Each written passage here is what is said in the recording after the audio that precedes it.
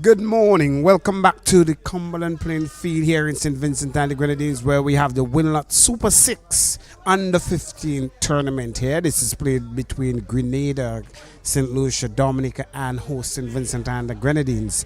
And at the Cumberland here, we will have a competition done between Grenada, who played here yesterday, and Dominica, who won to St. Vincent and the Grenadines yesterday in a very competing game. There, very lackluster performance by St. Vincent and the Grenadines, and the Grenadines earlier on won the toss and decided that they will take a bowl here at Cumberland, having assessed the conditions yesterday. The Dominicans, who will take first knock here at Cumberland, will be looking to go through again for a second win. Whereas the game yesterday between Dominica and St. Lucia was somewhat of a no result due to the inclemency of the weather. And to do battle with me here in the commentary box is none other than Mr. Cecil Charles. Charles, I must welcome you to North Leeward. Thank you very much, Cosnell, and it's always nice to be at Cumberland for this encounter of Grenada versus Dominica. Grenada winning the toss and asking Dominica to have first strike. Just to give the starting 11 for Dominica very quickly: Orsino Fontin, Aidan Burton, Nyan Davis, Darwin Lewis, Killan Christmas, Chance Marshall, Elon Pascal, Dylan John, Jason Joseph, Damian Fredericks, and Vince Daru. And opening the batting for the Dominicans would be Aidan Burton, sporting number 7, and Nyan Davis, number 12. So, Grenada, Kavim Bartholomew, the starting lineup, Reverend Bishop, and we see Bartholomew, who's going to start the bowling for Grenada.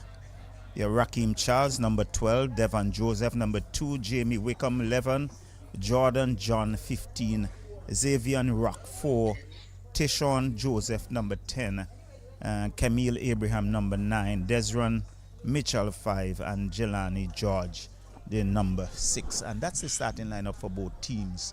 As we are about to see the first ball, it's going to be taken by Burton, who is the left-hander. And I'll get back to that a little later, Casnell. Yes, Bartholomew started the bowling yesterday from the river end. So let me introduce you to the ends. There's a river in the back there, so that will be the river end from that southern area. This northern part here is what we normally call the commentary booth end. But he started from that river end yesterday, and he extracted some bunks. I'm very much surprised as to why. As a matter of fact, even in his second spell, he never bowled from this end. So I'm not too sure what is the ploy or the strategy in bowling from this end this morning. Maybe they have worked it out in a different manner. It's a different wicket. They use the one that was more to the western side yesterday. So this one to the eastern side here is what is going to be used this morning. So they will have to know why they opted for Bartholomew to come on that's this for end. management to decide, and they have decided on starting from the northern end. But we are bathed in sunshine here at Cumberland, much in contrast to yesterday, where we had a lot of rain. It started also late in Park Hill, game starting around 10 past 11, and by 5 past 10, the game was over. All with a shouting, and there were a lot of bunks, particularly from the top end at Park Hill. But Dominica posting some good players, the captain in Orsino Fontin, good turn of speed, good utility player. He opens the bowling, he bats number 3, he wicket keep. We see Burton, who is the number 7, who is about to take strike. He also bowls, and he bowls off spin. So good utility players, and I think it allows you, when you have players with that ability, to really deepen your own batting lineup. It is very important for the viewers who are watching. There was a little hold up because of some little technical glitches here, but the players already nothing to do with the outfield, and the outfield in itself have a little bit of, as we can see, the glitters of all overnight dew. That is expected, but once the sun persists here, that will dissipate very quickly indeed. And I think the conditions looks very, very good. And the stage is now set. And Dominica, coming off a victory yesterday, they would want to stamp their authority. And Yes.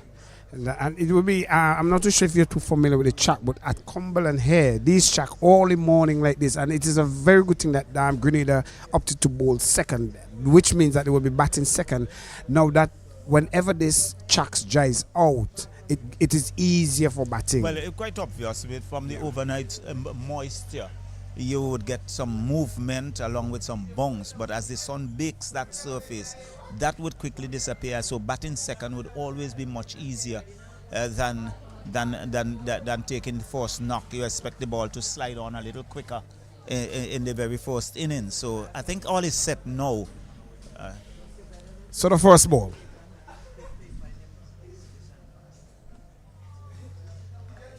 So he starts with a wide. And that natural angle of his arm will actually carry that ball across. They started with a slip. Very interesting. So it clearly shows that they are looking for all the inroads into this Dominica batting. Yes, so there's a slip, there's a third man, backward point, square cover, extra cover, mid-off. Pretty strong offside field, a 6-3 field basically. And one could see him there looking to get his radar correct, looking to bowl that outside that off stump, but I think a little wider and really need to come a little closer, but he immediately he decides to go round the wicket to see if he can change the angle, tighten things up.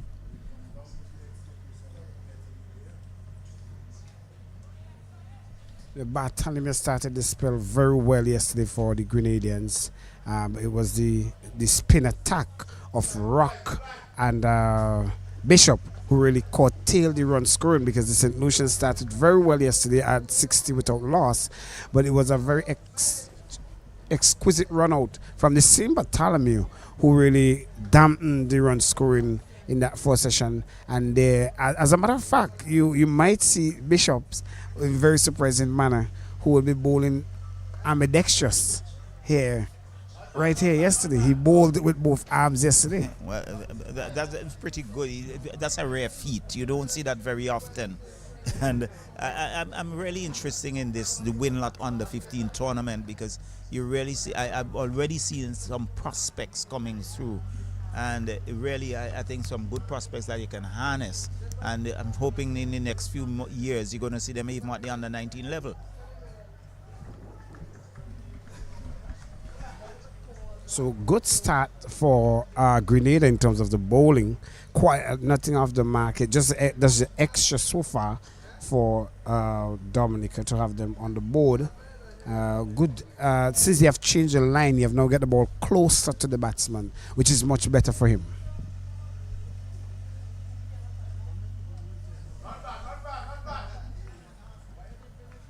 So the good thing is that he has maintained that off-stump line, that outside the off-stump, not strain on the legs or going down the leg side, but he has really kept things rather tight, and with that tight feel on the offside, forcing Burton would have to try to get through that gap or work it on the onside, where there are just three fielders, a mid-on, a mid-wicket, and a square leg. And I think that's the reason why he had bowled the first two deliveries over the wicket to get that natural angle and allowing him to drive. But as you see, this one now a bit wide, so another extra goes on to the total.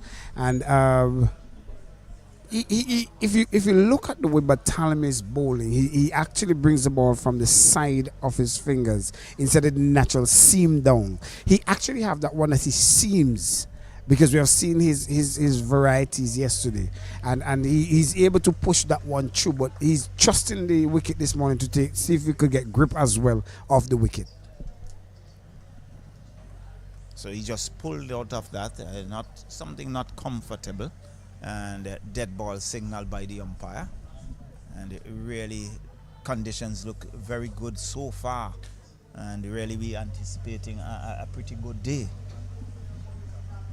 And that's extremely wide. That one is wide.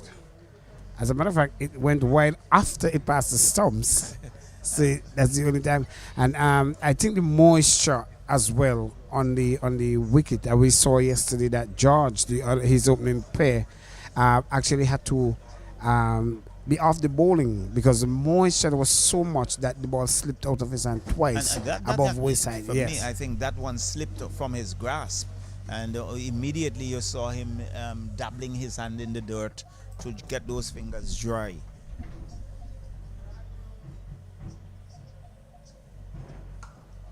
It's cut away off the bat of Barton. They go for one. A little slip, but it will not stop him from getting two. And 2 runs to Barton. He's off the mark. And the Dominican start with the bat scoring. Yeah, so a run that was cut between backward point and square cover. In the air, but very safely. He got 2 runs to get off the mark. So the total now 1-5. And Dominica would be happy with that very first over. So we had Bartholomew who would have some time to go down to get into his position and just to rethink what he would have done in the first over and how he can correct what went wrong.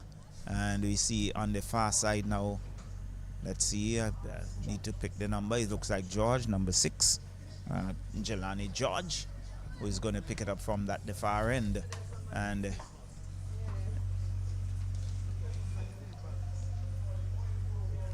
it's marking out his run, seems to be right on medium fast. Yes, and he operated from this end yesterday. I spoke with him yesterday after during the rain break, and he said he was very disappointed. He was looking forward to putting in a performance, but very disappointed that he have to end in such a manner with the have to come off the bowling from the no balls. But he said he will, and this is what really struck me with him. He said he's coming back strong because he really wants to perform for Grenada, and this is his second time performing.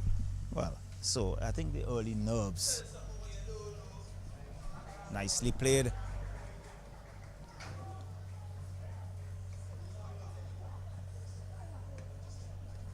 So Davis now is off the mark. And you rightly said it. He said he was actually trying too hard with his first over to get that ball in the right areas, and he was disappointed in himself, not actually the condition, but in himself of trying to push too hard. As I think you would have played some cricket as well. You know what it is when you have those nerves and really trying to do extra hard. Yes, it does happen. So he look much controlled now, bowling from the river end here, as you see umpire just warning him a bit not to get into that danger area. Running straight down the track. And it's something that the youngsters have to learn very, very quickly, that you get off that area, otherwise you can be in trouble. And so with his very second delivery, you see umpire just having a quiet word with him, and I'm sure he would be very mindful of that.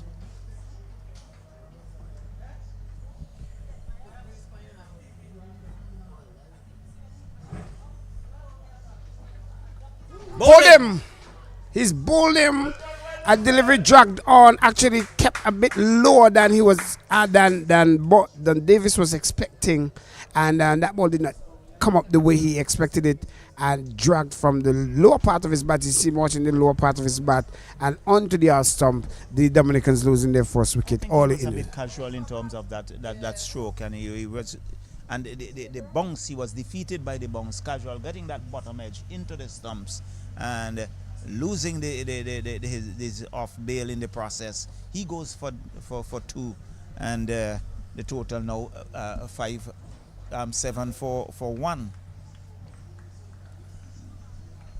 So we see the captain, which is Orsino Fontaine. He is the captain and opening bowler as well.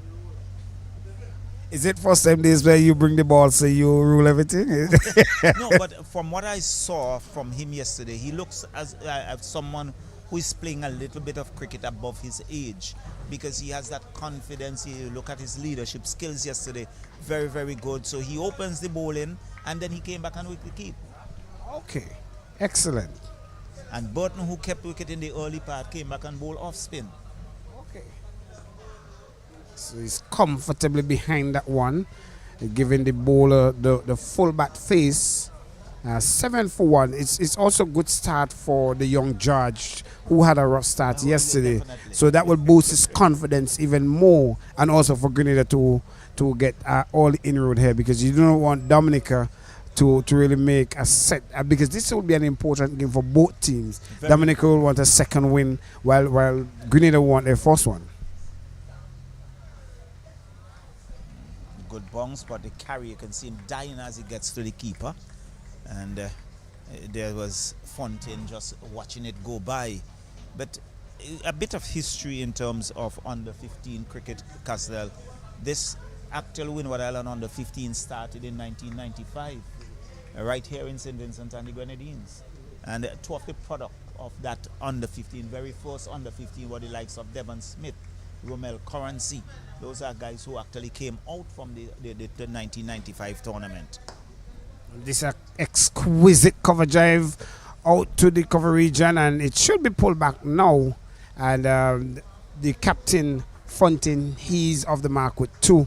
The Dominicans move up to 9 for 1 in this at the end of the second over. Well, he must be happy because he got a gift, really. A full toss. He drove through covers. I think the extra cover fielder got a hand to it, and he was able to get 2. But again, the outfield a little heavy from the overnight rain and the like. So it takes some time to dry out, and as it dries out, it would become much quicker. So Dominica would want to rebuild from that early loss and put some runs on the tins. And I must say they have a good bowling attack. They were very, very good in the field. They supported one another. They took all of their catches yesterday. That's one of the things I could tell you. As well as I think there was a run out as well. So they look a well-oiled machine.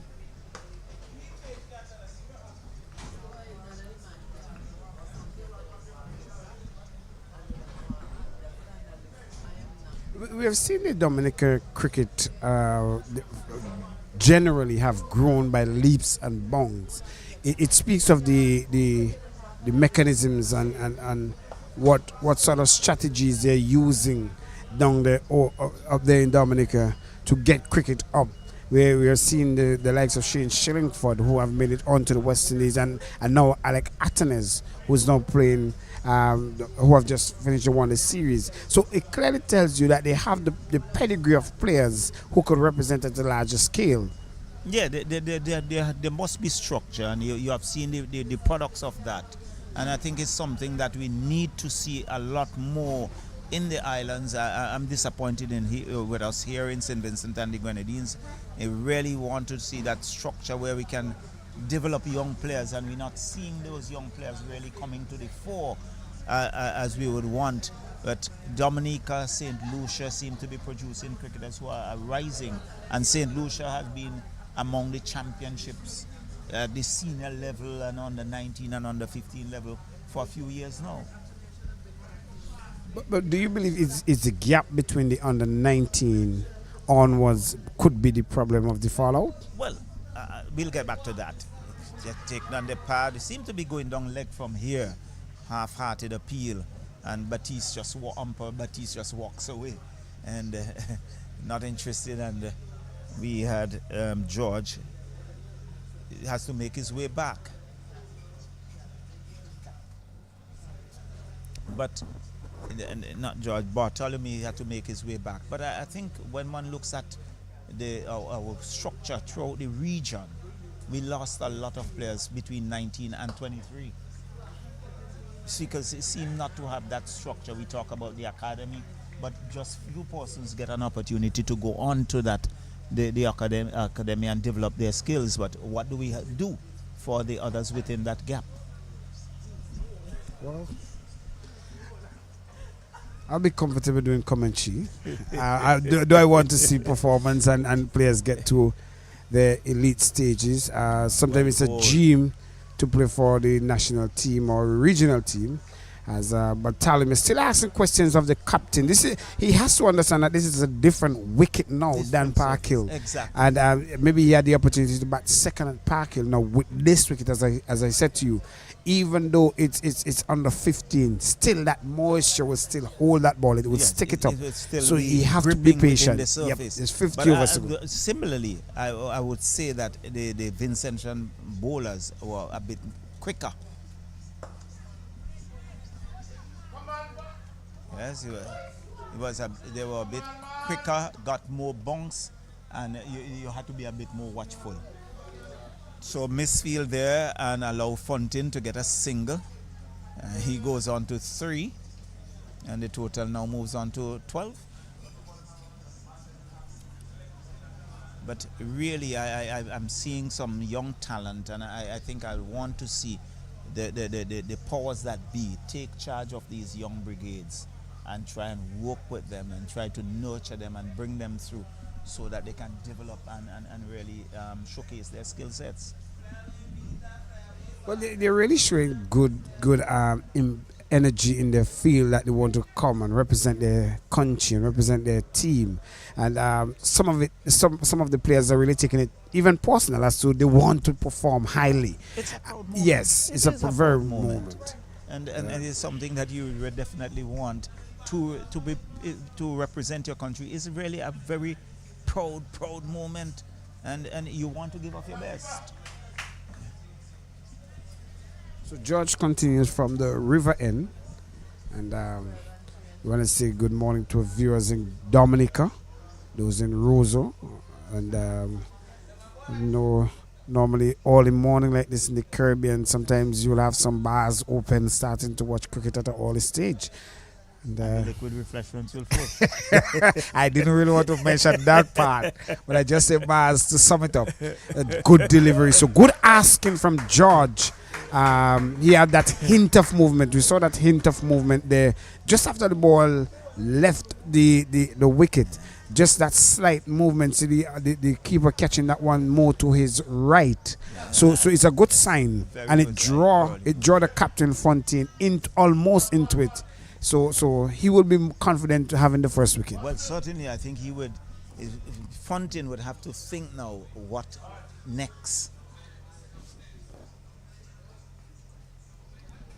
So this one a bit wide. And signal so by the umpire. And as you see, the George is just wiping his hands steady, so the moisture. I think what the players need to do is to make sure that ball do not hit the grass as much as possible. If it is naturally like a ball driven on the right, you have no right, control. but they need to get a rag out or something and get someone who will be designed or designated to just deal with drying that ball, getting the ball seam dry.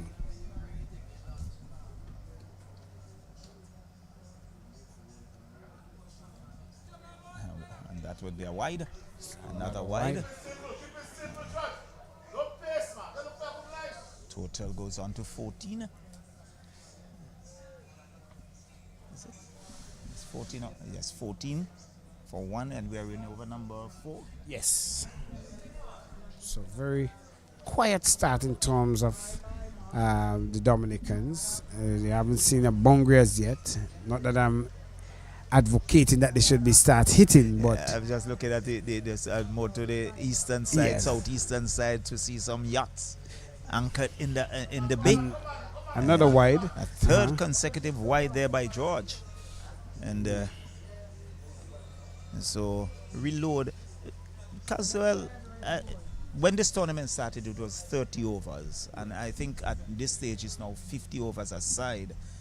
I'm a little concerned, 50 overs for these guys at this level, barring that they have not yet developed and honed their skills and the number of wides. If you were to go to 50 overs, you will have a very, very long day. Well, actually, I must say kudos to the management team and the physios and coaches who have really somewhat organized and prepared them for this level, because yesterday we've seen where the 40 overs, where it was reduced by 10, and when the sun began to really hit them, we see little fatigue started to kick in. I saw that at that as well, but you know, it's asking a lot of questions, and not only that, full toss. Well, let's see, dropped it. As a matter of fact, it was below waist height. So let's wait. Let's and there's the captain. Yes. So very fortunate there. There was number 9 in Abraham. Dropping that catch. He covered some ground. He had he to. actually got there. Yeah. And should have taken that. And 2 more to the total. Very disappointing there for the Grenadians.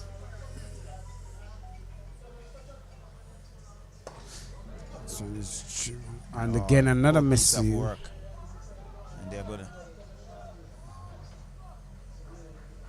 So the Grenadians look a bit gingerly this morning in terms of the feeling.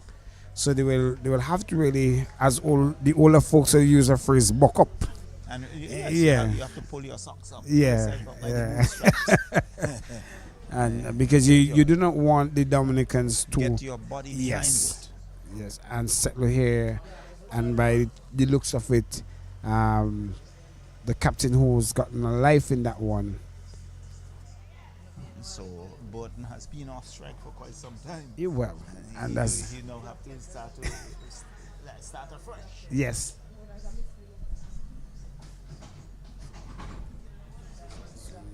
A bit wider, and the left and right combination as the over number 4 comes to an end. It's now 18 for one at the end of over number 4. Yeah. But I tell you something, Casnell. You have seen it at the senior level, even here locally in cricket, that the left-hand, right-hand combination could pose a big problem to a lot of players. And I think these youngsters, I'm not going to be too hard on them. When you have that left-hand, right-hand combination, making that switch from that off-stump to the off-stump, and it can be a bit challenging. It is. So Bartholomew to go into his third over. So the Heat.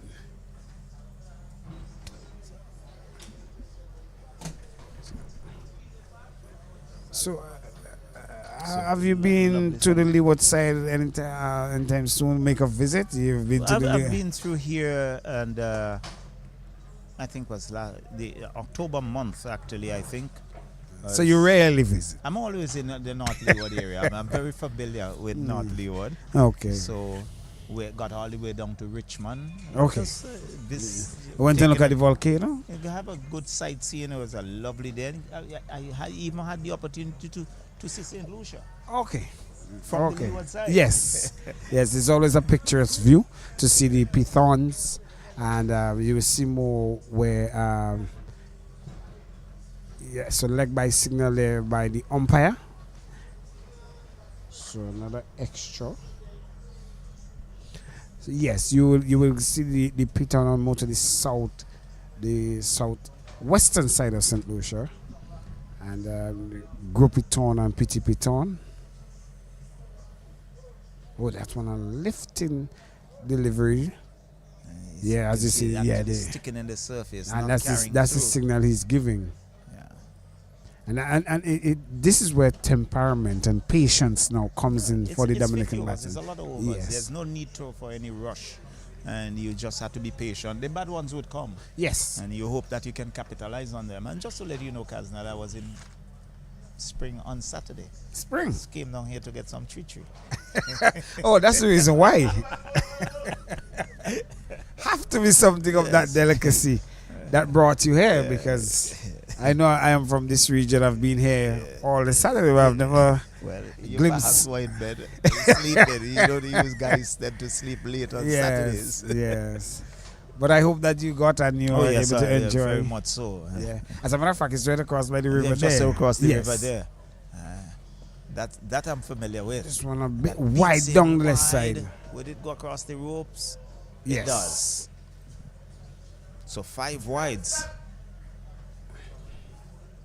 I think he's training there for a bit of extra pace. Yeah, and that's the one I made all the mention to that, where he push it through. But this one a bit off the radar that he would have wanted.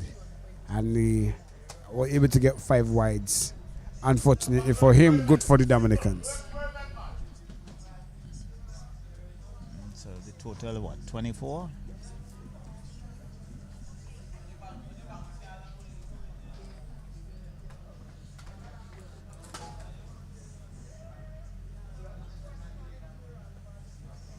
Another wide. So the Grenadians have to be very careful with the extras here. You have gotten some 14 wides already. Yeah. That's all. We already have 2 overs and a half. Yeah. Almost. 14 wides so far. Yeah. And that's my concern with the 50 over at this level. The number of wides can really prolong, but Yesterday, St. Vincent batted 19.1 overs, and they were bowled out for 45. This one is whipped. Not making use of that. Again, he bubbles it. Well, this could be dangerous. As a matter of fact, it's thrown at the wrong end. There. So missed opportunity with the run out there.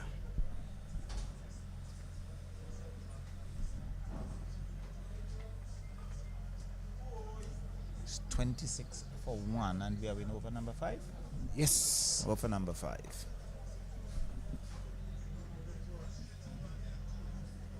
So there you go again, the left and the right combination And there I again. think when you look at the body language of Joe's of Bartholomew, Bartholomew. he looks a bit frustrated. Yeah, and from the starting of his bowling, he doesn't seem to be comfortable from this end, and that's the question I've asked. Why from this end? But then again, George is really bowling very well from that end. Precisely. So I'm not too sure exactly who will prefer the end. Well bowled.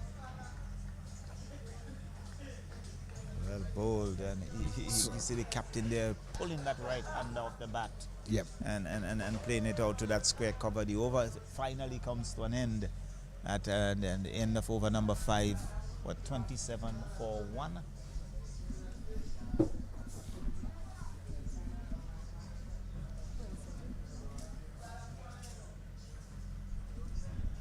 So it appears as if George will continue from the far end. So I'm going to take my early stint off, and I'm going to introduce you to the most energetic dancer you would ever see in the history of cricket. And a man from this side, actually, he could give you more detail. But now he has sold his birthright to Kingston, so I will now introduce I would you not to say sold Kejikule. his birthright. I would never say that. No. In. Good delivery. Burton there coming down on it, playing from his crease. So Keswick, welcome and good morning. Yes, good morning. Looks good, beautiful sunshine. Good to see the under-15 tournament being played here in Cumberland. Never really had the chance when I was that age to play at the under-15 level. But it's good to see these youngsters out, and I'm loving what I'm seeing so far. Anyway, have you ever played at Cumberland? I've been playing here for a while. I mean, ever since the inception of the Cumberland playing field, I've been playing here in Nortley Wood tournament. Okay. I've never played for St. Vincent here though, but the Nortley Wood tournament, I'm playing for the police club team here in St. Vincent. I've been playing here for a while, so I enjoy the Cumberland playing field. The beauty, the lush greenery as well is something that I enjoy whenever I'm here. So Yes, it's good to be here. Good. So that's a wide bowl there by George. The total moves on to 28. Cumberland has always been that lovely surface, lovely surroundings, a lot of greenery, and you look to the eastern side, there's the sea, the tranquil water of the Caribbean Sea, and really it's a refreshing sight. So George, there is Burton bent on defending, and plays it back to George. Total remains on 28 for 1, and already we are in the 6th over, Keswick, and we have had some 15 wides. This is something that I think that's has eluded our cricket over the years. What we need to do is have these youngsters doing the basic. This is where it started. I started here as well. So what they need to do is do the basic and do it right. The thing I was thinking about coming down while I was driving here is that when you have youngsters like this playing this at this level, what they need to have, at least one aspect of the bowling they need to have right, is whether their length or line. So it makes it a bit easier for the coach. In that aspect where you have wides, it's a line problem. So maybe the length is good, but he needs to correct his line. So something that the coaches can look into and see what they can do to get it better. Burton is defending back to George, and as you mentioned that, I recall when the start of this competition way back in 1995, that was the inception of the Windward Island under 15. There was one guy by the name of Reagan McLean. I'm sure you would know him. He was bowling off spin, and one day after training, I saw him. The senior team was inside practicing, And then he was out in the middle, bowling medium pace at Castle Cupid. So I called Gunny Hines and I said, just look out there and look and see what you observe. And it's driven hard back, well fielded, and there is no run. And he said, who is bowling? I said, it's Reagan. And I turned to him, I said, from tomorrow, he will not be bowling off spin. And what I did over the next couple of days was to take him and do some target bowling with him. That one stump, and give that spot where you can pitch and have him bowl that line. And he took the most wickets in the competition. Well, I'm victim of that as well. I used to be off spinner at the under 15 level, and I could remember we were traveling to St. Lucia, and Curtis Gibson. Well, that's the end of the over there. End of over number 6. And yes, there's 28 for 1 at the end of over number 6. So going at just over 4 runs and over, I think Dominica would be very comfortable with that. They have to be comfortable with it. I mean, what I like, it looks like they're looking at the wicket, trying to understand the wicket and adjust to the condition, which is very good. Youngsters at this age, if they can implement that, understanding how wicket is playing and play to the situation, that would be very good. But what I was mentioning is that I can remember I was with Curtis Gibson. Yes. No, Otis Jack, sorry. Otis Jack. God rest his soul. Yes. And I was bowling off spin, and the team has already been selected, and we were going to St. Lucia. And Donald Hector, back in the time, who was a really classy player, he was in the nets, and I run off and bowl a few balls, bowl bumper. And then he came wrong and saw me do it, and he was like, what are you doing? And I said, I'm just bowling a little pace because the fast bowlers is not here as yet. He said, do it again. And I did it over and over, and he said, listen, this is what you're going to do. I think you're going to be finished with off spin as of today. As of today. Yes, and we traveled to Grenada for the tournament, and me and Dylan Johnson at the time, Dylan Johnson had just came back from the West Indies under 19 tournament. I think the under 19 World Cup was in Sri Lanka. Yes. Him and Dan Talent, and I thank him for that. And you have worked on it, and you have honed your skills.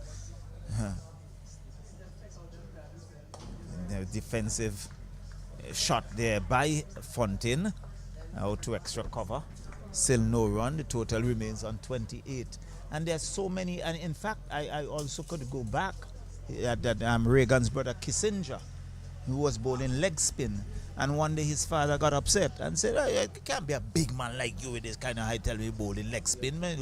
We got bowl the ball fast. And he again, good delivery right in the block hole. And Kissinger became a fast bowler. But I tell you, I played with them for the new Spartans in the Premier Division. On a given day, he was a bit quicker than Nixon. I've played a few cricket. When I started playing cricket in Kingston at the first division level, I went to look at Kissinger, and that's a wide. I think that's a problem that we would have from these youngsters. You don't want to hit them too hard. But if they can get better at this level, going on to the under 19 level, it will be a lot easier for coaches. Definitely. So as I was saying, I went to look at cricket matches with Spartan, Nixon at one end, Kissinger at the other, and just looking at both men bowl, you wonder how our batsmen even seeing the ball, because we used to watch a cricket from a side-on view. You know when you watch it. Lovely shot, well stopped. You know when you watch it from a side-on view, it actually comes faster than it's actually coming at on the pitch. So I was watching the game and I was like, I want to be like that someday. I want batters to be scared of me like that one day. And then I got the chance to play Premier for Rivals, and then I got the chance to play against these guys, and I was like, wow. You know what I mean? They had Kissinger on a good day, obviously had more pace than Nixon. Definitely. I can tell you that because I played both. I've said that, and someone said to me, you got to be crazy. I said, no, I played with them, so I can speak from a position of knowledge. But definitely Kissinger on a given day, he was rapid. He was. I had the chance to play against them, and I've had the chance to look at them. So I know what you're saying is definitely factual. So end of over number 7 is 29 for 1. At the end of over number 7, it seems as if George will continue from the far end, the river end, and that's the end that we get all the treachery from. and that's delicacy. And it's actually the month for it as well. Well, it just usually last week last week was the week for Tree. Yeah, Cumberland. Well, I wasn't here. I just got in, so guess I missed that. Haven't had no Tree cakes as yet. Haven't had that as yet. Here is George, and Burton watches it go by outside the off stump, and there's no run. So the total remains 29. But it's a very quiet start, really, and nothing flamboyant. Batters being very patient, and just trying to build an innings for Dominica, who came off a victory yesterday, defeating St. Vincent and the Grenadines by 8 wickets. Yes, at the Park Hill playing field. I heard of that game flying in yesterday. Swinging at that wide signal by the umpire. You can see the bowler admonishing himself, recognizing that he has done something wrong. Getting as a host, getting out down for 42. 45. 19.5 overs is definitely something you don't want, especially at the starting of a tournament. And I must say that from the batting perspective, they batted with no purpose whatsoever. And the bowling, and there are a few of the bowlers who look pretty good indeed. There's a Tyrese Hackshaw, a good turn of speed for his age, and something that you could work on for the future. Something that I've done. I make calls to find out what happened in that game, and from what I've been hearing, the way how those wicket fell for the St. Vincent team, all batters went in with no sort of purpose. No purpose whatsoever. It was really profligate throughout the whole innings. No batter really got a good ball. I don't think there's anyone even who got into double figures. That's not something that you want from the host, especially. They should know the playing field, knowing that they went there for a weekend of training the week before this tournament. They need to do better than that. I mean, you can't hit them too hard. They're still young, still learning. Wide again, signal. And you can hear that grunt from the bowler in agony of another wide. Total goes on to 31. And I'm sure from what we've seen, I'm expecting there going to be a change in bowling sometime soon.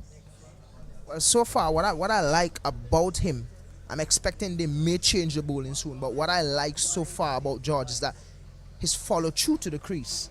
The other bowler at the other end, he stops in his follow through. It's like a spinner perhaps, but what I like about George is follow through to the crease. And it's very straight as well. He's coming down the wicket, so that energy would go forward. So that is something that is good. You have something already as a coach to work with. You just need to work with a few things, as I've worked with Sir Curtly before. And what he always do mention is that he never tried to change a bowler, but what he will do say is work with what he has. Try to work with what he has. And that is something that I think is and really, that is really very, good. very important. We had that conversation while, and that one is flicked past square leg. Could be 2, definitely 2. So, and you can see the outfield that's still heavy from all the rain and the like. Still, you can see the glitter. They're not yet dried out, and so you're not going to get the boundaries that easily. Well, I could tell you something, Charles. The last time the Windward Island tournament was played here, boundaries was flowing from the St. Lucia team. Shadrach Descartes was here. You're talking about some senior team cricketers, of course. Yeah, Shadrach played a brilliant innings of 100. I was here. I witnessed it. You saw that. I unfortunately brilliant. I did not. I only well, heard you missed about something. It. But from the VPL, you knew that he had that ability into the VPL.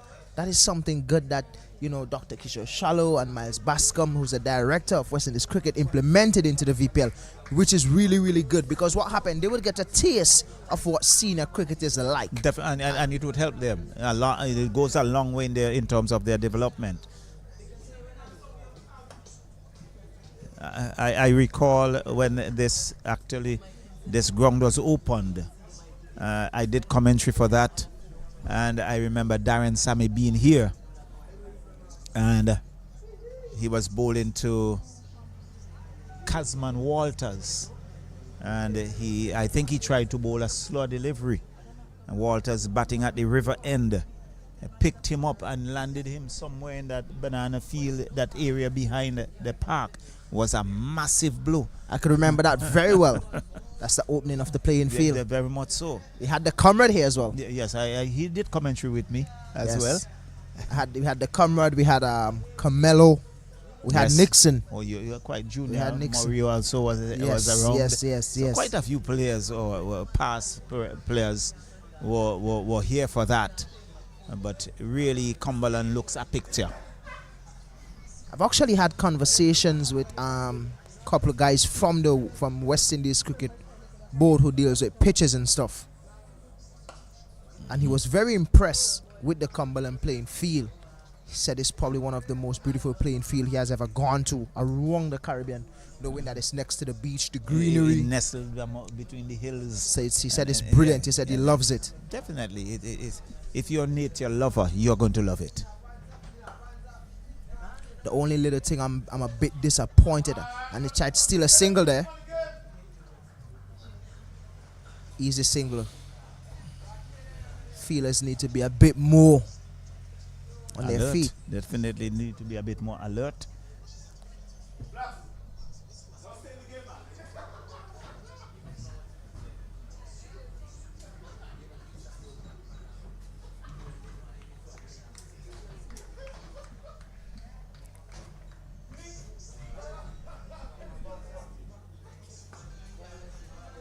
What I'm very impressed with though, with these youngsters, is that they're bowling a fuller length rather than a shorter length, which is really good. They're pitching the ball up, which means they're looking to actually try to swing the ball, which is very good. When I was this age, all I wanted to do was to just run in and lick it in the middle of the wicket. Trying to take someone's head off. Try to get someone's head off. But it's good that they're trying to bowl a fuller length. Something that is really good. You wanna impart as much knowledge on these youngsters. You don't want to fill their head too much, because they might not be able to retain so much information. You want to feed them bits and pieces, but give them as much information as they can get, so that from here they go on to the under 19 level and they understand to a certain extent how to play cricket. What is required of them. Understand how to bat and score runs, and also understand what is batsmanship. So? Because there's a difference between how to bat, or knowing how to bat, and batsmanship. At the under 19 level, these guys should be able to understand how they can score runs, where they should score runs, what makes them thick. These are the things that they should be understanding at the under 19 level. So it's really the learning curve for them to see what are my strengths and weaknesses, what I need to build on in terms of getting getting my game forward and being the best that I can. So over the years, I've seen our under 15 cricket, the standard of our under 15 cricket, it's been deteriorating, and this is something that I need the organizers to pay really keen focus on. But I'll tell you something, Kesrick. North Leeward had an under 15 tournament that used to run for years, and that was a breeding ground for a lot of players. And that time St. Vincent boasted a very good under 15 team, and good delivery there from George. We are in over number 10. But when one looks back, the North Windward and the North Leeward area produced a lot of youngsters, and they were well grounded. We have not seen cricket around now. There's no primary school cricket of note, and so that whole aspect of that early development is lost. I've also played in that under 15, that same under 15 tournament that was sponsored by I think it was Kosher, or I can't remember exactly who sponsored us around that time, but it was mainly Jules Anthony, God rest his soul, out of Chumuka. And there's a bit of problem here. Dangerous. Looks pretty close. Umpire don't look too interested. Seems to get back. The umpires just walked away, but he seemed to just got back in the nick of time. But really, on earth, where was he going? Calling is very important in these tournaments. Being able to understand who you're batting with as well. Being able to create that partnership. But as I said, they're young. You don't want to harp on them too much. But at the same time, you would want to see them do the basics right. Calling is very important. Very much so, once you're playing cricket. So George will continue. He's bowling to Fontaine. Fontaine, the captain of Dominica. He bats number 3. He opens the bowling and he also wicket keep. I do everything. Guess that's what he's saying. Yeah, that's a good delivery, lifting, but well played in the end by Fontaine. Just watches it go by and taken by the keeper standing back. And something that I need to mention as well is that I think that, yes, you mentioned the tournament here in North Leeward, the under-15 tournament, which I've played over the years, that Jules Anthony was very instrumental in. But then there was the zonal under-15 tournament. Yes, that's a Ghana. There was also the zonal under-19 tournament. That's also a Ghana. And then there's the zonal senior team tournament where you have North Leeward playing against Central Leeward, Central Leeward playing against South Leeward.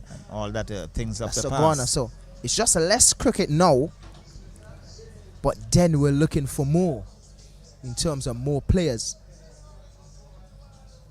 We're looking for better cricket. But to get better cricket, we need to play more. You have to play more. Because more you play, more you understand the game. And I would tell a lot of people, yes, I've played at international level. I'm playing all around the world. But I've learned so much with that little stint at the regional Super 50 where I did commentary for the regional Super 50 tournament this year in Trinidad. Being in the commentary box teaches you so much. It gives you that opportunity to look at players now and to see the weaknesses and the technical flaws and analyze what is taking place and the like. So it's a good learning. So at the end of over number 10, and I think it's going to be not yet water break. The first power play is ended, and so at the end of over number 10, Dominica 36 for 1.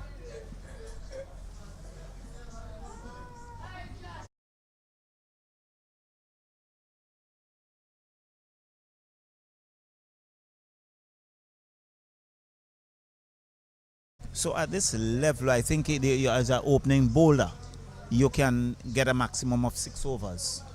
And then you have to take a compulsive rest. So we see Grenada continuing with Bartholomew. This is going to be his 6th over. And really, in this Winlott under 15. So I guess they're putting restriction on how much a fast bowler can bowl in here in their first spell. Definitely. Which is not a bad thing. Trying to manage the workload of these players. Because this tournament is a very short one. It is.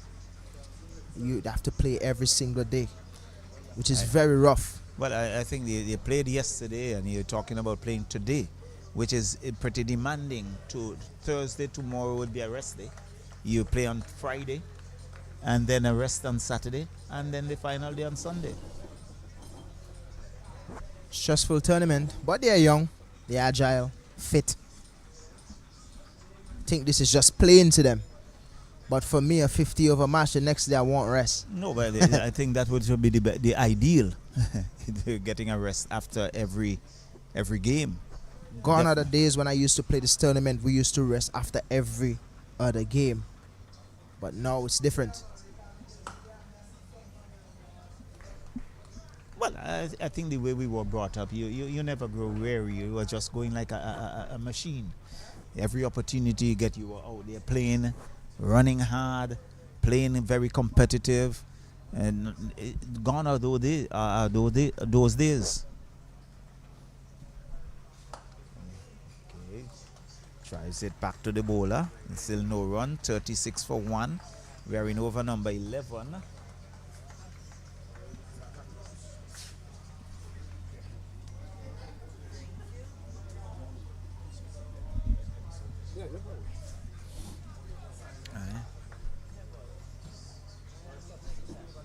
Bartholomew. Shorty swings down the leg. Should get at least 2 here. They're gone for 1. They're going to come back for the second, and they'll get that comfortably. And the total goes on to 38. 38 for 1. We are in over number 11. And we still have the sunshine with us. Gradually the moisture dissipating. Batting will become much easier. Definitely, and it's something that myself in the senior Windward Island tournament that was played here a couple of months ago I should say, myself, Kenroy Martin and Morris, while we were here, we really used to look at how the wicket plays in the first 10 or so overs. You know, with the moisture here at the Cumberland playing field. As long as you can see through those first 10 overs or so, after that it gets easier. A lot easier. So Dominica, like, they understand what is going on here, so they are batting to the wicket, and then we can see how they proceed after 15 overs or so in terms of scoring and being able to score better and easier on the wicket. Definitely. So we can see Fontaine having a change of bat, and he's coming in to strike. So end over number 11 has been completed, and I will take my exit as Kaznel comes back. I'm leaving the spring combination. Thank you. Something that I would really like to see as well, even though that the wicket is playing the way it is early in the morning, you know, that extra moisture that's in the wicket, you still would want to see them to score a little bit more or make that effort to score. Right now it's just a big block, and as I mentioned, that Cosnell Morris just walked into the commentary booth. Good morning, Morris. Again, I should say morning to you. Should I say morning to you or welcome to Spring Village? Both, I think. Yes, Keswick. From the last time I was here, the run seems to be somewhat have dissipated. I don't know if it is with the sun. I don't know if it is with whatever, but the runs have dried up, and I think if I was in the capacity of captaincy, I would have introduced spin. A very sloppy piece of work, as we were just giving kudos to the Grenadians. It's a bit of miss still there, so allow 2 more runs to the total. Since I get here this morning, Morris, I've seen 4 misfields and about 2 drop catches. Something that the coach of the Grenada team would want to work on. As I said, yes, they are young. You don't want to hit them, but they need to do the basics right. Yeah, and you have to understand too that the bowlers, they have to bowl 10 overs. It's a 50-over game, and you should have gotten a rest already. I mean, you have spinners to operate, and it will also see how important, and something to give you a surprise, Keswick. There is Avenger Bishop, who is to come on to bowl, and he will bowl with both hands. Another white. Oh, really? Yeah, he did it yesterday. As a matter of fact, he took wicket with both hands. Ambidextrous, is he? Very much. Very much. From an under 15 point of view, I want to ask a question, Morris. From an under 15 point of view, yes, they're young, but what do you think is the most important thing as a bowler? I'm going to take it as a bowler because I'm a bowler myself. As a bowler, what do you think is the most important thing that coaches should look to inculcate into these players to get them, and that's punished full Full toss. We're waiting to see if it's a no ball. It's been punished with some authority. Yeah, and this is what I'm talking about, where the fatigue is creeping in, and that one slipped out of his hand. Clearly, it was above the waist-height, no ball. So it's a free hit to the captain himself, Fontaine, and he capitalized on that free delivery prior, and into the square leg boundary. It went for 4. So the free hit is on.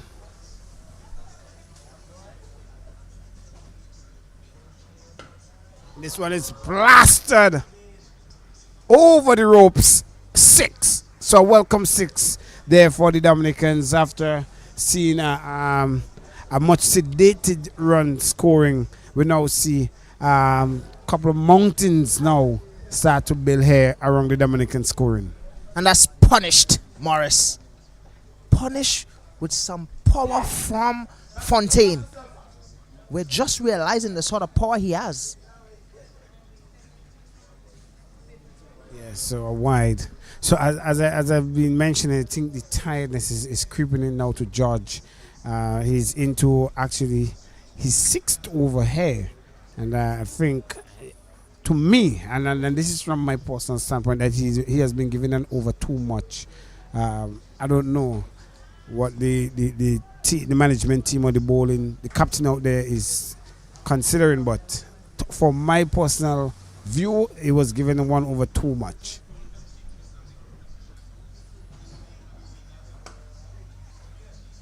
He's out.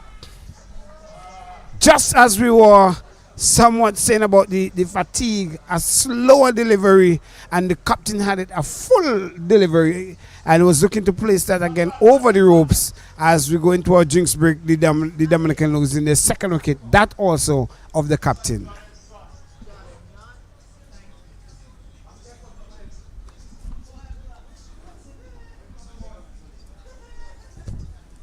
So we'll take a short drinks break here at Cumberland as the Dominican has lost their 2nd wicket. Catch taken by John. And George, who has his 2nd wicket, is a much better bowler today.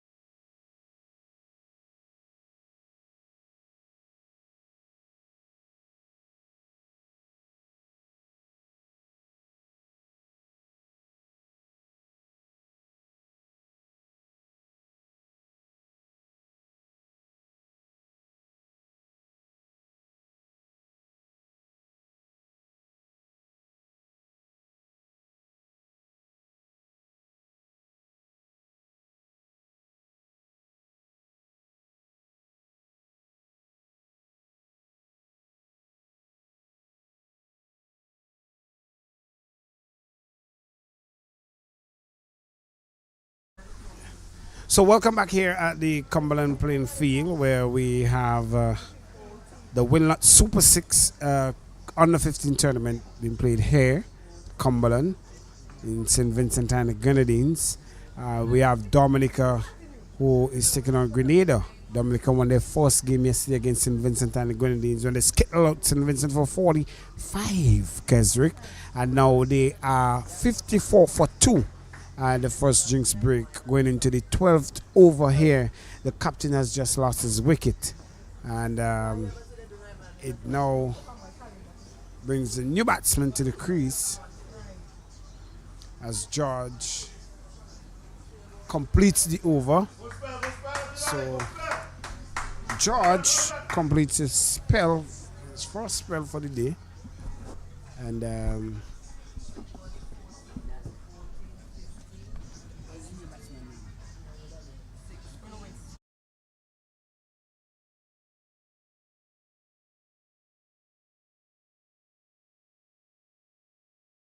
so the new batsman, Lewis,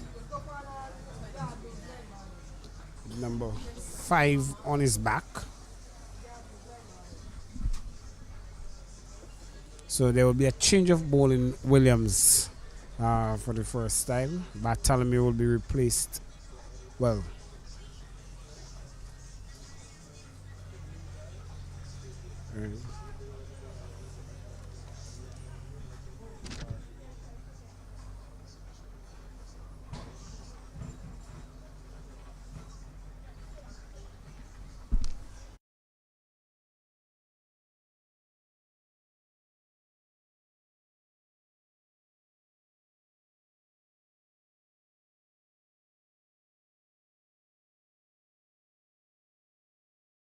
been introduced, Williams.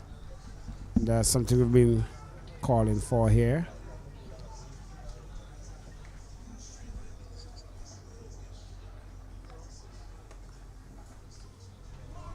So just a loosener, as we will normally call it.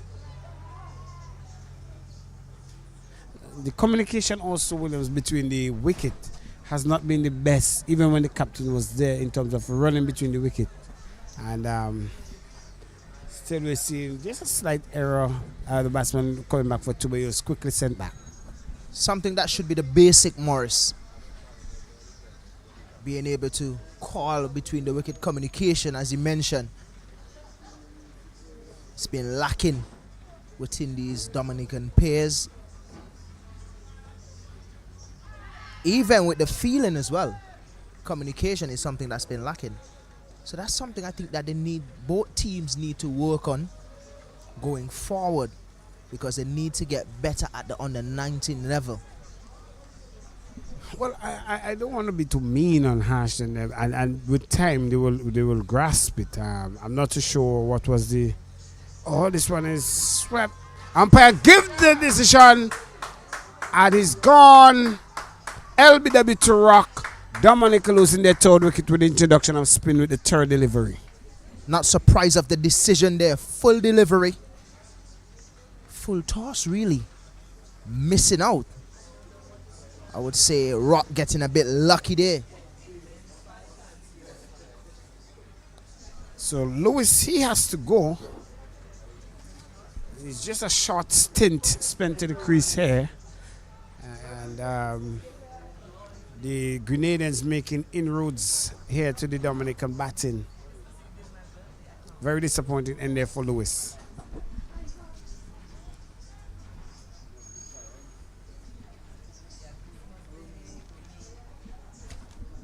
Christmas.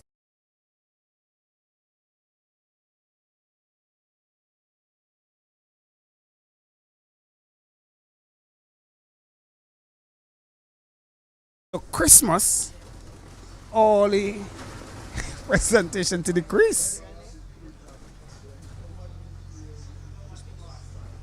Well, I guess it's That time of the year. It's that time of the year. Well, let's see if he brings some all the goodies. Well, he gets a wide to start with.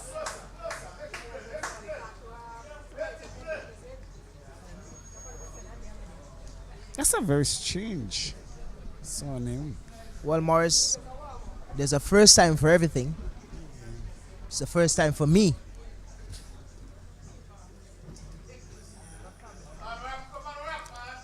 So this one is down the leg side.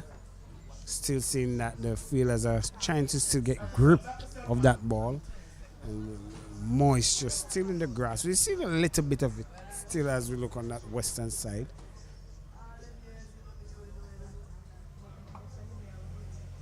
So far, Rockers bowled 5 deliveries, 2 wide so far. Of those 5 deliveries, about 3 or so was full toss. Got a wicket with 1. Importantly. But what I'm seeing so far from him is little effort being made in terms of his bowling. You're young, you're energetic. You would want to see a lot more effort being made by these youngsters. Also, they have to learn about field setting at an early age. Rock is bowling off spin, but he has deep mid-wicket and deep square leg on the boundary. Left-hander batting ball going across him. There's no need for 2 guys on the leg side. So this is something that the coaches should teach them pretty early. Let them understand field setting. Because I'm going to tell you something, Morris. In different countries, England, Australia, South Africa, and these places, that's the reason why they are a step ahead of us. On the 15 cricket, in those countries, these guys understand field setting. And that's the end of the over. Over number 13 is 58. 58 for 3. The Dominicans.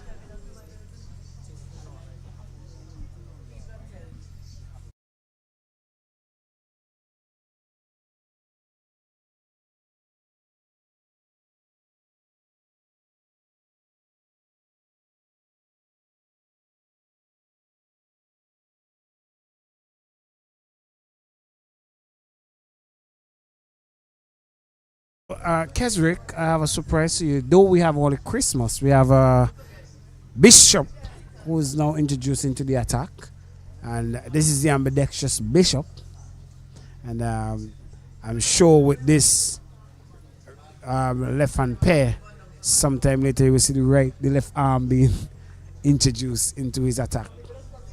I'm not sure how he will do it, if he will do it 5 overs of right arm or 5 overs of left, or he will mix it up. But this is Bishop. I've seen a player like that before. I've played with him as well. Darren Davis out of Trinidad and Tobago used to bowl left arm spin and right arm off spin. So according to who is batting, he would adjust. But question though, would you be able to bowl left hand and right hand in the same over? Kesrick, you asked the same question I asked Martin yesterday, and he said there was no illegality in it. So there was nothing in the rule book of cricket that says the bowler cannot. It's like if the bowler can chew with both hands, would you tell him don't chew the ball with both hands? And that's it. That's the thing that Bishop will give you. He will give you those.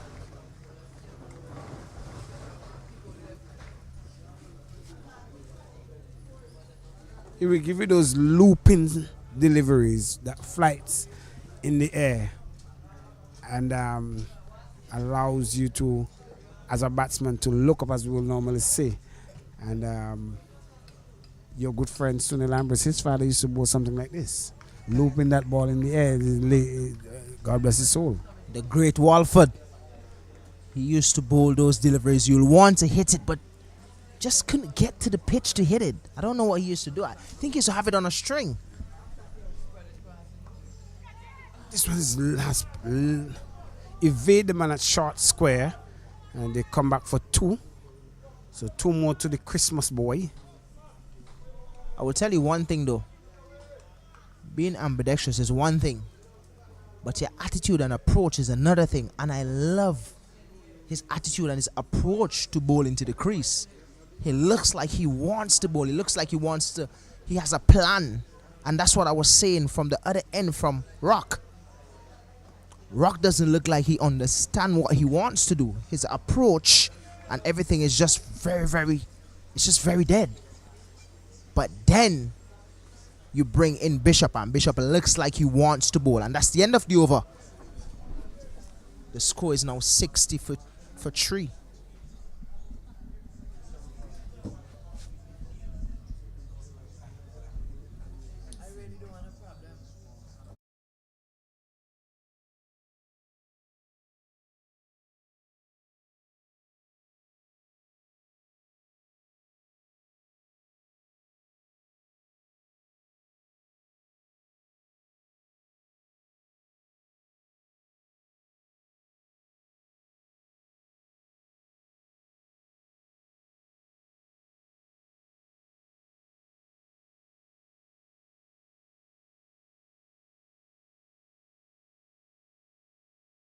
To continue.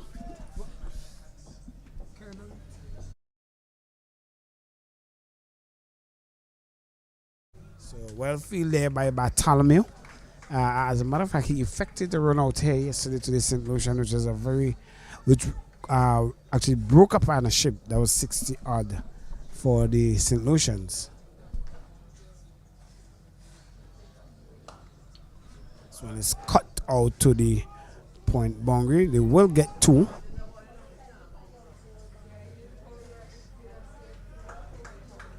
So 1 shot signaled by the umpire. So Christmas actually not landing his bat in the crease properly for the umpire. So Christmas have to make sure that his bat actually reach over the line.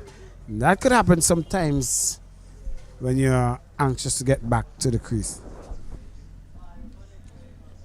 What I would say is really good from the skipper of this Grenadian team is him being able to implement 2 off spinners.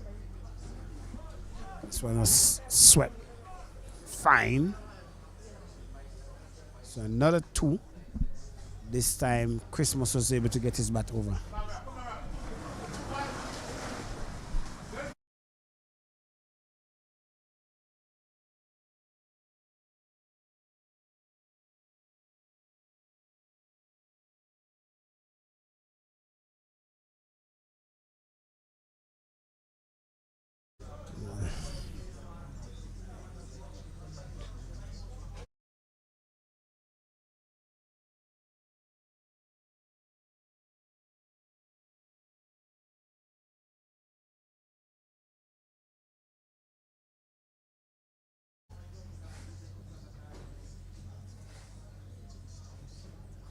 So Rock continues. So when it's swept down the left side, wide signal.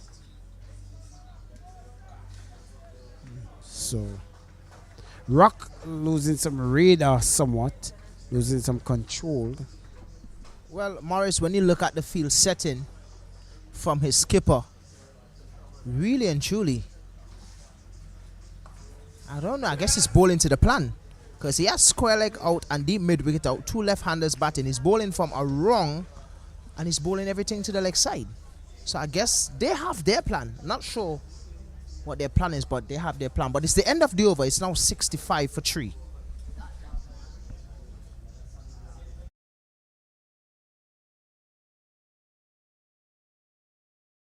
For the viewers who might hear a little noise in the background, sometimes you have a traffic behind us, Williams. There is some construction work going on in the back, so we apologize to our viewers who may at interim hear a little noise. It has nothing to do with the cricket at all.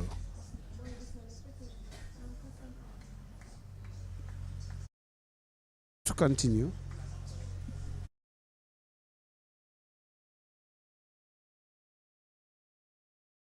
Whipped away 2 mid wicket. It goes out to the fence now. A welcome boundary. As a matter of fact, it's the first time I'm seeing an actual full toss, one that is off radar from Bishop. So this one was quickly capitalized on by Bishop. Really small in stature. As I mentioned, I love his approach, but He needs to. He's bowling probably a bit too full. He's trying to flight it a bit too much. That's the line and the length that he needs to be bowling, this youngster.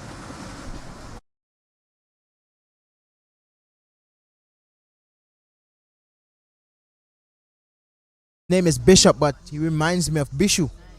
Okay. So yeah, Same size. At that age, Bishu was probably the smallest leg spinner in the Caribbean. but there have always been some very small spinners when you look at it, and Chris Gale spins. He's a very tall lad. Racking corner. He's a very sizable lad. Well, I guess to just bring a little bit of complexity to the thing. Oh, this one turn and bounce actually from Bishu. Yeah. So, and that's the thing, Williams. Yesterday I saw him bowl and he bowled well with a lot of control. He knows what he's cut out to do. I always say these are the cricketers who will spend time both academics and also at their game. So when they have game time, practice time, they will put in that work. And when they have time for academics, and he said he's going to. I want to stand subject to correct to the Presbyterian school in Grenada, and know your person that knows Grenada a lot, Williams. You frequent Grenada, so you will have a lot of. Friends, I will call them. I will good stop there. Excellent save there by the man at short, well, square leg.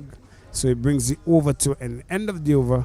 It's 72 for free.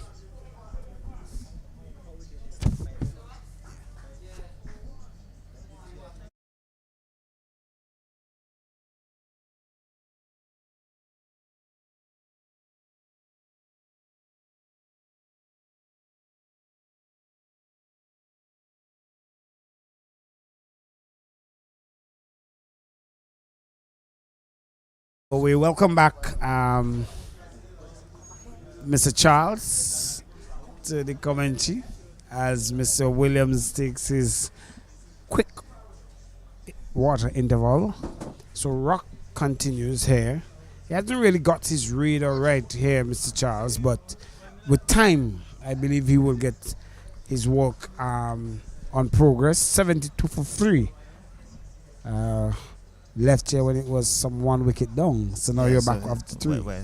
Well, we have lost 2 wickets in the process in a matter of overs, but we can see the Rock not yet getting his radar right, and I think his length as well, because I know that the left-hander will have been playing a couple cuts through the offside. So he has some work to do. It's still early days yet, and just hope that he can settle down. Well, it's surprising that I haven't seen Devon Joseph, who bowled very well yesterday. He got 3 wickets yesterday. One of the shortest lad you will find on the park. And he has a very good attitude towards the game, his mannerism, his antics towards jump catches or is that field at backward point? Yes, he is. well, I made it so clear for you that he and Bishu actually is fighting for the ladder of height, but Bishu outstepping by an inch or 2. But he does medium pace, and he actually knows what he's doing. He approaches the crease with some rapid energy, and when he gets it there, he puts it on the line and leave it there for the batsman to do the rest.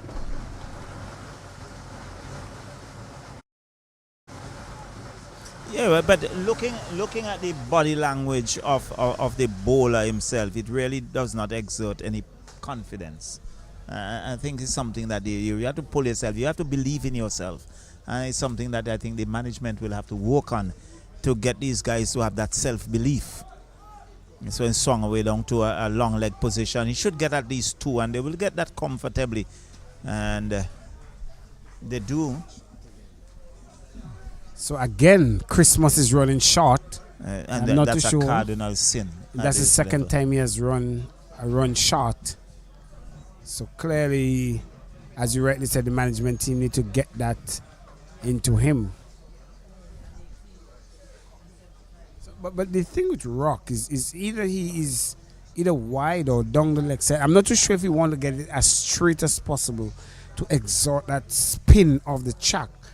But something, yes, you rightly call it the confidence, and I'm surprised because he bowled very well yesterday, and in tandem with, and they really restrict the St. Lucians from scoring. So it's a bit surprising that he's not got into his work quickly as yet. Well, as a slow bowler, you need to get on the button very, very quickly indeed. There's no time for error, and you will be picked off easily once you're not on that line, that length that really demands the respect. So end of the over, 75 for 3 after 17. So Bishop to continue. Starting with his right arm, just as he did yesterday, and then he will transition into the left sometime into his spell. And the Pretty good, interesting. Yeah, good thing about it, he has great control with both arms. So it's not a case where he appears as if he's trying. Yeah, but he has great control of it. And that's very good. So if I need a left arm spinner, I can say, come on, Bishop, I need you to bowl some left In the arm likely spin. event you have a right and a left combination. Exactly. I spoke with him yesterday during a rain interval, and he said to me, I asked him about how he was able to do it, and he said his father taught him to use both hands in the likely event of any casualty. So yes, that's pretty thoughtful. It's not something that we do with our youngsters, but it really, I think that was extremely good. Yes, good, because he actually said, he went on to say that he can bat with both hands as well. He could write with both hands as well, and actually bowl and feel with, and so he could throw with both hands as well. Oh, wow. So he's extremely talented. This one is swept away again. Another diving effort.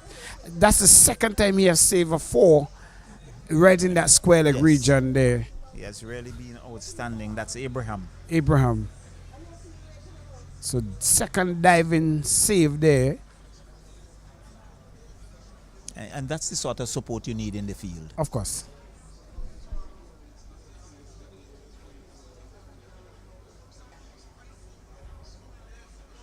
Oh, this one is swept down the legs. Well, missed out. So,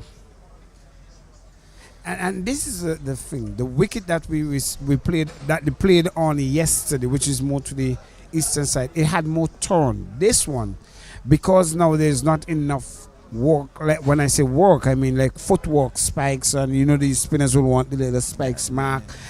There's not enough there to extract that turn as yet. So they are not, and this one is lofted straight to this man. And, well, it's Christmas, so he's gone. Christmas giving a give. Yes, a give of a catch straight to the man at Chad Extra Cover, which is Bartholomew. And Christmas, very short stint, just not even 24 hours, has left the crease. Well, it's really amazing. So it's really Christmas, and Christmas himself giving away Christmas gifts. Well, he gave it to Bishop, sorry. And Bishop has to take that. Christmas have to take that long walk back to the stand.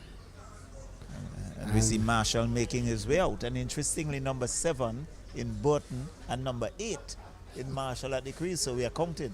Yes. So 1 to 7 and 1 to 8. So Marshall. So the opening batsman Burton is still there.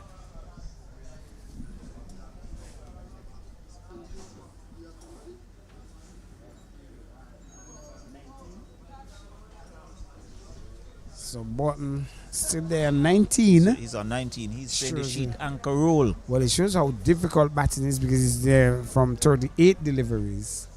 So there are 2 left-handers at the crease, so it should make it much easier for the bowlers. It should. As you see Bishop getting his first scalp. got free yesterday.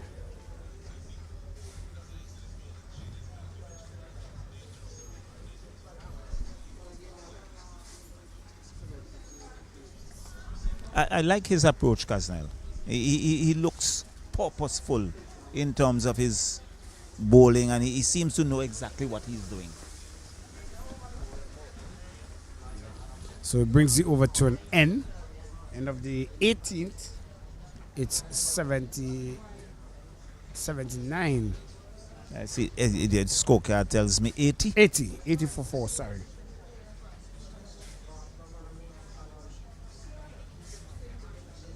$80 for 4, sorry.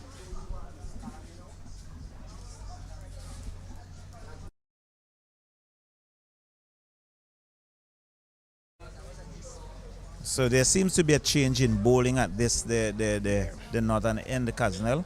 Yes. In that Rock is off, and Mitchell comes into the attack.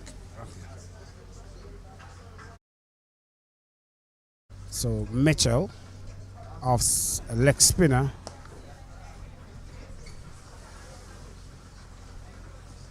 So Rock really having a hard time. I believe later on we see him switching ends into this innings. The Dominicans really going well in terms of the scoring so far. They're not too bad off the radar, but they're losing wickets at critical intervals, which should be something that they need to look at, because now they're in the middle order, and I'm not too sure this batting strength that is in the middle order. Actually, I really not in a position to assess that, because yesterday playing against St. Vincent and the Grenadines, they lost 2 wickets. So it was not in a position to make any judgment and to see what the others have to offer. But I think here you have the perfect opportunity to do so, as well as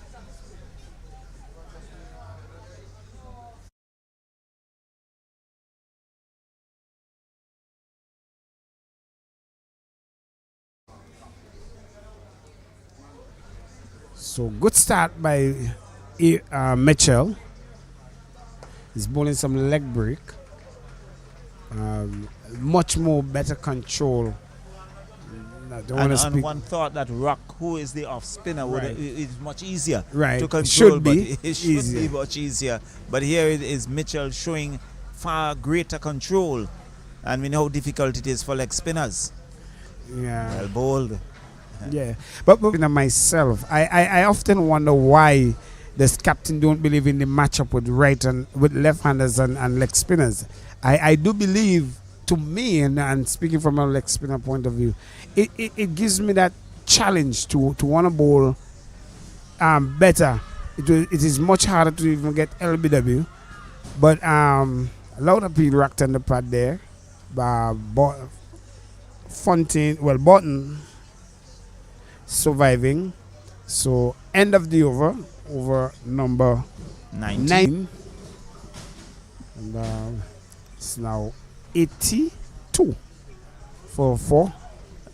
82 for 4. I think captains are reluctant when it comes to the leg spinner, because they are predominantly they are coming into the left-handed batter. But there are leg spinners who are very proficient in terms of bowling the googly, and to get that to go away from the left-hander. And I think if you are very proficient in that and you really are confident, that I really have absolutely no problem as a captain turning to my leg spinner and say, come on, let's walk this one over.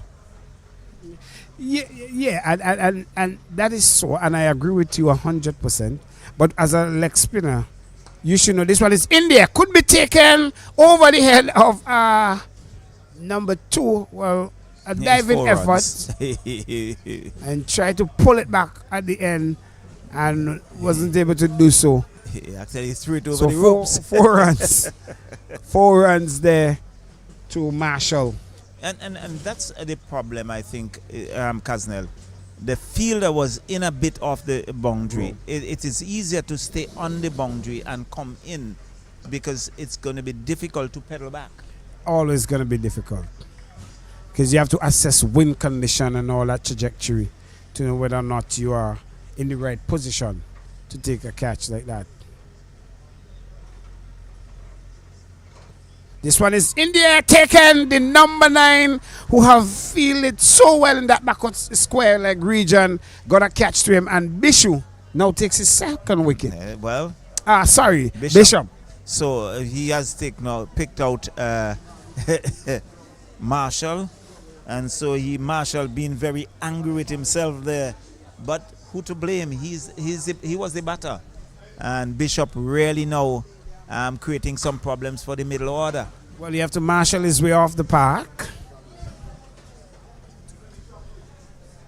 So Pascal makes his way out to join Burton, who has been there, has been the anchor man for Dominica at 86 for 5. And spinners seem to be doing the work now for Grenada. Yes, and that's what I was saying earlier. And I think that the pace bowlers, they got over or too much. Should have already got the spinners in, knowing that yesterday they were the one who really clamped things down for the St. Lucians. But they're doing what they are supposed to do now. They have ball in hands, and they are showing why they should have gotten the ball earlier. Well, you're saying that in your opinion, the bowler over so too much. I think they got to think about 2 overs too much. Pull them out and let them settle and come back. But Bishop now really turning it on for Grenada. So in successive overs, he has eked out 2 wickets. What he would want is the support from this commentary booth and with the bowlers that are here. So and that another left-hander makes his way out. They are packed with a cadre of left-handers. Oh, this one is a bit careful and watchful. And the Pascal, very synonymous name to Dominica. Oh, this one is in the air. Wow. A loud appeal. Perhaps a bit turning in and drifting to the leg. And the umpire unmoved. Very early, you can see that shake off the head. So you see the energy is now back into the Grenadian camp that they really had lost earlier on. That's what Wicket does, it's a tonic. Yes. And who to offer that tonic than Bishop? Oh, loud appeal, a good appeal there by Bishop. He realized that Pascal came across, but the umpire just realizing that this one has a little nick on it. So it brings the 20th over to and at the end of the 20th, it's 86 for 5 Dominica. As I make room for your host, Kesrick Williams. So, end of over number 20, 86 for 5, and Grenada is gradually clawing their way back into the innings. Kesrick, Dominica was after a pretty good start, but Grenada now clawing their way back. Have eked out 5 wickets in the middle. Yeah, ever since they brought back spin, or introduced spin, I should say, they have been sort of clawing things back. Mitchell, and just swung out to square leg. They're gone for 1. And they're coming back for the second. The return comes in, but they will make that easily. And so 2 more to Burton. And he goes on to 22.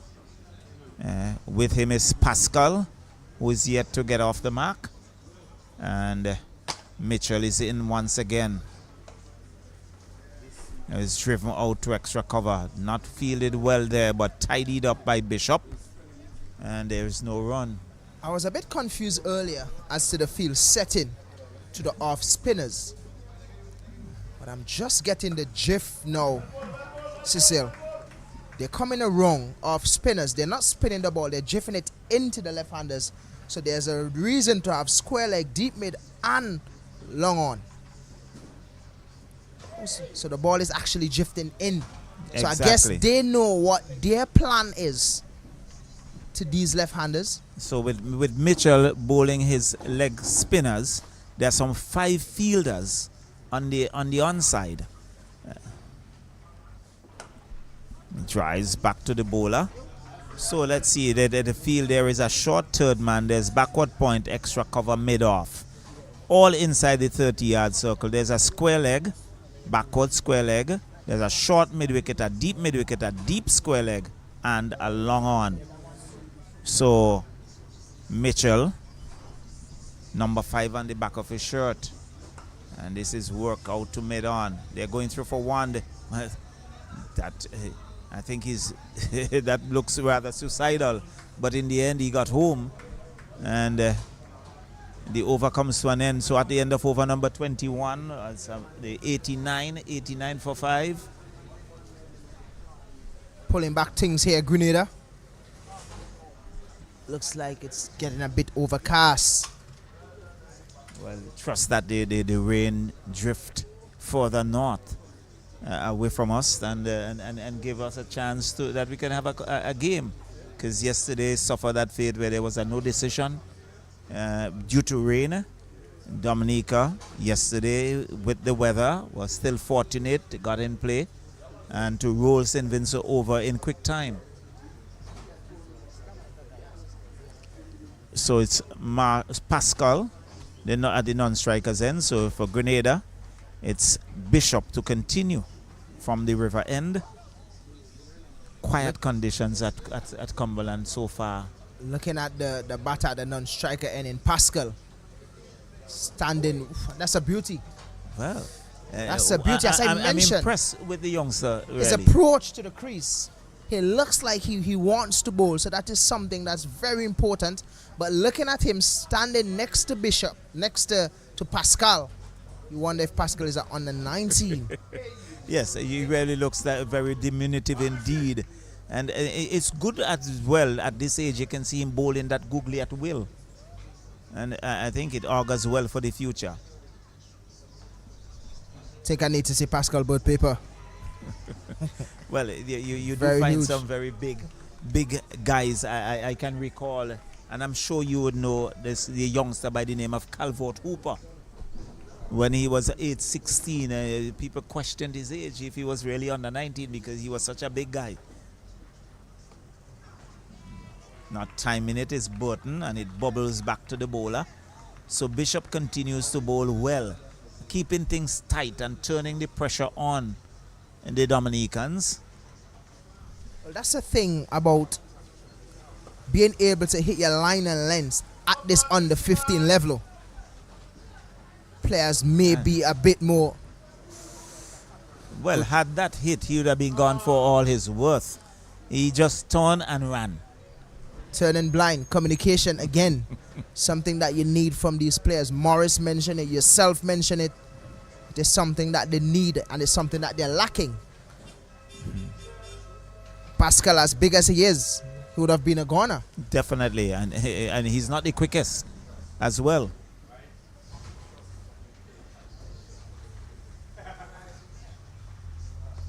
In my day, playing under 15 cricket, playing against a team like Grenada, Dominica, St. Lucia, you see a young man the size of Pascal walking into the crease, because I myself used to be a Bishop size playing under 15 cricket.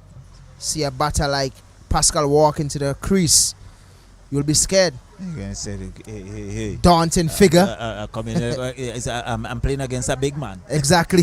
that was the end of the over there.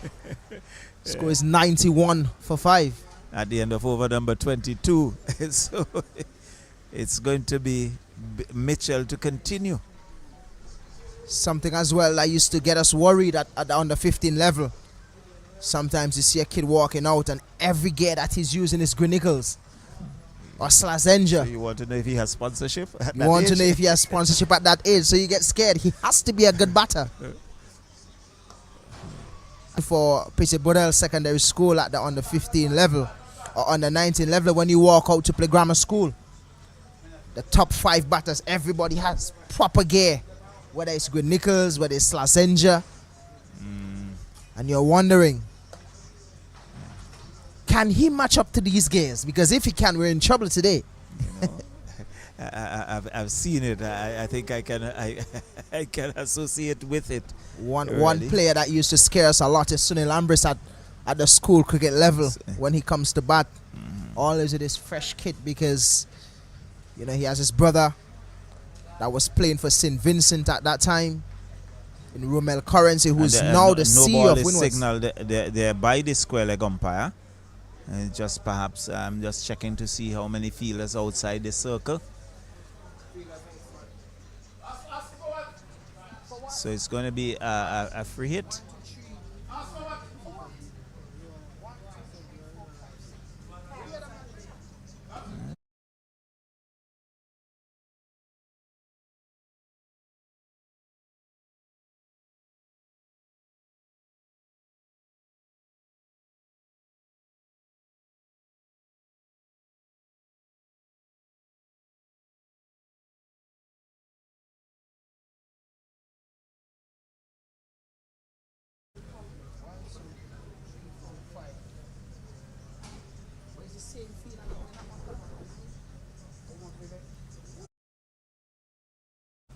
Burton drives back to the bowler, and there is no run. So the total guns 93, 93 for 5, and we are in over number 23. Burton content to drive it out to extra cover, and there's no run. So lovely setting here at Cumberland. And he's tucking that out to mid-wicket, but initially he appears as if he wanted to sweep at that, Keswick, but changed his mind at the last minute. Indecisive. But it's the end of the over. That brings the score now to 93. Still 5 wickets. And we are in over number 23. So Bishop will continue from the far end. Since he has been introduced into the attack, Bishop, he has really tightened the screws on the Dominica batting lineup. Still haven't seen him change as yet. I've heard he's ambidextrous, as Morris mentioned earlier. I also heard that. Still waiting to see him use his other hand to bowl. Still off spin. Swings at that, misses, not taken by the keeper. They go through for 1. They're going to come back for the second. That should be buys. And come on, keeper. You got to do better than that. Take the physio, may have a bit of work here to do. Good throw from the number 9. Went straight to the gloves of the wicket keeper, straight on the booth. Seems to be okay. He's kicking it out. Seems to be okay. It's now 95 for 5.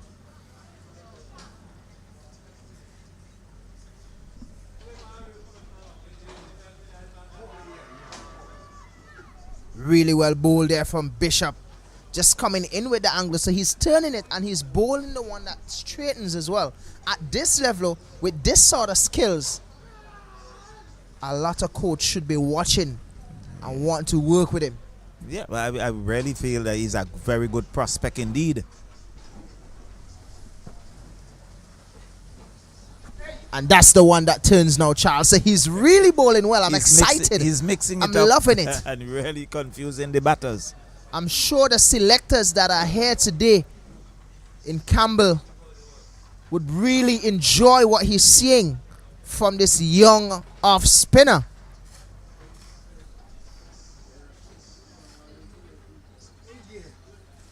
Another one going across the bat. Very tentative indeed, not certain which way it's going. You know what will excite me, Charles? If he bowls that one that drifts in to the right hand and hit the pad and get him out. That will excite me. Top edge. Down to third man. He'll get a single, and I think he will be very happy to be at the non-striker's end as Burton comes back into strike, because he's really having a walkout here with Bishop.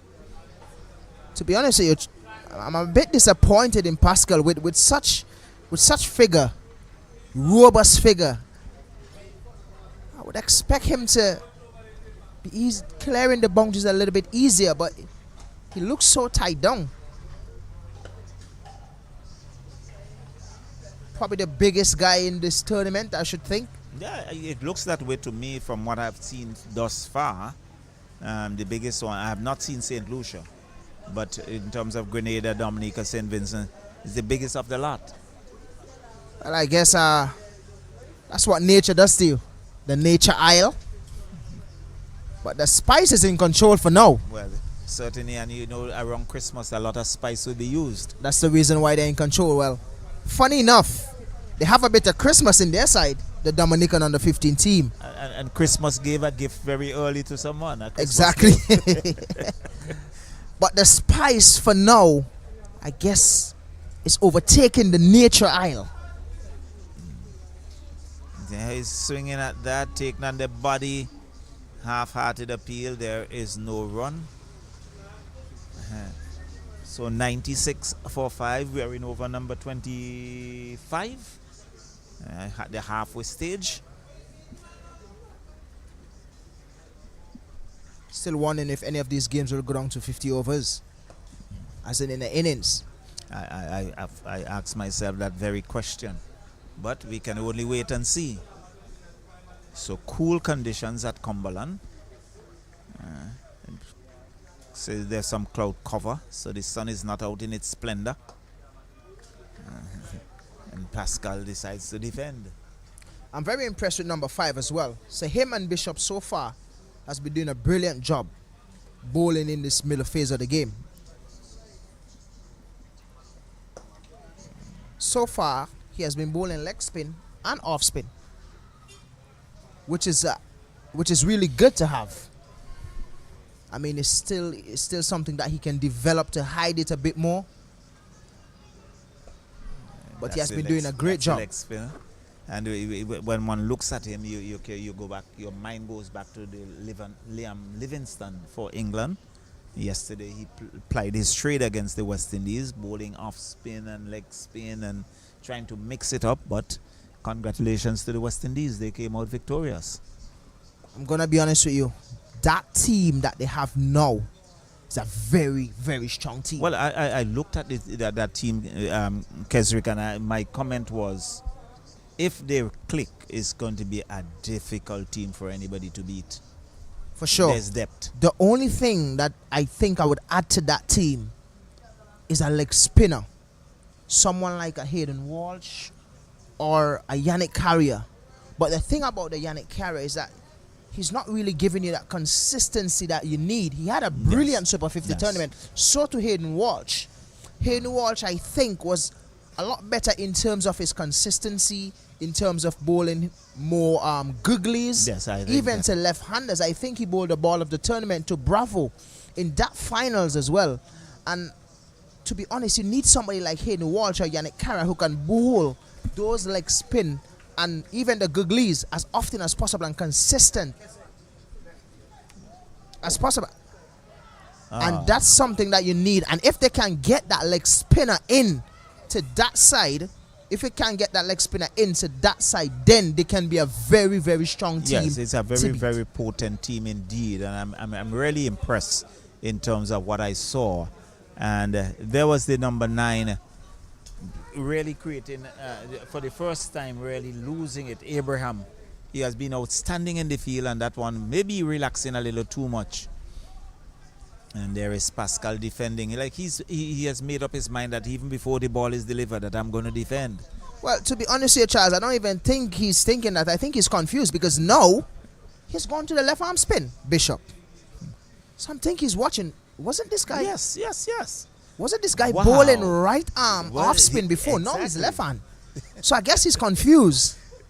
So it may take a while for him to get accustomed to Bishop. Because he's looking at the keeper. He's speaking to the keeper now. And he's probably wondering, and he's what is going on? between umpire and his thumbs, it appears to me. Is it? Let's see. No. Well. And he's bowled him. Well, I guess he's better at the left arm spin. Really well bowled by Bishop. I'm impressed. I'm very, very impressed. So far, so good. At the under 15 level, you have Bishop bowling left arm spin and off spin and right arm off spin and taking the off stump You Of know, Pascal. it's phenomenal. It's definitely phenomenal when one looks at it. He decides for the left-hander, I'm going to bowl the left-arm spin, and he has had success, knocking the Pascal over. Well, I'm guessing and he he's has picked up his third wicket. he I guess he's bowling half of off spin and half of left arm spin, and he's doing a fantastic job Definitely. clawing I'm back truly things for impressed. Grenada. Very Definitely. impressed. So Dominica has lost their 6th wicket, and who knows? We are going to see more of this young man. The most important thing is after this game, I'm gonna have a chat with him. Well, it's very important that you do, and out walks the Damian Fredericks to do battle, and Dominica now in a spot of bother. I think it's something as well that what the Windward Island Cricket Board should implement is let these guys do interviews after games, get them accustomed to the camera.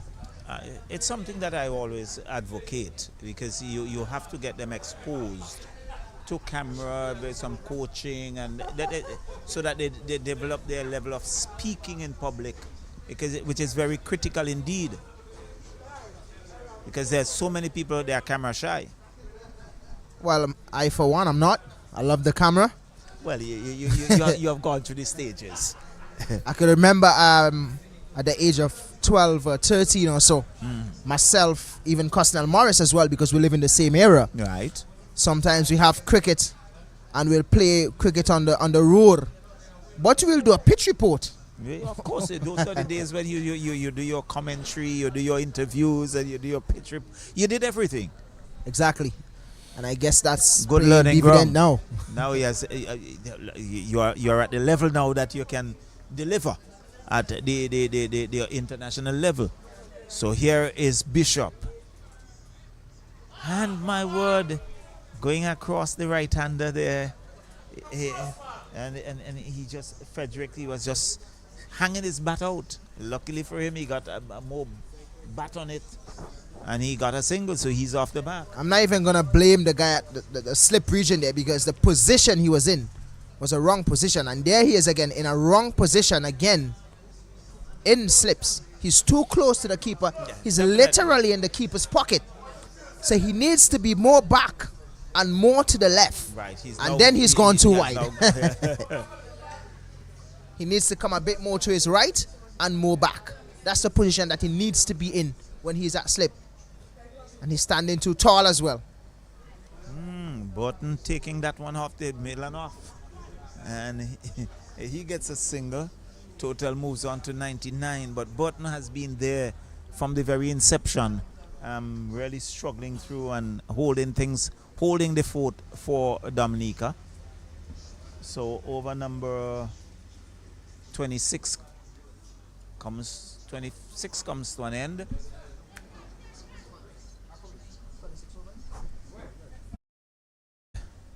Let's see, is Mitchell. Mitchell is going to continue.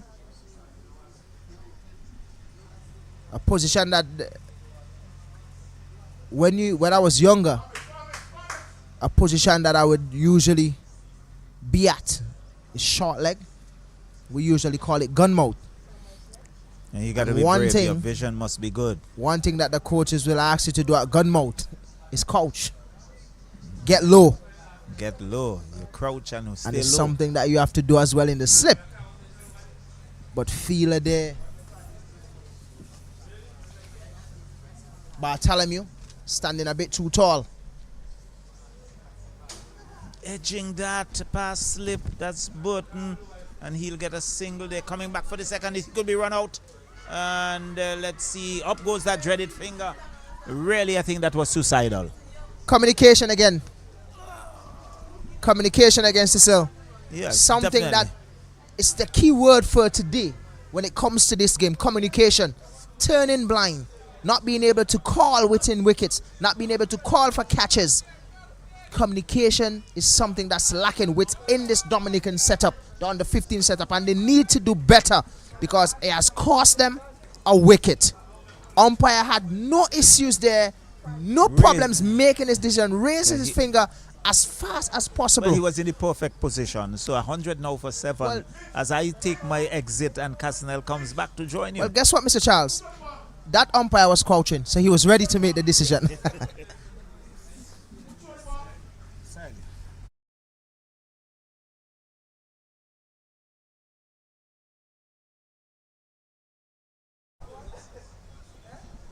The sun is still up. That brought up the 100 though.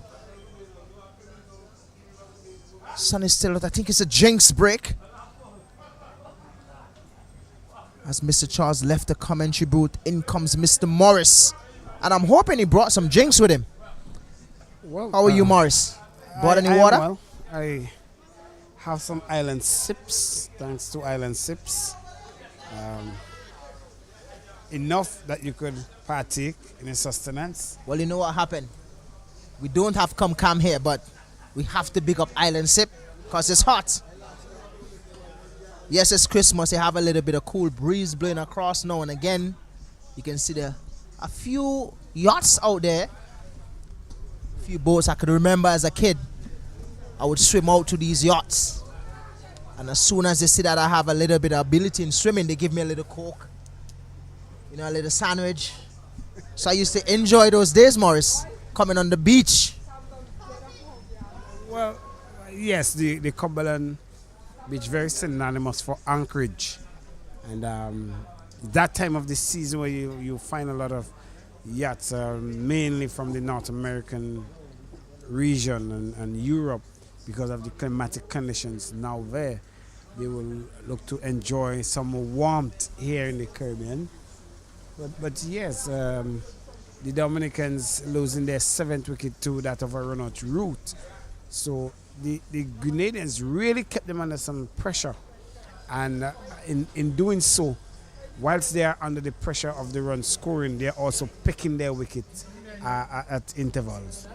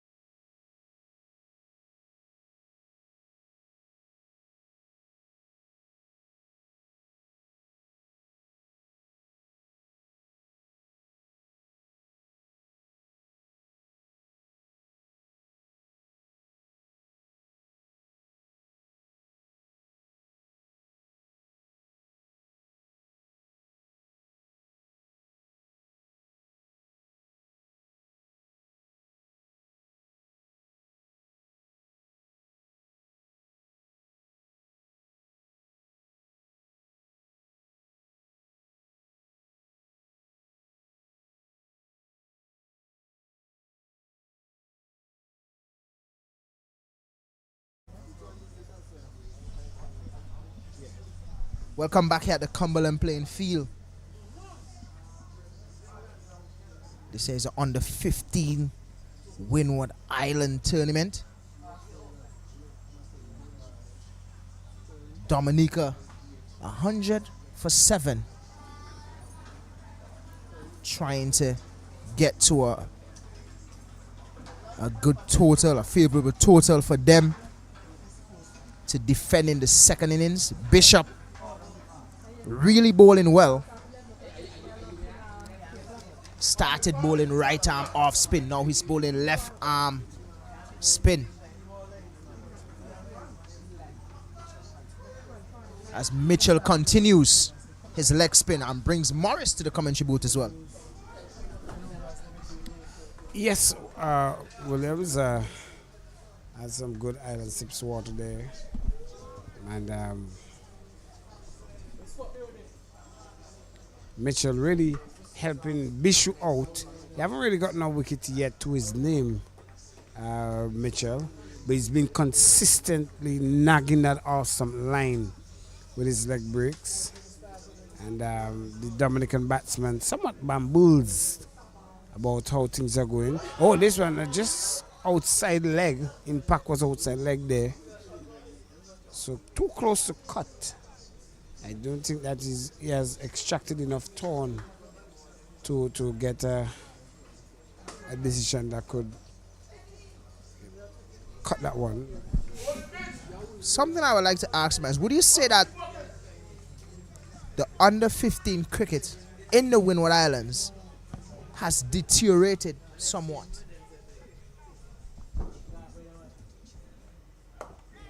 I think over the years, in the local countries here, I cannot speak for other countries, but in terms of the energy, end of the over number 27, they are 100 exact for 7. 100 for 7.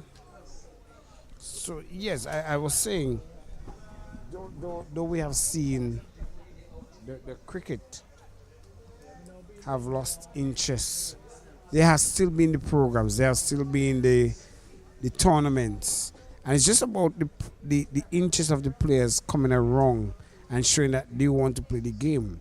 As a matter of fact, the local organizers can only put the tournament out there, cannot really call, but there has to be some sort of attraction that could allow these kids to want to play the game. And by doing so, as we see left arm,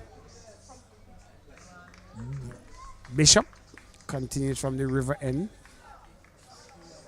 So I more believe, yes, there has been a slight deterioration, but now I'm seeing a pickup because of these tournaments like the Winlott tournament here. So a big drop catch there. So a drop catch by the keeper. As we see, Bishop continues to create that threat to the Dominicans with his left and right bowling arm. Oh, this one is full, but angling down leg a bit. So maybe he's just asking the umpire to know if he's still awake or if he's on the game. Or maybe he might find it in his favor. Well, I could tell you what, this umpire is very much alive. His decision making is very fast. Get his fingers up as fast as possible. So I guess he knows what he's doing. So he's very much awake. I'm prompted to ask, in a bowler like Bishops, where you have that left and right combination, speaking of arm, how would you as a batsman, how do you believe as a batsman you should approach him? He's bowling the same speed with both arms, so nothing to say, oh, swing and a miss, passing that has stumped with the extra turn. So he's extracting turn with both arms. Brings it over to an end of over number 20 if it's 100 for 7. Well, I'll tell you one thing, Morris. You're asking the wrong guy the question because I'm a bowler myself, so I would support Bishop here. When it comes to batting, I can only lift my bat, Morris. But when it comes to bowling, I can tell you a great deal. But I believe you have to do some batting. Definitely, I've done it in my time. At this level, actually, I was more of an off spinner that can bat. Bowl him. So Mitchell joins the rank, and he has clean bowled the Dominican batsmen who have lost the 8th wicket. And Mitchell opened up his account here at Cumberland. So Dominica really seeing the tail now of the batting. And just as they were impacted by tropical storm some years ago, Maria, they are now being impacted heavily by the breeze of the Grenadians. Well, as I was mentioning earlier to Mr. Charles, if the Grenada team brought the spice knowing that it's Christmas time, then the Nature Isle has no chance. And it looks like they brought a lot of spice to St. Vincent, because they're in the tail now. Mitchell picking up his first wicket, and he didn't even celebrate. It shows that he's hungry for more. That definitely, I agree with you there. As you see, the new batsman comes to the crease, Jashawn Joseph. Oh, that full delivery should be out. Oh my goodness, me umpire signaling down leg. It was full, but umpire is in the best of position there to determine that one. Oh, caught and slip. Turn. Amount of turn extracted there. I'm pretty sure, Morris, you being a leg spinner yourself, would be very happy looking at Mitchell bowling. Of course, yes. Of course, yes. Especially when you have a wicket that turning, it motivates you to want to do actually bowl all the overs which you can't. But whenever you as we would say, pick a spot, and that ball actually moves off that spot, it's the best thing you could ever ask for in this game. Knowing that leg spin is a very difficult art to control it. Yeah, it requires a lot of control.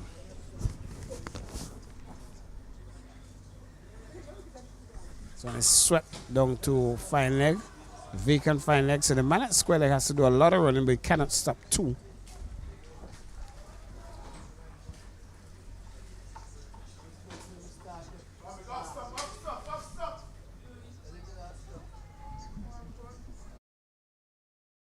$104 for 8.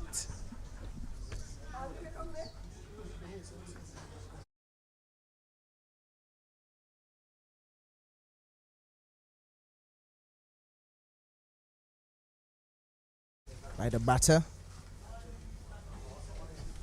Mitchell and Bishop really doing a good job here. Very impressed by both. The lines, the lengths that Bishop bowled throughout this innings has been phenomenal. I'm very impressed. And I would love to see a lot more of him in the future. But that brings the end of the over. It's now 104 for 8.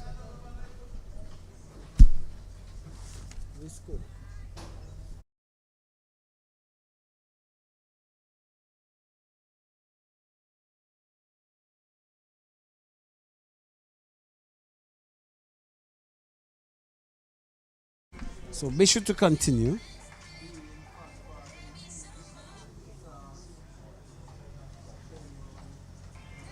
Who is into his 9th over. He has 2 wickets so far.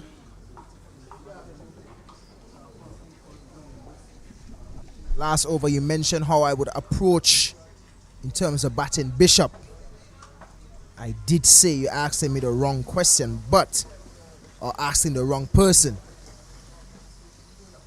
But the fact that he flights so much, you would want to use your feet to him.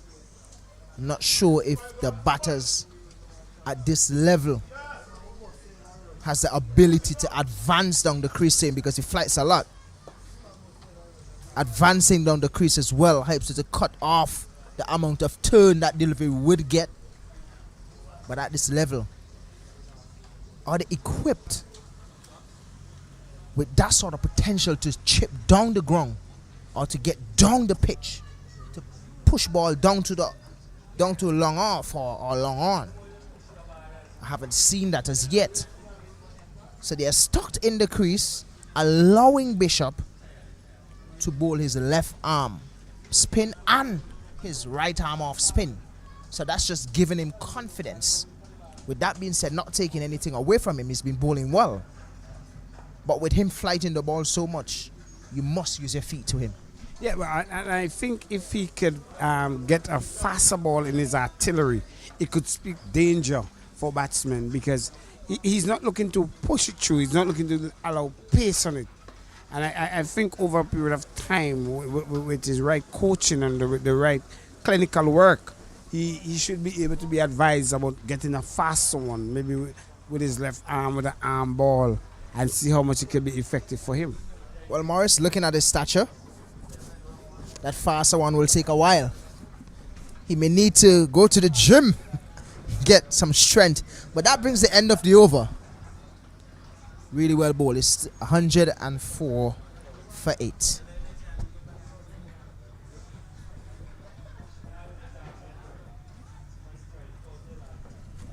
So some 20 more overs to go for the Dominicans. Not too sure if they will be able to bat out all 20. And, at 104 for 8.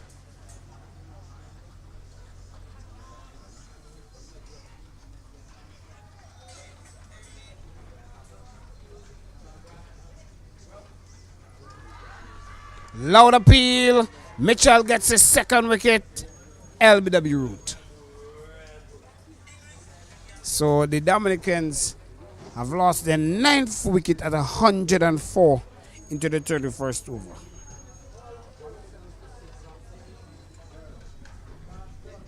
To the LBW route, that of Mitchell. So Mitchell picked up his second wicket there.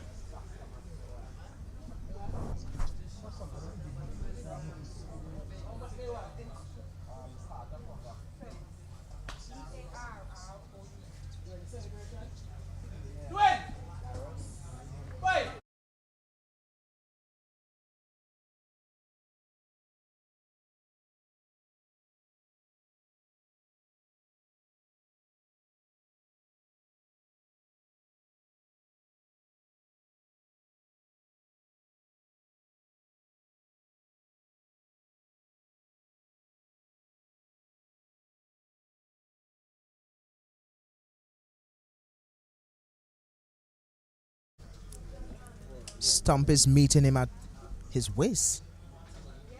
Very small guy. But I've seen a few small guys before and they pack a punch. Case in point, Alec Atenes, also from Dominica. Very small in stature, but he packs a punch. It's Darius that type, and that one spun across. Darius could have gotten a single, but decide not to. Primary school stage. I best see a primary school lad. Well, Maris, those information we have to wait for. Well, he knows what is required of him to be at the crease and block the ball out until the 20th over, next 20 or so, 19.3 overs. Looking at him, I'm wondering if he can clear the boundary. Something I was thinking is very small. I don't think he will be, that will be his mindset there. His mindset there will be saying, okay, let me see if I could get one in my name, clear my dock. Because when I go home, the people in Dominica is going to, taunt me. So end of the over, end of over number 31 remains 104. 104 for 9.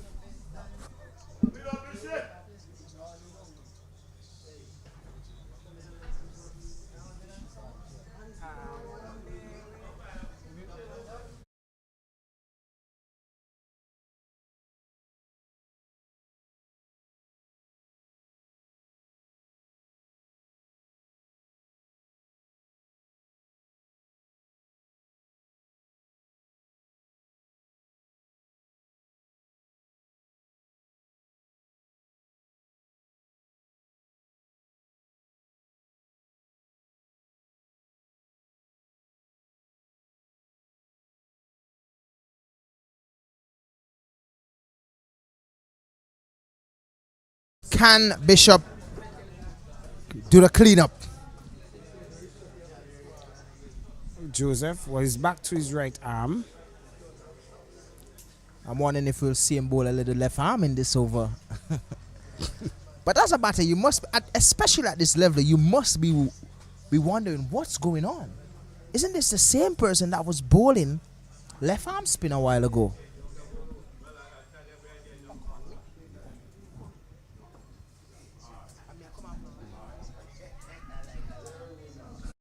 Last wicket pair just shown Joseph and Vince Darius. I'm not too sure of the enunciation of the Darius, but I'll stand subject to correction. I'll get it verified.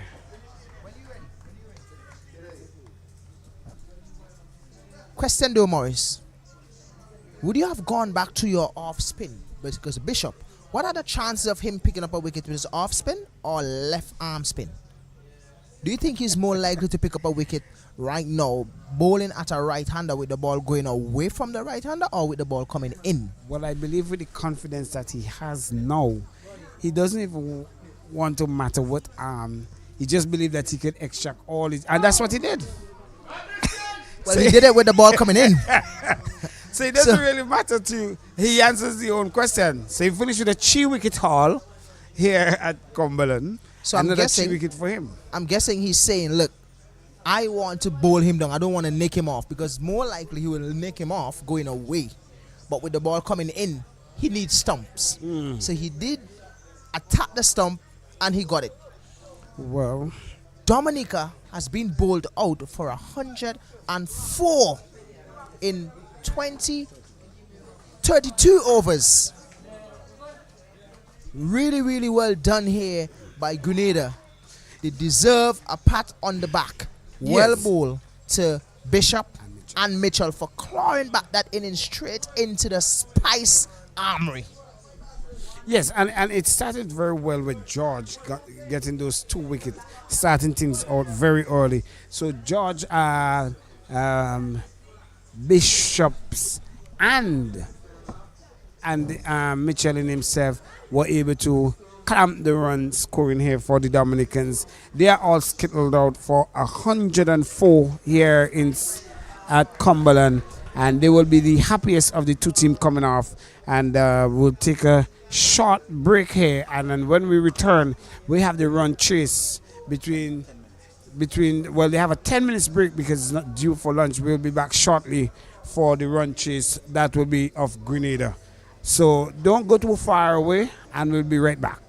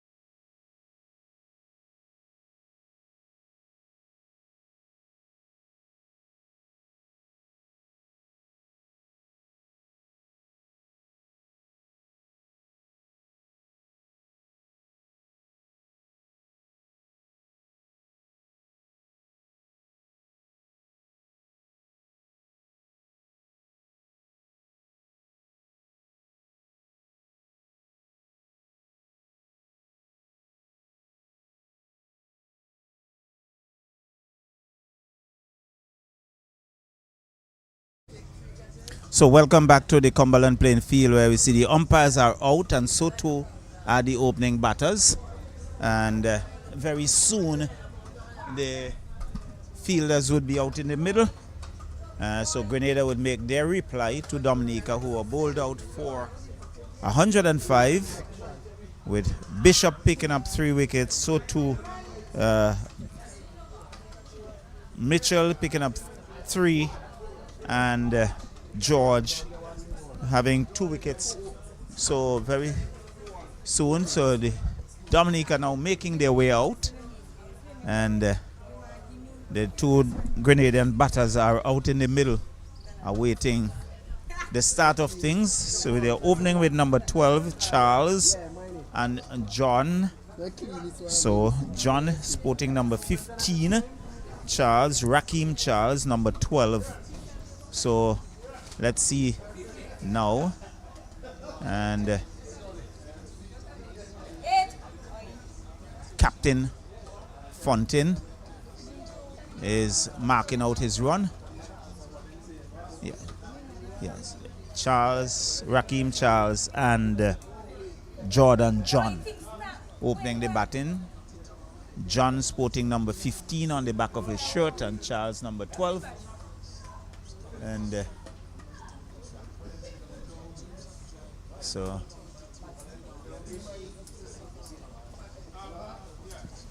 Grenada, we see Fontaine marking his run out, and have the youngster and George in Bishop. That's Fontaine, number 11, the captain, Orsino Fontaine, and he's going to start. He certainly has a bit of pace for his age, so we'll wait to see. There's a slip. There's a man on the third man boundary, backward point, square cover, extra cover, mid-off, mid-on, mid-wicket, and a man on the fine leg boundary. So we are working with this in the very first delivery as Fontaine. There is Charles defending. In fact, it's John defending that out to extra cover. There is no run. So Kaznel, welcome back, and I know you have the youngster, the ambidextrous youngster Bishop with you. Yes. And I must say, the first delivery there from Fontaine is very aggressive. So his approach to the crease is an aggressive one. You rightly call that he's a captain and he opens up pace. And it will be interesting to see how the Grenadians approach this 104. Now they're off the mark now. We'll wait for the signal from the umpire to see what this will be. So leg by to start things off here for the Grenadians. Remember, they are chasing 104. The target of 105. So interestingly, the good start, and they have the energy because it came off the wicket with a good vibes, a good chemistry, having clots of things and clamp down. I'm talking about clamp down. We have Bishu with us. The privilege and the luxury. This one's well bowled as it beaten John, who's going for lofty drive. Bishop, good afternoon. Welcome to St. Vincent. Bishop, sorry. Thank you. Good. You have been here, and this is your second 3-wicket haul. How are you enjoying bowling on the wicket there? It's very nice. It's a good spinning which I'm getting a lot of turn and bounce. So that's a good thing for me. Good. I spoke with you yesterday. You mentioned that your father was the one who encouraged you to use both arms. You've seen that now becoming important, and how important is it? It's very important. It can trick the batsman very well. I got lots of wickets by tricking batsmen because the ball's spinning away, and yeah. Yeah. So you enjoy the wicket. It's dry. It's hard. And what's your future? What do you look forward to? Do you think you will continue bowling with both arms, or you just only bowl with one? No, I'll continue to bowl with both hands. All right. And so say hi to your mom, dad in Grenada. Hi, Mom and Dad. And you believe that they're watching? Yeah, they are watching. All right. Well, have a good one. Thank you for. Yes. Well, that's the youngster Bishop. Yes. Really, I'm totally impressed with the youngster bowling both arms, left arm spin, right arm. and he really mixed it up, and really I think he had done it for Grenada, because Dominica were off to a good start, and he really pulled things back along with Mitchell and really kept things tight, and in the end bowling Dominica out for 104. I think they would have done extremely well in the middle overs coming through, and Dominica got that off 31.4 overs or so. So the end of the very first over here in the reply, Grenada 2 without loss, and we can see Fontaine, the captain, opening the bowling, looks very aggressive, really approaching the crease with purpose, and made some demands very early of the opening batter. Yeah, and one thing you will mention of is where they clamped the runs down. And I must give credit to the captain, Bartholomew, who realized that Rock was having a hard struggle. And he quickly pulled Rock out of the attack and introduced Mitchell. Definitely. Yes, and it was great it captaincy. It really worked for him. Yes. And it is always good that you could have somebody that you could go back on and rely on to know that if one player doesn't come, because Rock, and don't take it away, he bowled very well yesterday. And Mitchell, who really got some runs off his bat. Now today it's a flip. So here is Joseph to Charles. Joseph from the river end. And he started with a no ball. Took to me going outside that circle. And so it's a free hit. Total goes on to 3. And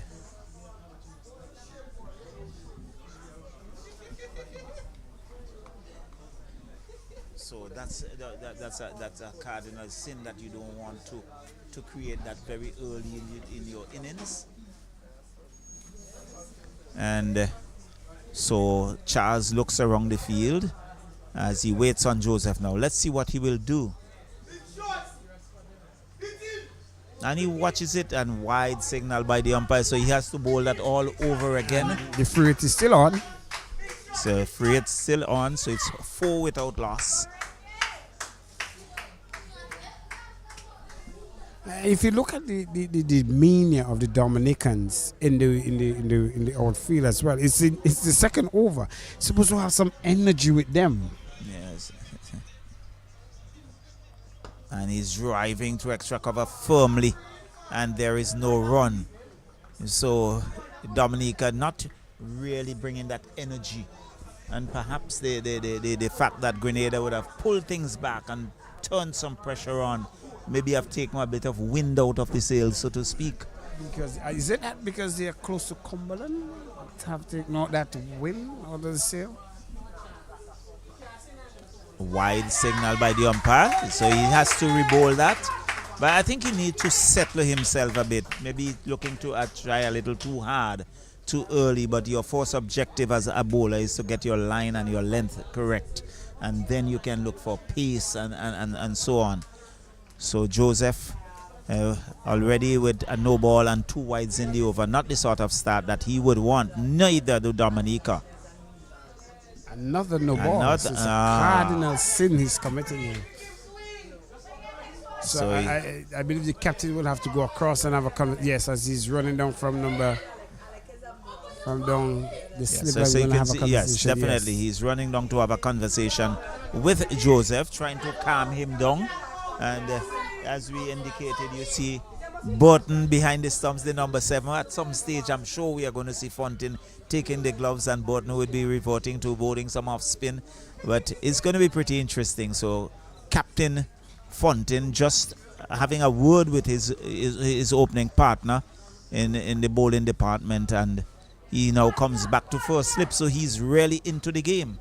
Yeah, and he should be. And swing and that's a miss. A wild swipe.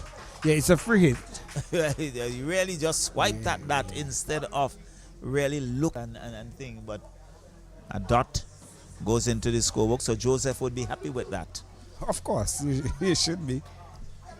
Not getting his coordinates too correct. And I think he would need to get it correct. He's driving loosely at that wide signal. And he looks a bit jaded. So another 100 required for Grenada to win this game. And it's so sad that it's so all we have to call out. But all 5 runs have been gone to extras. Yes, all 5 runs. So both batters still to get off the mark. Oh, and another no ball. No. So he's struggling greatly. He's Very struggling much greatly. so. His body language, it really says it all. And a free hit once more. Total onto what? 5. So I think what he should do now is he should just look to approach the crease and just get the ball onto the wicket, onto the stumps area, or within the parameters of the wide zone, and try not to get too much pace out of it. And he swings him away for 4. He was back of a length, and Charles was in position in a flash and dispatched it to square leg for 4. And the total goes on to 9. And that would do his confidence a world of good. Well, actually, it appears that Charles was waiting on him.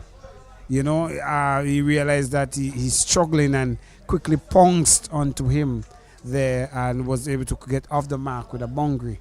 And I like the way he swiveled in the track. He did not do much foot movement, just used the pace, and knowing that the man there at square leg is up in the circle, was able to get it over. Good delivery outside edge down to wide third man. He gets a single. And you can hear the Grenadians cheering. It's 10 without loss. We are in over number 2.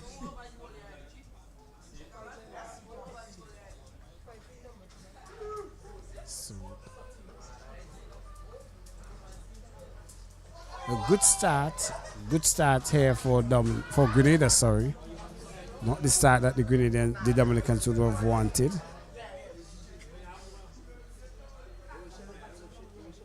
Driving, beaten outside the off stump. Pitched up delivery. Not bouncing, keeping a bit low. But he was driving, and that went past the outside edge and taken cleanly by Burton, standing back. So cool conditions. It's not blazing sunshine, but really still good conditions for cricket. Light is good. He's cutting at that, missing, not taken cleanly by Burton, and the over finally comes to an end, and to watch a relief for Joseph. And immediately we see Captain Fontaine giving his up to umpire Batiste, and he's ready for battle. Yes, and what they would want now, the Dominicans, is to make all inroads into this batting and try and put the Grenadians on a back foot. Yes, the Fontaine alone will not be able to carry the burden of the Dominicans, but at the end of the day, somebody has to come up with the chumps. Well, you would definitely need a couple of your bowlers to step up and really make a difference. But we'd wait to see how things would go. So it's Fontaine who is going to take the fight to the Grenadians. And there is Charles, is confidently behind it, plays it back to the bowler, and no run.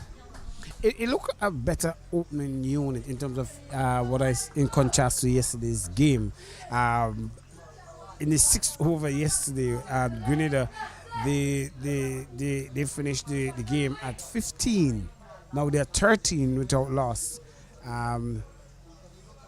So it speaks a lot of confidence and how when you have a good start, what can happen in the back end of the game. A good start by your opening batters would exude confidence from the others who are coming in, and you always want to have that platform to build on. And so far Grenada looks pretty good. They have moved on to 14 without loss. We are in over number 3, and certainly with the support from your teammates cheering the opening batters on, that would do their confidence a whole lot of good. Driving loosely at that, and there is no run. So John was driving loosely, really what we term a get out shot, but fortunately for him, he didn't get a touch. Well, he's looking to get off the mark. Remember, all the runs have been given to Charles and extras. So he's not off the mark as yet. So as a batsman, you want to see something that lights up outside the half stump. And was it something when you walk out to bat, Kaznel, that you're always nervous when you're on a knot? Yes. And now he's off the mark, so he should ease some tension. There's what you call the butterflies. And what will happen is that, especially if you are seeing a pace bowler who's zipping it, when you go out there, what goes through your mind psychologically is that, am I going to out, or is he going to bounce me? You know, for me, what I think is that I just want to see the force ball off. I don't care how fast you're bowling. Just let me see the force ball off. Even if it's coming the region to hit, I would not hit it. But I just want to see that force ball off, and then I will take it from there. And there is Charles standing tall. And you can see Fontaine there digging that one in short. And Charles standing tall and just drops it in front of him. And the total remains on 15. 15 without loss. We're in over number 3. So the run rate so far is good, aided by some loose bowling from Joseph at the far end. There are quite a few wides and no balls in that over. And so Charles comes back into strike. And there's just right up. Good slow ball. And he has used that regularly yesterday against St. Vincent and the Grenadines, and very early we have seen that. Yes, and it is something that you would need to do, take pace off, because as the wicket gets drier and it is actually all the moisture has gone. And I will tell you, this is where batting becomes much easier. But you cannot look at pace at this time. You have to just look at pace off or spin. Yeah. We see how they spin it for the Dominicans, against the Dominicans, for the Grenadians. And clearly, they have to introduce spin at a very early age if they are to get any sort of... So Joseph has been pulled out of the attack. He struggled in his very first over. And we see Dylan John picking it up from the river end, sporting number 10 on the back of his shirt. So he's going to bowl to John. He's bowling to Jordan John. So it's Dylan John to Jordan John. So not to confuse the viewers, we have to say who is bowling. So it's Dylan John the bowler and Jordan John the batter. So here is Dylan into bowl 2. And he's beaten outside the awesome. Good delivery first up. Right on the money. Yes. And that's what you want. So it's Dylan to Jordan. Yep. So I think that Jordan was caught there a bit off guard, whether to go forward or stay back. Yeah. You could hear the coach shouting forward. The reason being is that he have not assessed the pace now of Dylan. And so it will be hard for him now, because he is accustomed to that of Joseph. Yes, that one taking him on the pad and bubbles out to short, extra cover. There's no run. There was a half-hearted appeal. The umpire not interested. He just walked away. And the sun comes back out now in its splendor. Makes me have to use my shades, man. Yeah. Taking some covering, taking off some of the glare. And Dylan driving. There is Jordan, and threw him sloppy piece of work, but tidied up by the mid-off. So there's no run. So there is a slip, back a point, square cover, extra cover, mid-off, mid-on, mid-wicket, square leg. Is there a man on the fine leg boundary? I'm trying to see third man boundary.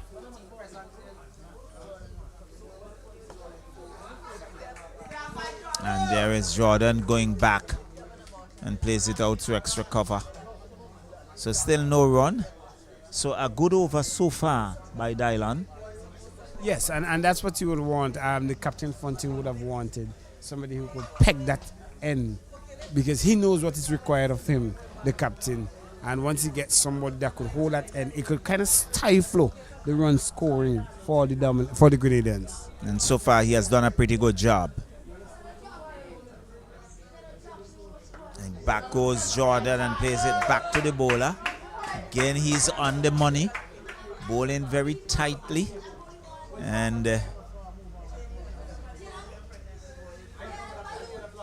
Grenada very vocal in the pavilion, urging their batters on. Oh, as they should. They are a confident bunch. And Dominica rather quiet. Is out. Is it? And is appealing for a catch at the wicket. Is smartly taken by Fontaine. I think the umpires are consulting. I think he wants to know if it's carried. Yes, he definitely wanted to know if it's carried. The question, it should be a shake of the head. It hit the ground. So the umpire this time says not out. The umpire says not out. Yeah, it did not. So apparently it didn't carry. It really died on it. He picked it up very cleanly on the bounce. Yeah, so the fact that he questioned as well shows that he was not confident. He was not confident. Yes. He was not sure that it was taking him cleanly. But it was a good excellent, yes. And a maiden over comes to an end. Yes. So a good over by Dylan John and really pegged things back. So at the end of 4 overs, 15 without loss, Grenada. So Fontaine is going to continue in bright sunshine here at Cumberland.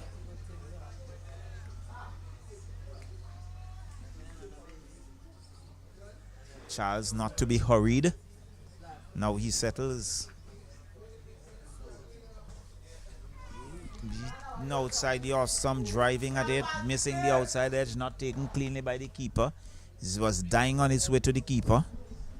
Yeah, what I observed yesterday as well from the Grenadian batsmen is that they become a bit stagnated in terms of their run scoring for a period of time.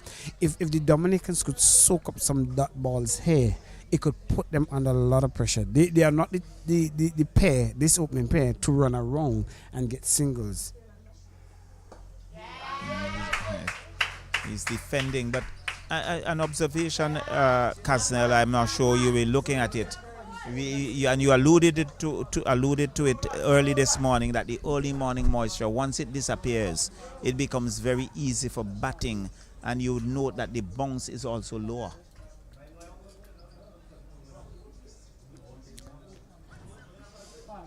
So Charles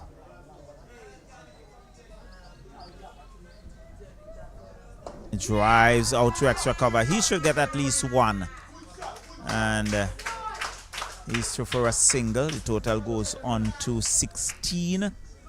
16 without loss. So a good start, solid start for Grenada, the Spice Isle. And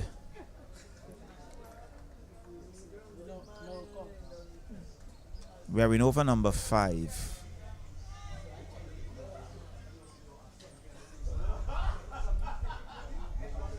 John is driving square. Brilliant stop.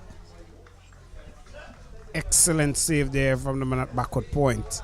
Very busy area in terms of cricket, and he was very much alert there, the Dominican. So something you will want as well, that your feeling is up to par. With not a lot of runs they have to defend, 105, sorry. So they should be able to get all elements of the game definitely on par. So the bowlers would need that support in the field, taking their catches, stopping the singles, and keeping the pressure. Well, again, he's driving square and no run. So one is note that Fontaine, recognizing that the wicket does not have that pace and bounce, is really looking to bowl full and force the batter to make the error. And that's clinical. That's clinical, because what you want to do is bowl straight as possible. And if the batsman is to miss, then you will hit. Simple as it. When you miss, angle. I hit. And so he decided to go wrong the wicket. He's bowling out to the right-hander. Shot, and he's flashing at that outside the off stump. I think that was a little too close to him for that shot. Luckily for him, it missed, taken quite cleanly by the keeper. Over number 5 comes to an end. It's 16 without loss. And it's going to be Dylan John to to continue from the far end.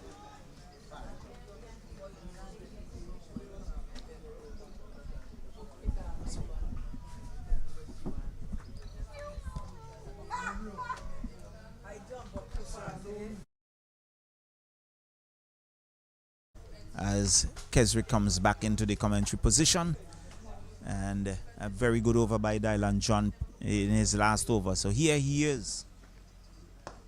He's driving out to mid-office Charles. No run. Again, we note that John is pitching the ball up to the batter and bowling that off-stump line, which is so critical. He's negating the wides, but really keeping it close to the batter, Keswick, and making him play. Something that I've been impressed with. They have been bowling a fuller length, both Grenada and the Dominica team. So something that's really good. Something that's very important as well is bowling that fuller length, because as I mentioned earlier, when I was this age, I used to experiment in the middle of the wicket. You want to take the head off. Exactly. So it's really good to see these youngsters. They're getting accustomed to pitching up the ball. They're maintaining that fuller length, which is very important. So as they grow older, then you can use the short ball as a weapon.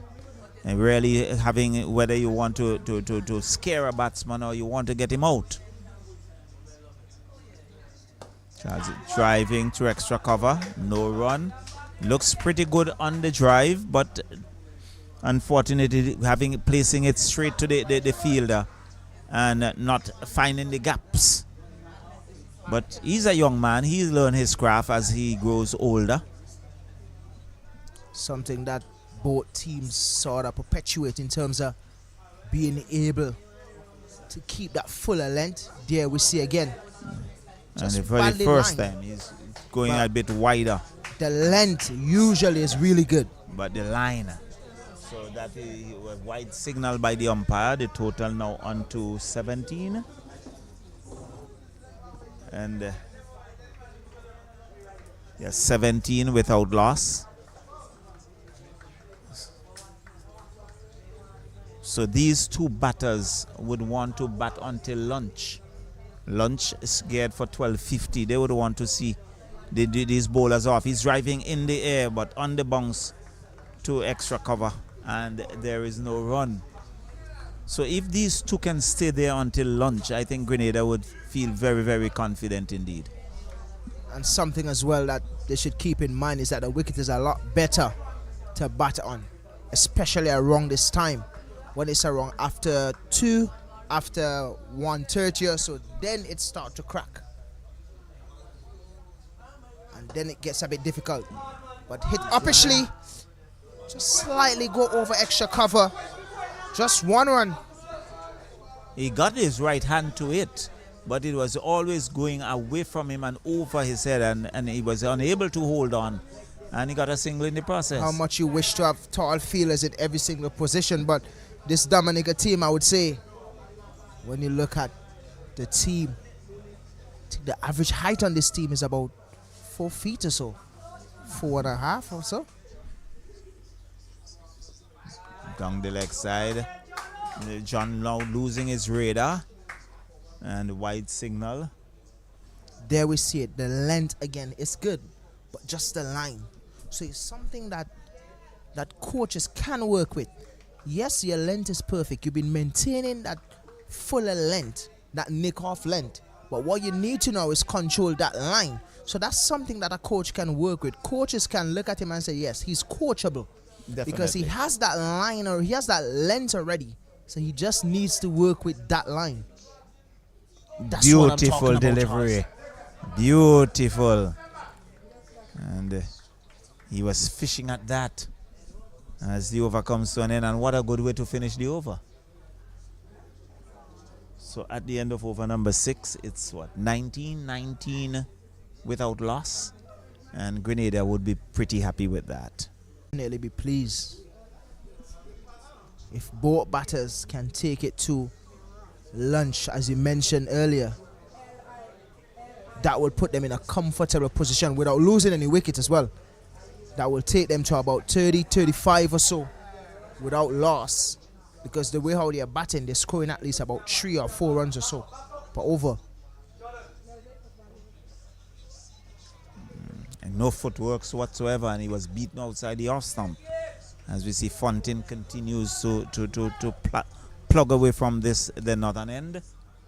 And there was Charles with no feet, just played from his crease. Not something you'll see from an opening batter. Reminds me of Courtney Walsh back in his day. Tucking his bat under both legs.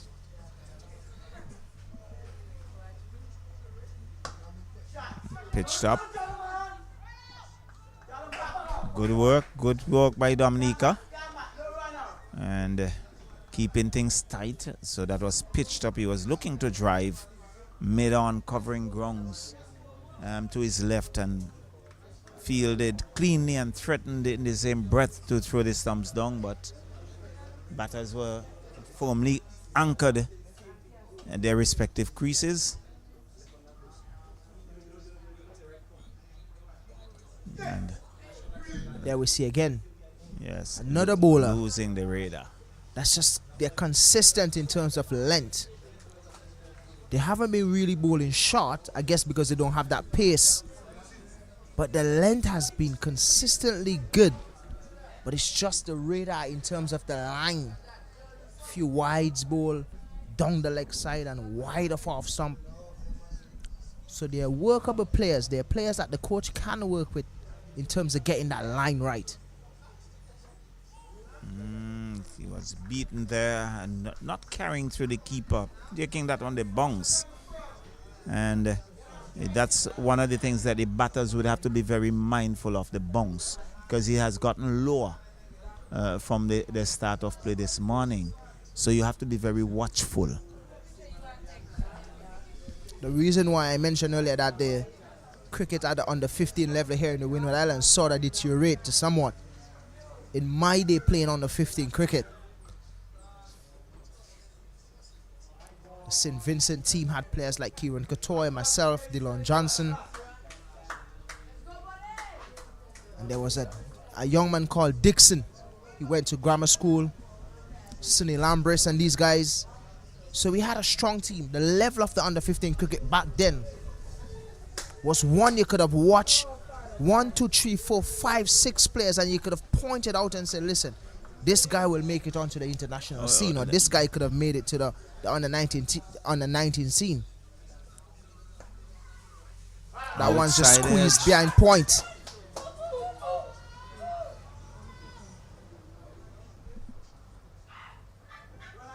Rather weak throw. And perhaps he's not growing up in the days when you have to stone mangoes, where you had that good arm. Well, back in the day, you know, Charles, us having fun used to be stoning mangoes, playing cricket on the road, maybe putting up bottles, go to the river, put up bottles on the stone and just pelt at those bottles. Yeah, I know what you're talking about. Exactly. We used to put up breakable bottles on the stone and just pelt and see how much bottles we could have broken by pelting stones. These guys, they don't do that now. Now, they sit behind computers, they play PlayStation. You know, these are the things that they do now.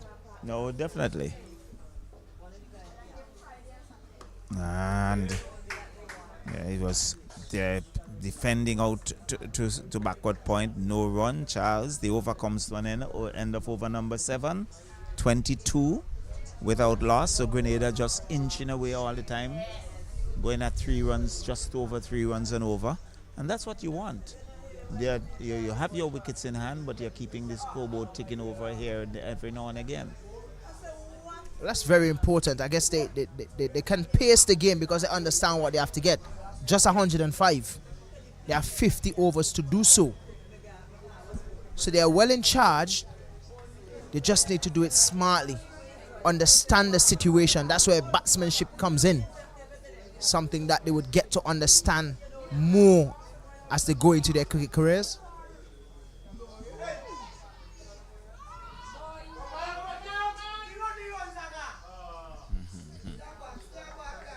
Right. Yeah.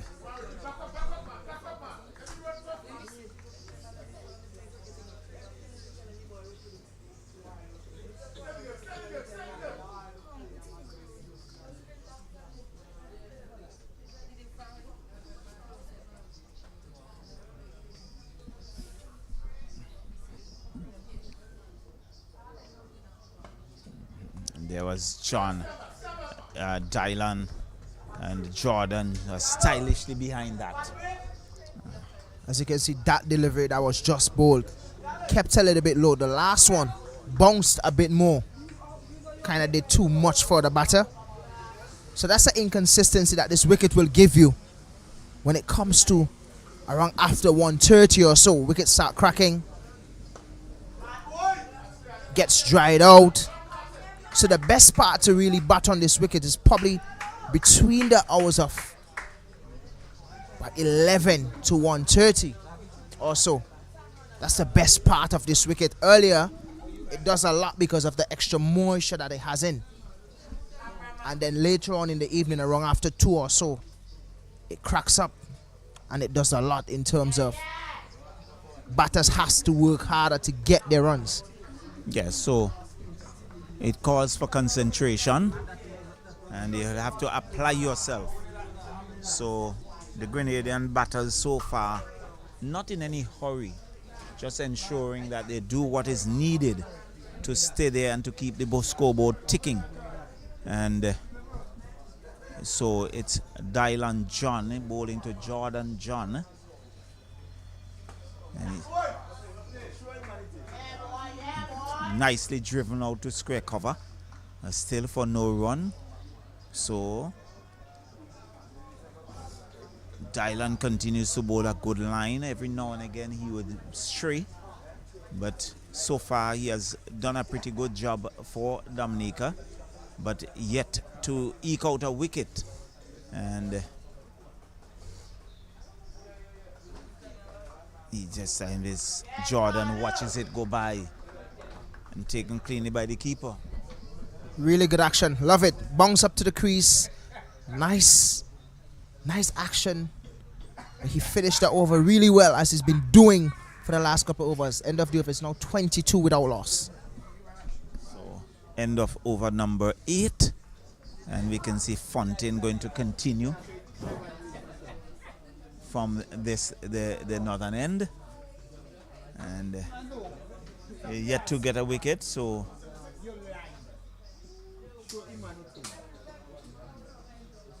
Charles, who is on 10, that's outside your stump wide, and so signaled by umpire Batiste.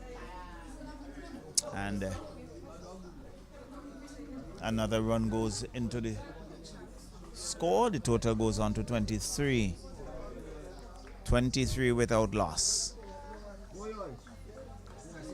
Windward Islands Winlott under 15 tournament.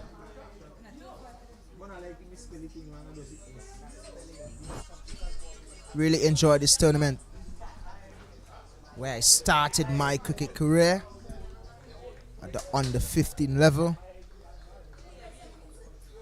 Really enjoy playing at that level as well. It was very competitive back then. I've played with some guys at that under 15 level that we were wondering if they were actually under 15 or under 19 or playing senior team cricket already. Really played against some really good players at that time. Driving square, he'll get a single, and so he moves on to 11. And very noticeably and notable as well is that Jordan John, who has been there with him opening the batting, he's still on 1. Well, I guess he's not in a hurry. They have a lot of overs to make 105.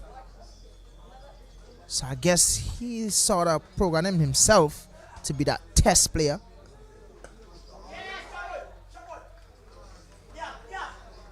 Guess he knows where his future lies. You mentioned players at the under 15 level. There was a youngster who made West Indies under 15, and at that time he was really the star batter. I don't know if you know the name Keith Lavier.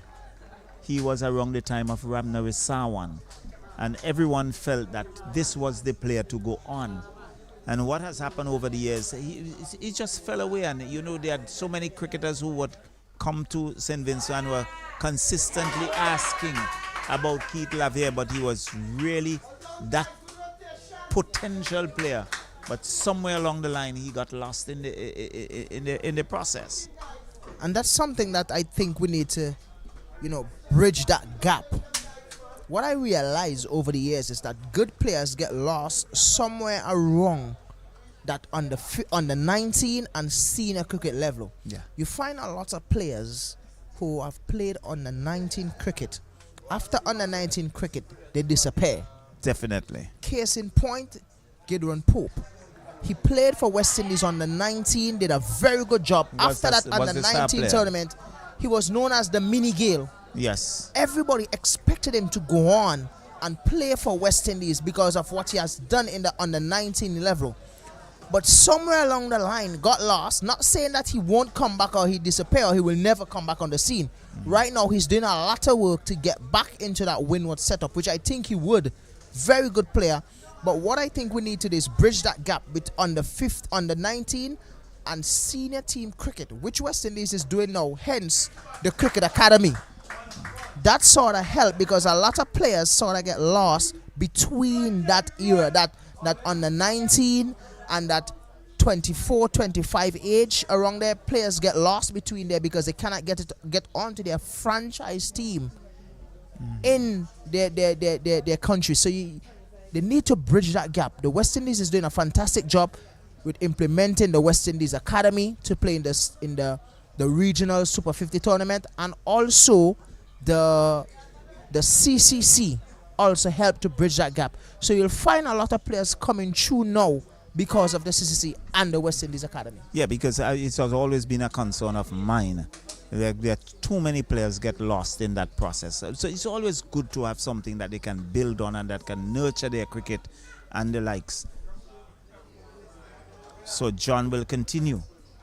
He's in over number 10. And he's looking to work that on the onside, taking on the pad. Square leg comes in very quickly. And there is no run. So 25 without loss. And we're in over number 10. So good work being done by John, but he'll want to see something in that fourth column.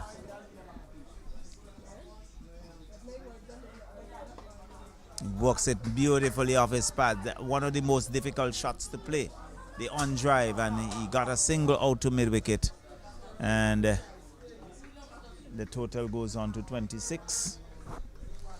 Wish we had the luxury of a slow-mo to actually really look at his action. Yes, running he up. has that jump. Really nice good poise. Bound as he gets into that bound and delivers.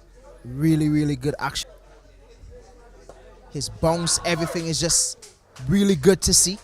Something that a coach would love to work with. Just needs to get a lot stronger, get more power. His length has been good.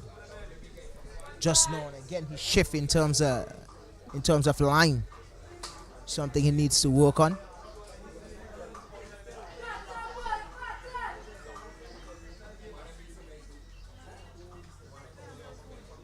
Striving. It's 2 extra cover. No run. 27 without loss. And we're still in over number 10. Coming up to the luncheon period. Just about 2 minutes to lunch. And these two would want to see it through.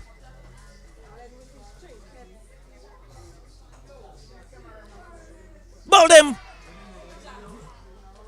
He was looking for that on drive. It was pitched up and losing his middle stump in the process.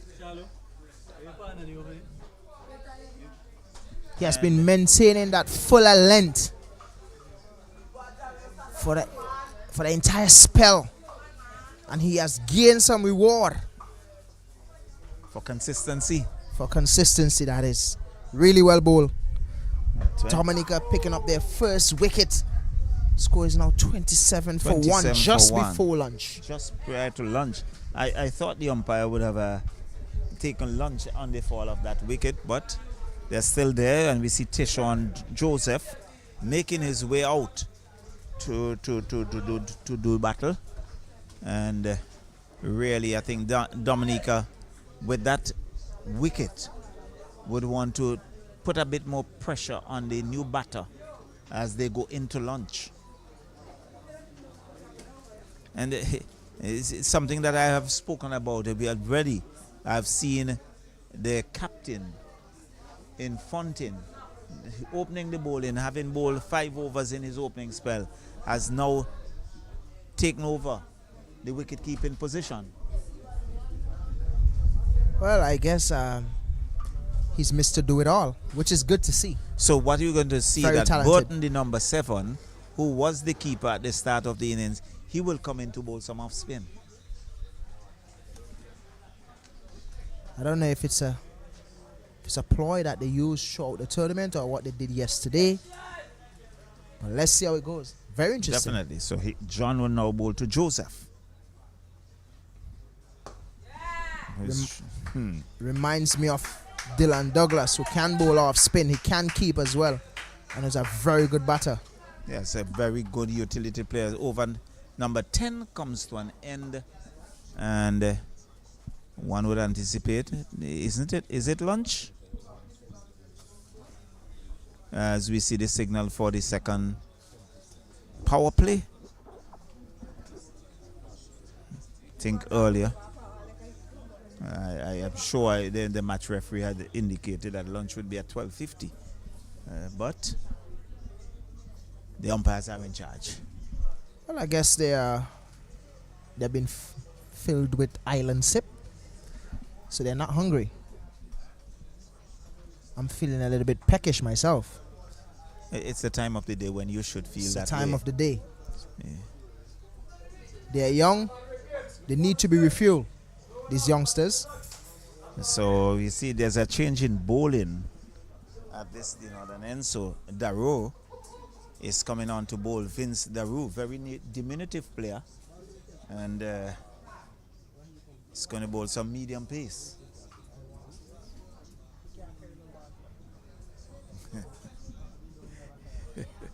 So let's see. Here is Darrow. Down the leg side wide, and signal so by umpire Batiste. Total goes on to 28, but certainly one would want to see the keeper standing up. Think he should. I'm wondering if that he can carry to the keeper. Think it would be much better if he stand up to the stump. They're probably one of the smallest players on the team.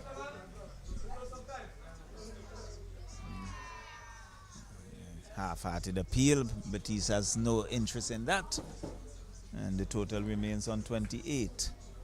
So we're in over number 11.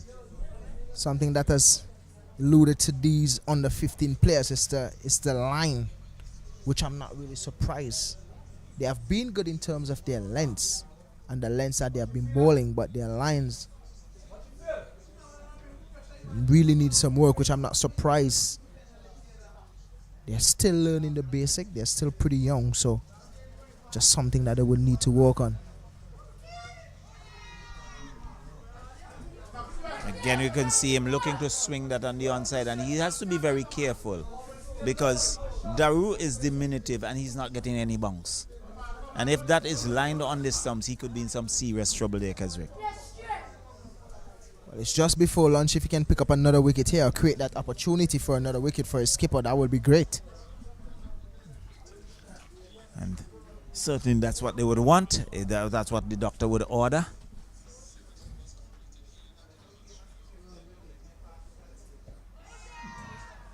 Take down the pad, but from our vantage point, seem to be going down leg.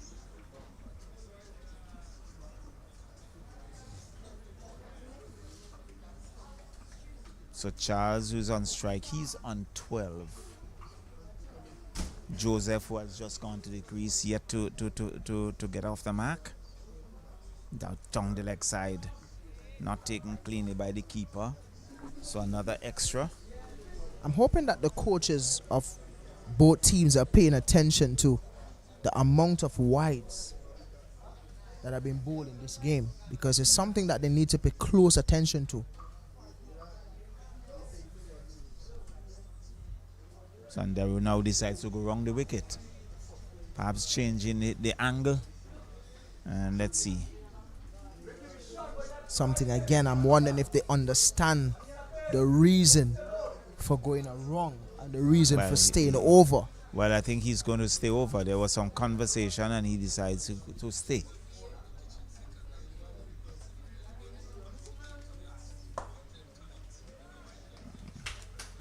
There's Charles driving up to mid-off. Still no run, 29 for 1.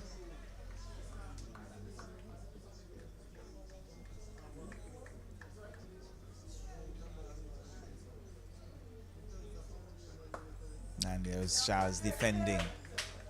So good line, good length by Daru. And if I am an opening batter at this stage, Keswick, I will be doing something to ensure that the time passes so that you eliminate another over.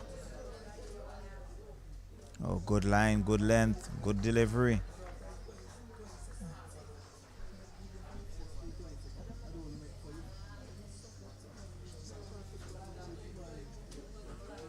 As the over comes to over number 11, 29 for 1, and the umpire comes in.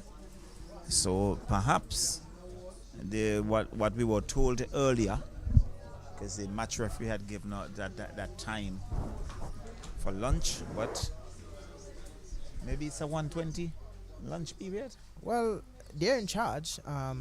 They're fully in charge of the game, so they can make their decisions. But the information that we got here was is at 12:50 is lunch, and they would want to keep these youngsters going. John, very first delivery down the leg side, and a wide signal by the umpire. Score now goes on to 30. So still 75 runs to get for victory with 9 wickets in hand. Well, I'm gonna be honest with you. With the way how this wicket usually plays, and looking at the Dominican bowlers, they're pretty slow. This can work in their favor. He's beaten by a beautiful delivery. He was looking for a drive, not to the pitch, and it seemed away from him and taken cleanly in the end by keeper Fontin.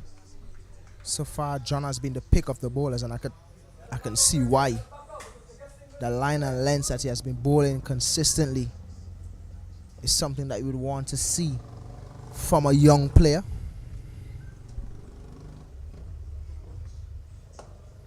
He's driving, good piece of work by John. Diving effort, knocks it down to be tidied up by the wideish mid-on fielder.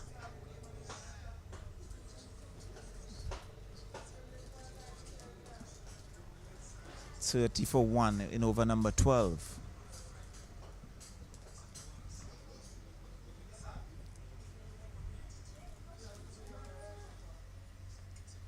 Joseph is driving hard out to extra cover. No run, straight to the extra cover fielder. And so another dot goes into the scorebook. I'm sure Coach Casimir would be very happy in the way how his bowler is bowling to his field, understanding what he has to do for his skipper. Gets one full. Because there's no way that they can bowl out these overs. They have to take wickets. Definitely will have to take wickets. You need to be among the wickets. In this under 15 tournament, to get wickets, the best way is to create pressure. And it's very easy to create pressure in this sort of tournament. A lot of batters here, they're not as prolific as this should be or want to be. So they're very mindful and very cautious of their stroke playing. So it's very easy to create pressure, especially around this under 15 tournament. So 105 can be a threatening total when you really check it out, especially playing on a wicket like this.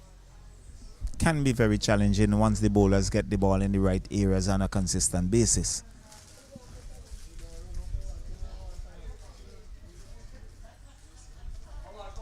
Cleanly by the keeper. And so the over comes to an end. So at the end of 12 overs, they are 30 for 1 at lunch. With Charles, he's not out on 12. Joseph yet to get off the mark.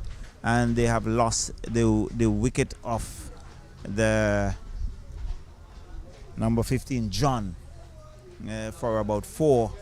And so the work, Dominica would have some time to regroup, to talk over lunch, and to see how best they can come back to put some pressure on Grenada.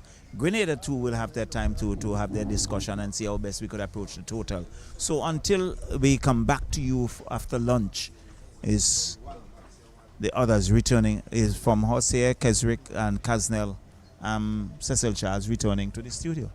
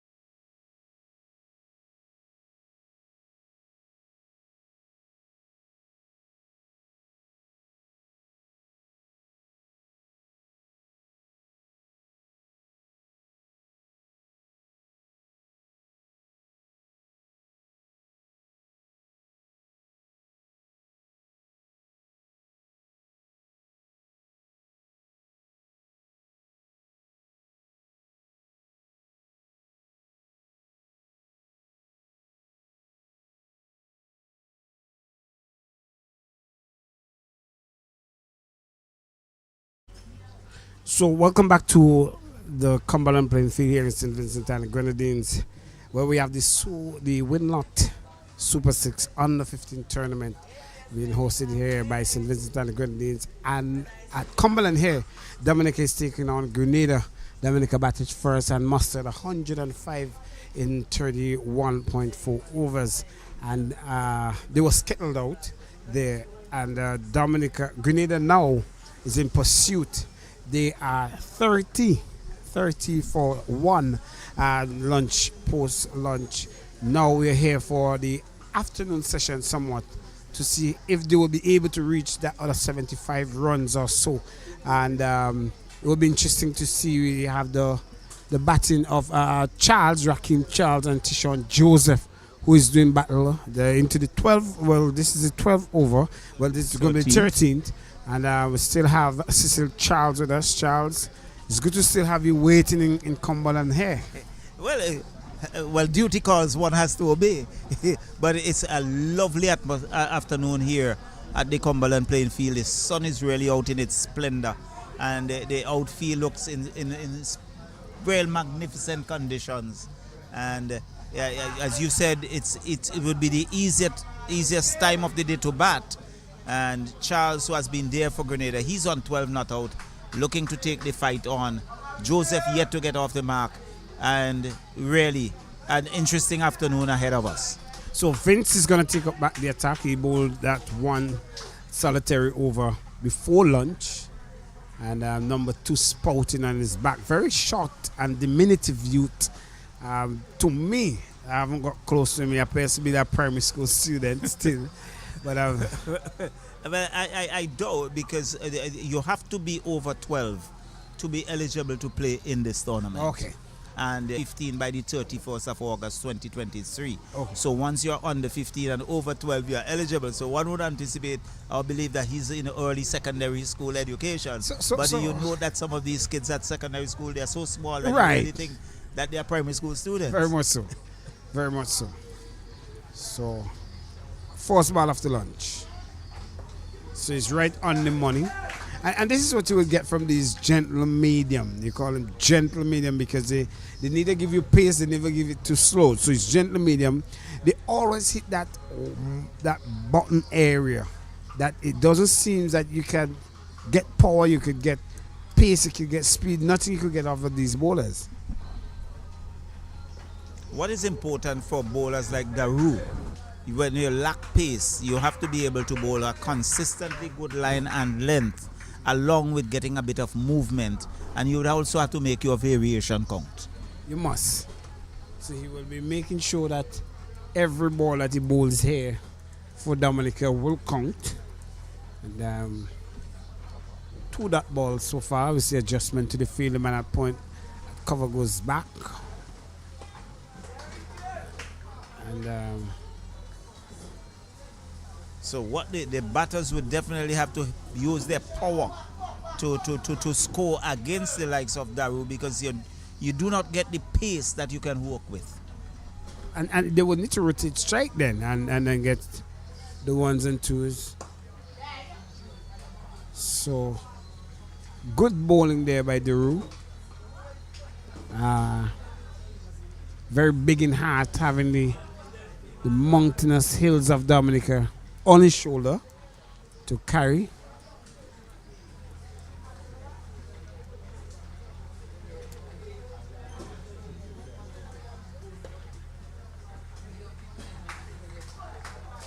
So far he has been very tidy, making the batsman play, but Charles looks to have quite a bit of time to play his shot. Well, he does. He does have a lot of time on his hand.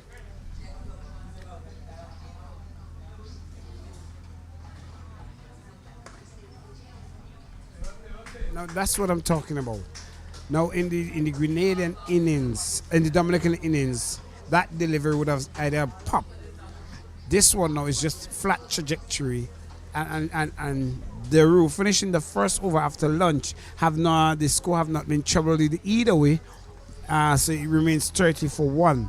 But I was saying in that this condition now, it gives Charles and it gives Joseph enough time to build back again because they do not have a lot of runs to score. So they could actually take another 2 to 3 overs and assess condition again after lunch now to see whether or not the wicket will be true. Good, but what we see now is that the Burton is going to come on to bowl. He was the keeper that started the innings for Dominica. The captain, Fontaine, has now taken over the gloves. He opened the bowling, and now Burton is going to bowl his off spin from the river end. Well, all wrong performance. And you call it right. You will see sometime later in the day, which we are seeing now. So I'm not too sure how much he will get out of Burton if he will give him all 10 slots. Because the captain has to come back.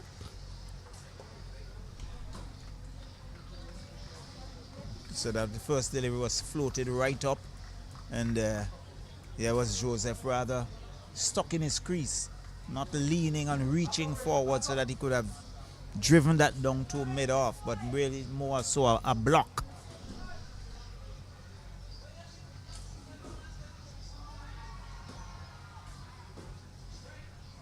It will be such a sad situation because he's a short guy, and if you have to appeal for LBW, he's not even passing the stumps. Joseph, that hit him above the knee roll above the thigh area, so I'm paying benefit of the doubt.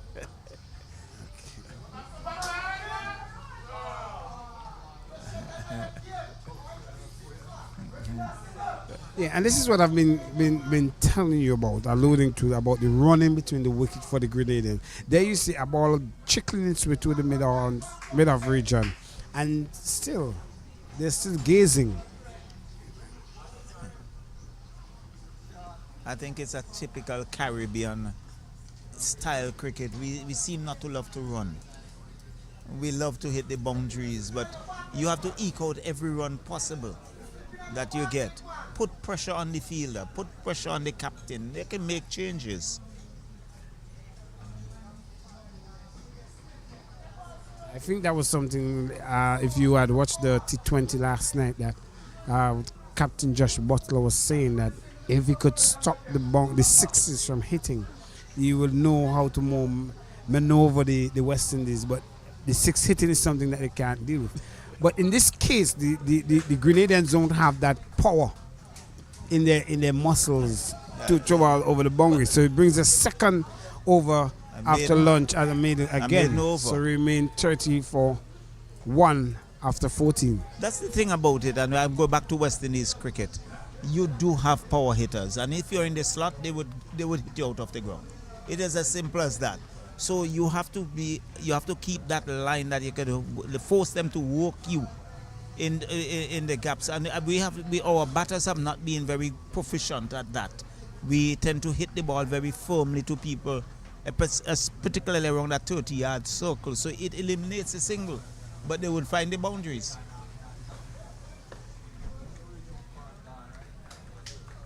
Well, so the rule again, on the money, on the spot, as you say. And, I doubt he will be moving from that area.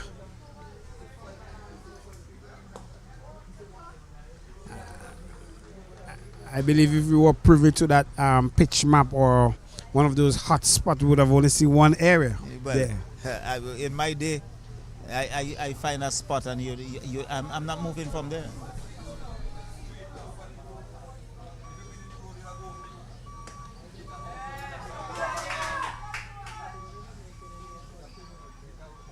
So we have the first run after lunch of the bat of Charles. So I think the great Sir Courtly, in one of his interviews, he said what he used to do, if he's going to bowl first, he's going to an area on the track. Well, that was very noticeable. He would walk, look at the track, look for that spot. That one spot. And then he decided, here's where I'm going to pitch.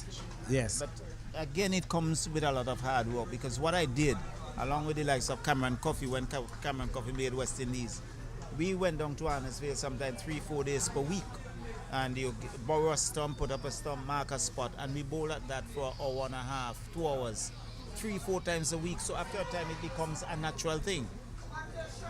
You don't see that anymore in cricket. There are plenty. This is the. I want to believe that was because of the textbook type playing cricketers that you had back then. Now the you have T20 and the T10, the T10 one not in allow you the to lose shape, and so clearly now there are different strategies you have to try.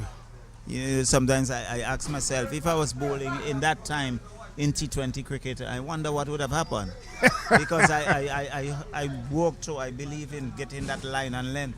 But now with all the improvisation, Well, the basics never change, you know. It forces you to, it then forces you to change because you have to adjust to the conditions. But I believe I would have found, I would have enjoyed it because one of the things I did as a bowler, I used to look at the batter's foot. So it tells me how you're moving. I see how you're moving. So once you begin to move early, I'm not going to come in your slot.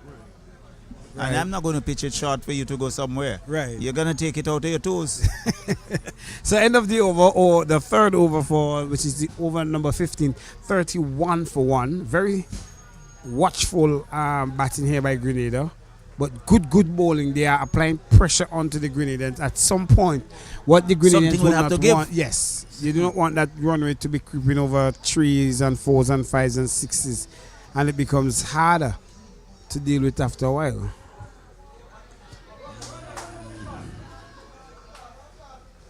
So, good running between the wicket there.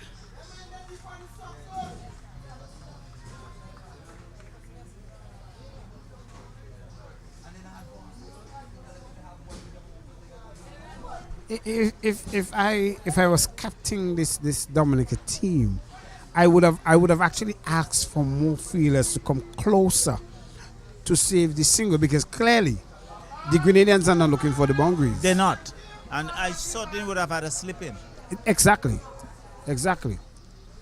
I think that well, Charles being the more statured or well-built batsman there, then you could have left that outfield like that, extended to the. But in terms of Joseph, he's not looking to muscle any ball. No. What I think, the captain, you can be a bit attacking here. I know they are under 15 guys, but a slip, a silly mid off, a silly mid on, and force the batsman to think. Excellent shot, caressed through wideish mid off. So Joseph now gets into the run scoring after lunch here. So he's off the mark. And Charles, who has been there from the outset, and 14, and he comes back into strike.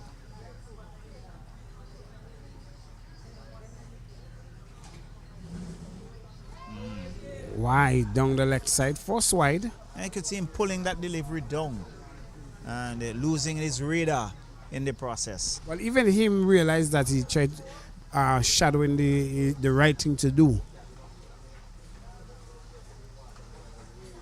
So there you see some discomfort there for the keeper. So just 4 fielders on the onside. Another wide down the leg side. It's a very heavily patrolled leg side.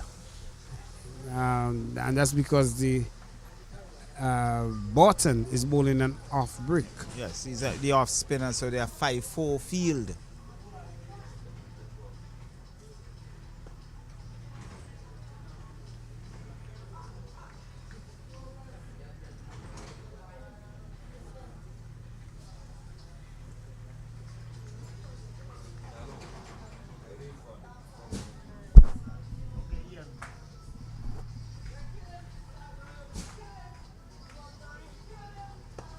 It's a exquisite cover drive again. So they're trickling it out 1-1. Good sensible Important. cricket. That was driven to the left of the middle fielder. He has to cover grounds, and the single easily taken. So end of the over number 16. is 35 for 1. 36, sorry, for 1.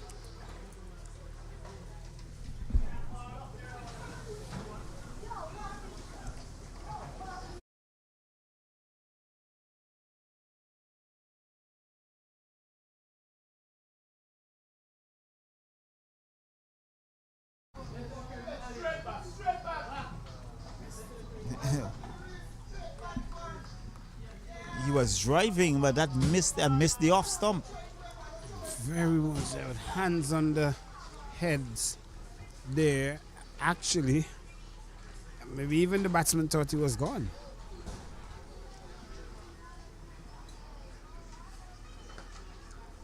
Excellent bowling there by Vince.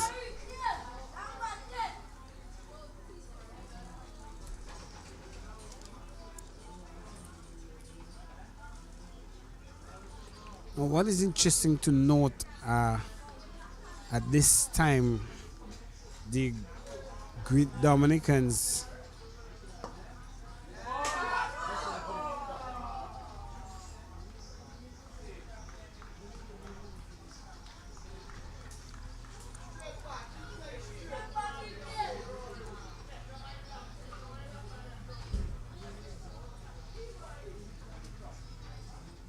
so great bowling there by Deru.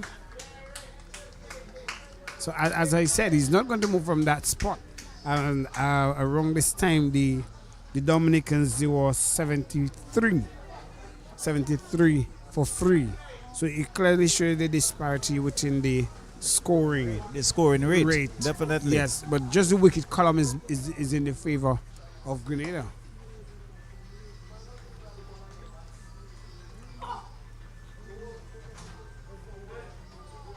And another thing is that the fielders, they are finding, the batsmen are finding the fielders. Definitely. The loose delivery, the full tosses are driven straight to fielders.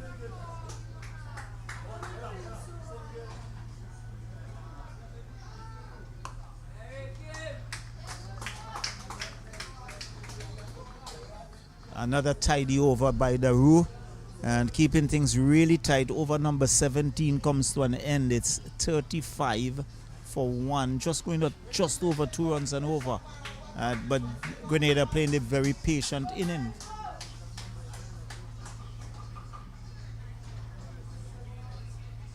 But if you look at the body language of the Dominicans, they're not energetic. They look rather lethargic in the way they're going about it. Perhaps just hoping for a wicket rather than trying to put some point that you've just made there. Because again, a lot of people.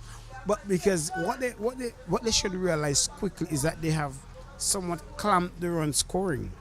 And if they continue to clamp this run scoring, they could actually put that added pressure, bring in an extra fielder, even in an unorthodox manner. Yes, bring a and few close in push the fielders. batsmen to make their own error.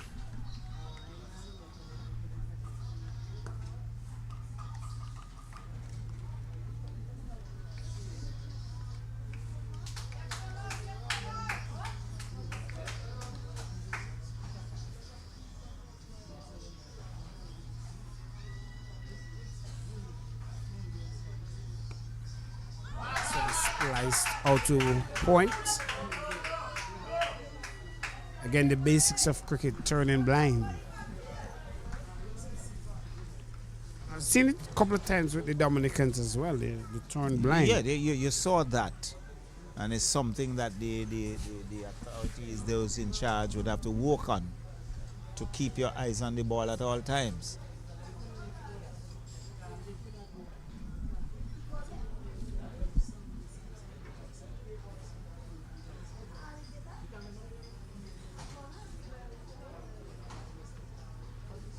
So wide again. So a lot of extras have really helped the tallying of the score here for. Yes. They have been a major contributor.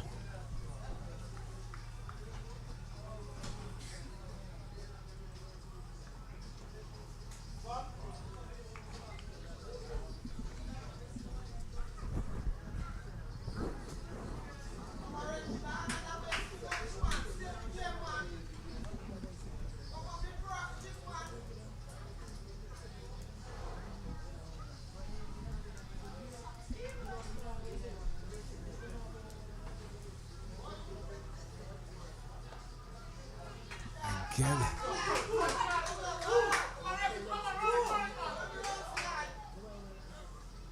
So 2 runs to the total. This one was spliced out towards the point and backward point region.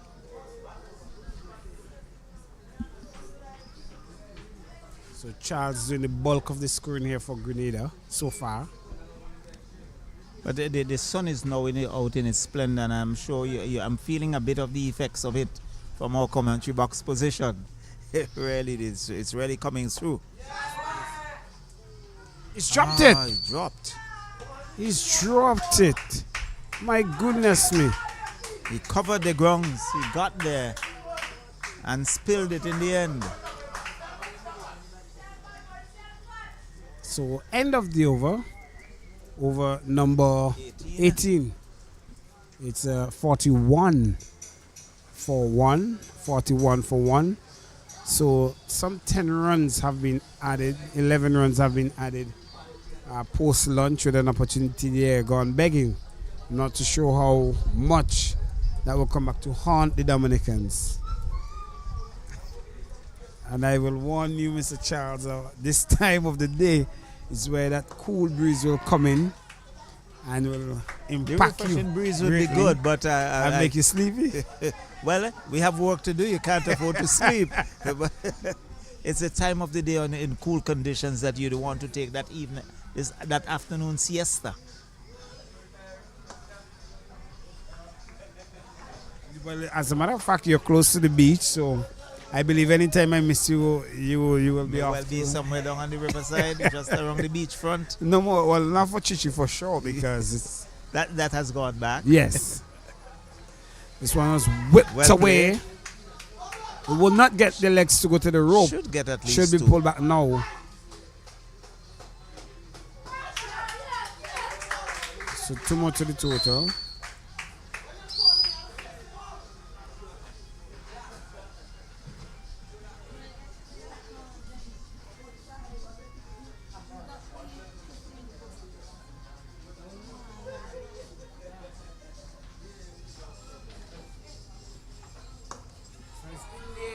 Opportunity dropping short. I think you're not seeing the effort from the fielders. That you really should have made a much better effort than that. Was satisfied to wait for it on the bounce.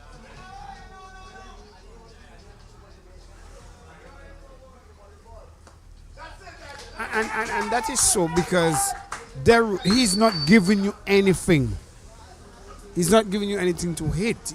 He's just putting it on a spot, asking you, the batsman, to make the mistake. And that's the thing. And that's what happened. He's driving, not having the pace to work with.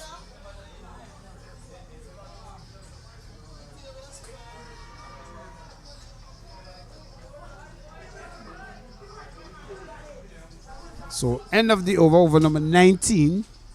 It's 42 for 1. So Dominica, it's continue to keep things tight. Grenada, slow progress. But the good thing is that they have had their wickets in hand. And although making a bit of a heavy weather for the situation, they have wickets in hand. Some 9 wickets still in the hut. And Dominica would want to get among the wickets. But they would have to force something, make something happen. Yeah, and they have to also understand that they require just 2 runs. Require run rate is just 2 exact. So nothing rash you would want to do, the Grenadians, but also they will want to make sure, the Dominicans want to make sure that they get some wickets.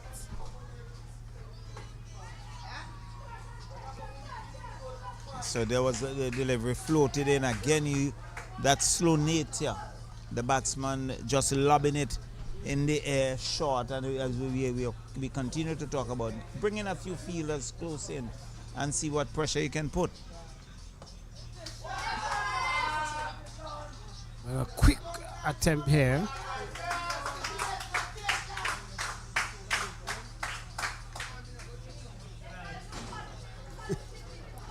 And I cannot stop but look at Jashawn and remember the primary school days of some lads that I've seen around. He doesn't really look like he muster much. Sometimes we used to say the weight of the bat alone is hard to carry to make a single. When you are that diminutive, when you're that yes, Even the pads seem to be choking Yes. But they have been again another drop catch. you. I think the fielder was sleeping. Yes. So sloppy cricket now from Grenada and lapse in concentration from Charles. That's the second time he has been dropped. Third, to be precise, I've been advised. Well, he's riding his luck. It's Christmas.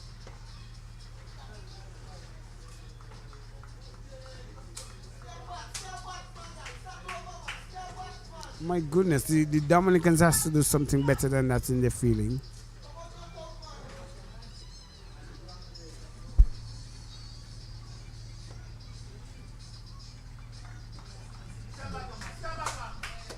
Well, this is the end of the over, and it's 43 for 1. At the end of over number 20. Yep.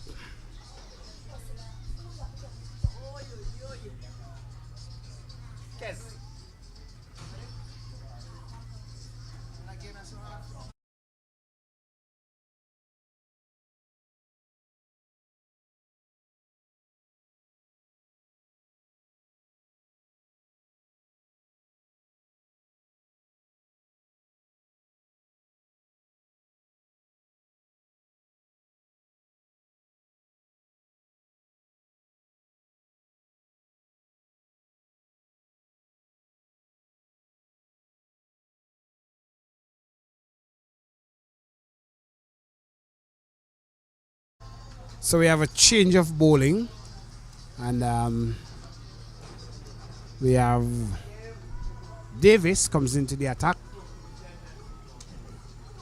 So he will take up spin again from this end. So here he replaces Deru.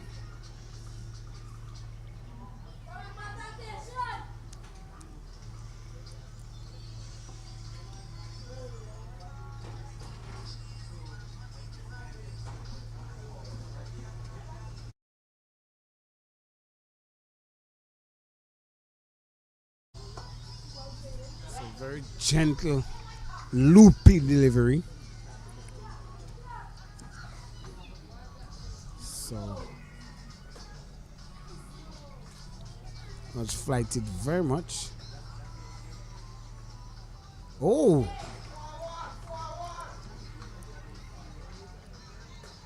So good going there. First two deliveries there from Davis as a very interesting arm action. So he's getting an off break.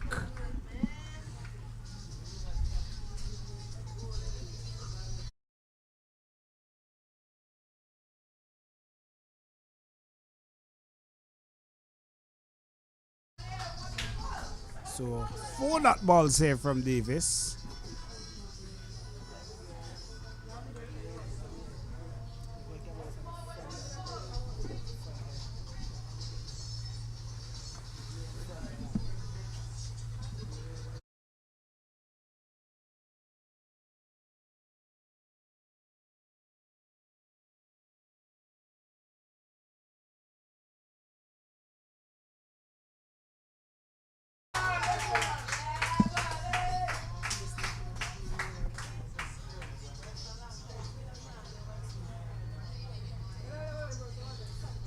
So brings the over to an end. A first good over there by Davis, who just conceded just 1 run from his over. He's now 44 for 1, 45 for 1, and requiring some 2 runs. But I don't think that the Grenadians will want to use all the overs here to get those remaining runs, whilst the Dominicans will look to get some early wickets, quickly get some wickets. Well, Morris, bowling dot balls wouldn't help. They would need to take wickets. But one thing I know, at this level, pressure is easy to be created. So therefore, if the Dominica can soak up a couple of overs or string some dot balls together, this can cause some panic into Grenada dressing room and can create that opportunity for a wicket. It's just a matter of just keeping it tight. I mean, bowling dot balls really wouldn't bring the curtain down for you to win a game. But what it can do, it can make you smell or have like a sight of victory. Grenada just need to be smart. Really and truly, we haven't seen anyone play any sort of shots today apart from it being full. Anything that has been put in front of every batter, they were just very happy to block it. So a maiden over brings this over to an end. Remains on 45 for 1. Raheem Charles has been there for a while. Some 67 deliveries he has faced for 20 runs. And Joseph were 36 deliveries, just got 4.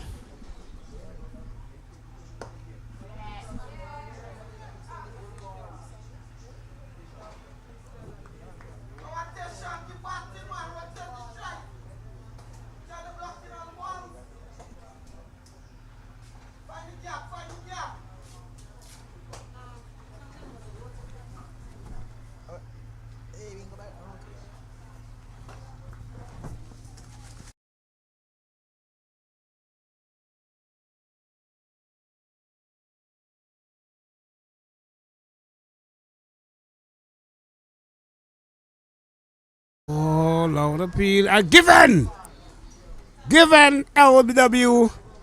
Joseph walks off in disgust of that decision, but he was merely pushing forward. And once that ball hits that pad, because it's an off break, Davis doing that gentle off spin would have created some problem, and he missed that one. And the Grenadians have lost the second wicket. Very short in stature, Morris. So for him to really put doubt in an umpire's mind, he has to push so far forward. Anything chopped on the back foot or merely getting forward would always make an umpire confident because of how short he is. Anything even hitting the roll of the pads. As a matter of fact, one of the ball hit his thigh pad, and they were appealing vociferously. What would you call that? It won't be LBW at that point. Well, that's it. TLB. Before.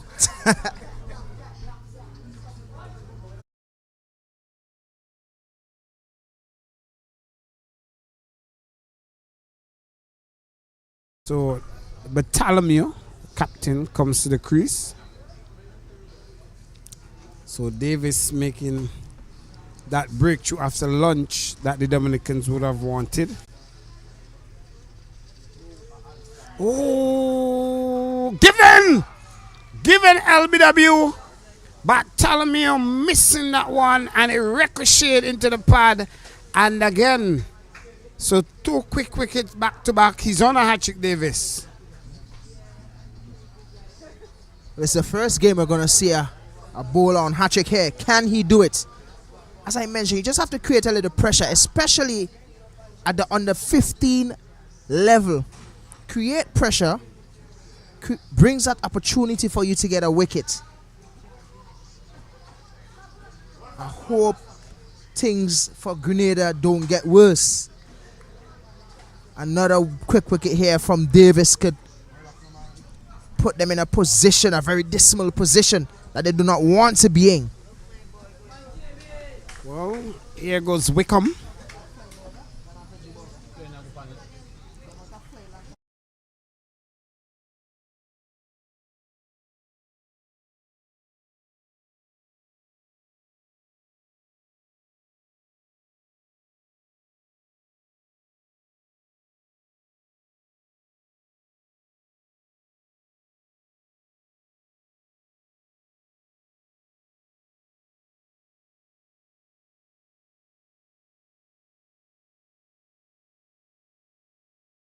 So Davis, who is on a hat trick, and here comes Wickham.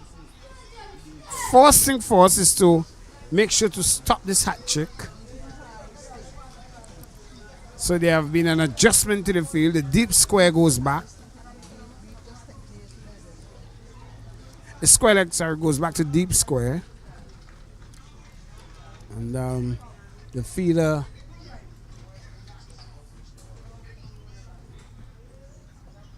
and he says that out. So Wickham off the mark right away.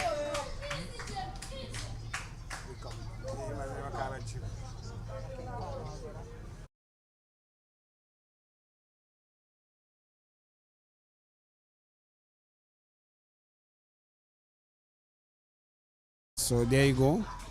So and I wonder if this also will pose some threat to some not really threat, but in terms of batting for Charles, who have been there all along, as it brings the over to an end of over number 22 as 46. 46. 22 overs. 47 for free. Just kind of wondering here, is it? I know they are youngsters, Morris, and I keep mentioning it, but there must be a need to score runs.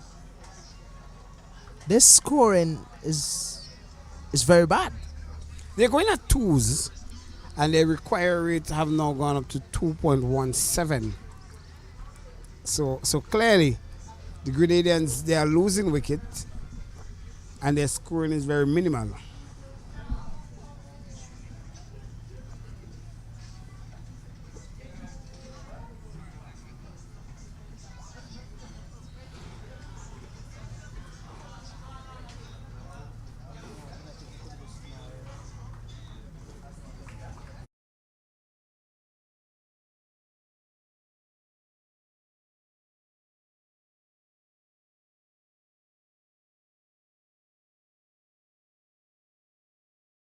An appeal there, gonna begging. Tall, lanky off spinner. Should extract a bit of bounce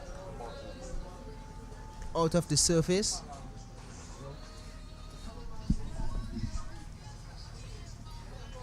And Wickham, number 11 on his back. Grenada will be happy to get that even as much as that 11 at this time, to help the impetus of the total. Looking at him at the crease. He reminds me a little bit of Samit Patel out of England. Beefy structure. He's calling for a helmet, a change of helmet. He's looking to change the helmet. Yes, change. I've been seeing a lot of players changing gear or equipment all day. Bats, glove, helmets. Do you think their dressing room is filled with equipments, Morris? Because back in the day, if I get one bat, I was lucky. Well, I believe they are sponsored, and that's a good thing. So sponsorship is ideal. I was mentioning to Charles earlier. Not offering a shot. He's floating with danger there. Probably going down leg as well. Umpire unmoved. But I was mentioning to Charles earlier, back in the day playing school cricket, when you turn up to play a school like grammar school or St. Martin, Convent, Emmanuel, even Camden Park, secondary. You turn up to play and you see a batter walk out with all Grennicles kit and you wonder, are we in for a treat today? But sometimes those are the worst players. Full with kit. What's your description of worse? That's a very mean first adjective to use there. One would say mean, but I would say it's honesty.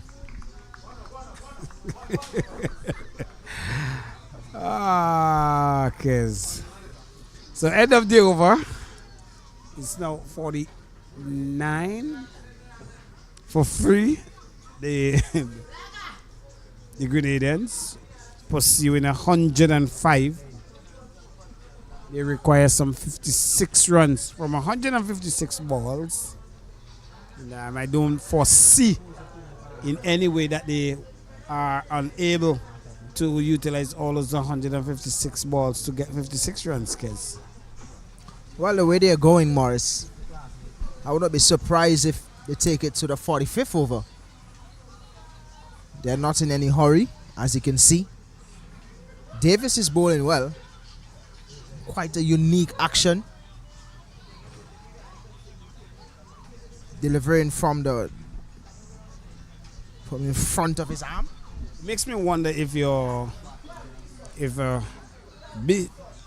Bishop, he will be batting with both hand, left and right. I'm wondering. Well, I would be surprised. Then that's a very unique talent. Because what I'm seeing here from Davis is really good. You don't really find youngsters at this age with this sort of talent that he has. He's delivering the ball from in front, presenting the back of his arm to the batter.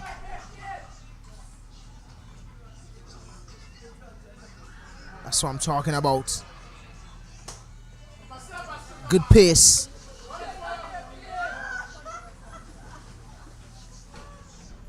So Charles have really struggled after lunch to score freely.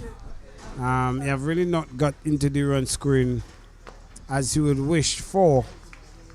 And he seems struggling a lot.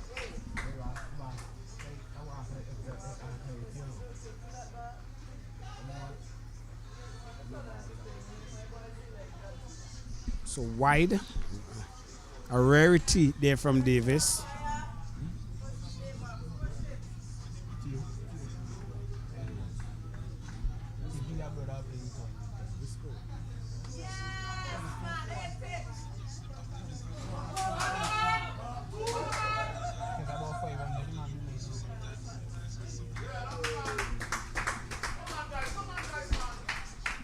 Well played there over mid-wicket. To the boundary, didn't have enough legs to get to the boundary. Outfield is very heavy. Picks up 2. It also brings up the 50 for Grenada. Oh, how much this tournament missed Atio Edwards, who scored over 300s last tournament. That would be a good tournament to sit and watch Morris to score 100 at this level. Missing everything. The stump, the gloves of the keeper. Davis is spinning a web out there, Morris. And he's doing very well, very subtle. Keeper with hands on hips, still trying to figure out what happened. Missed. And it's the skipper himself. The man that does everything. Opens the over batting. to an end. It's 53 for 3 at the end of the over.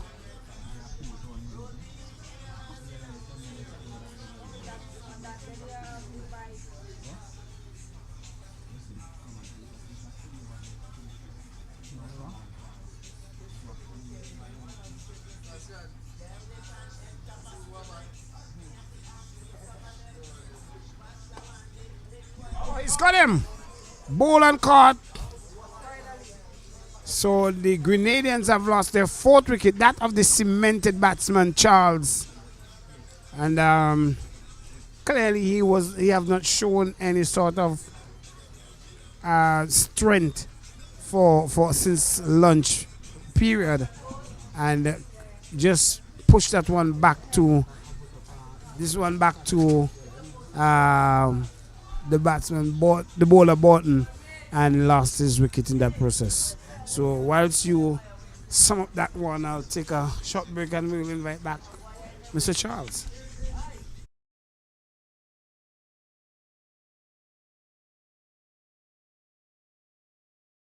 So 53 for 4. St. Vincent chasing 191 for victory at 24 for 2. I wouldn't be surprised if we probably see Dominica inching closer to probably smelling a victory here, because from what I'm seeing from Grenada, the intent to score is very, very minimal. Well, you're saying minimal. I really have not seen the intent. Well, I'm being nice. So maybe, as we would say, politically correct. So it was Burton getting among the wickets. Cotton bowler was driven back to him. He took the catch, and Grenada now in a spot of bother.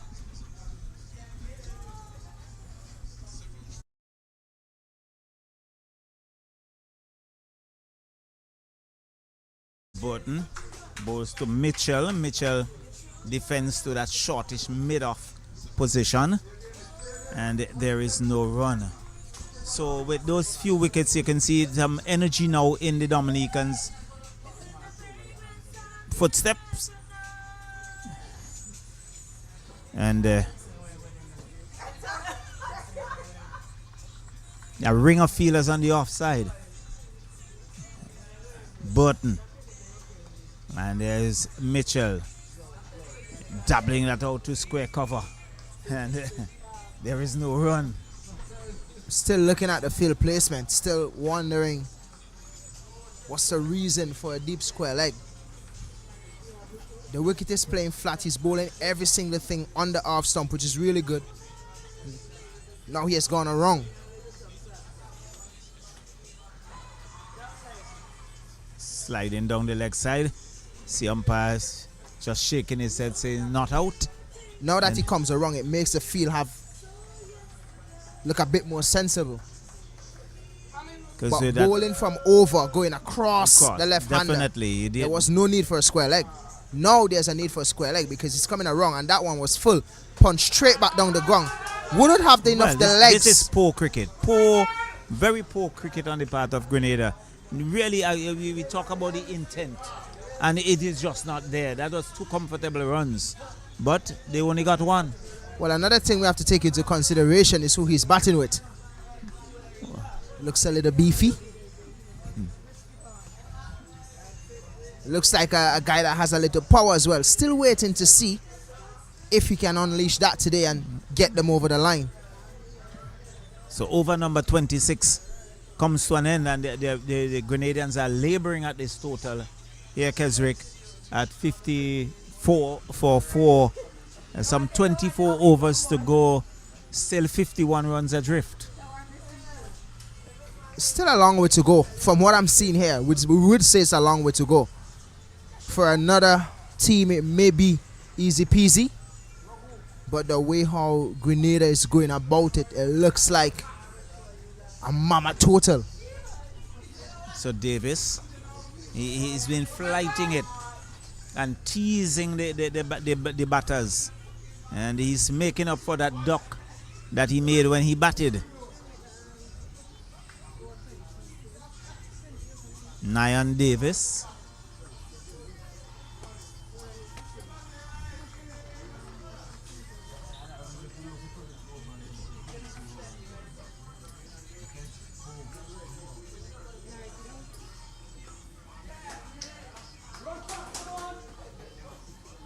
That was short and swung out to square leg by Mitchell for a single. The total goes on to 55. But looking at Davis's bowling, Kez, I'm not sure if you have ever seen the late ball for Ambrose bowled. Actually, Morris was speaking about it earlier.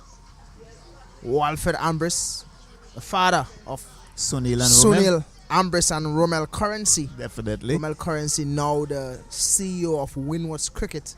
Sunil Ambrose is also on contract with the Windward's board, Windward's franchise, I should say.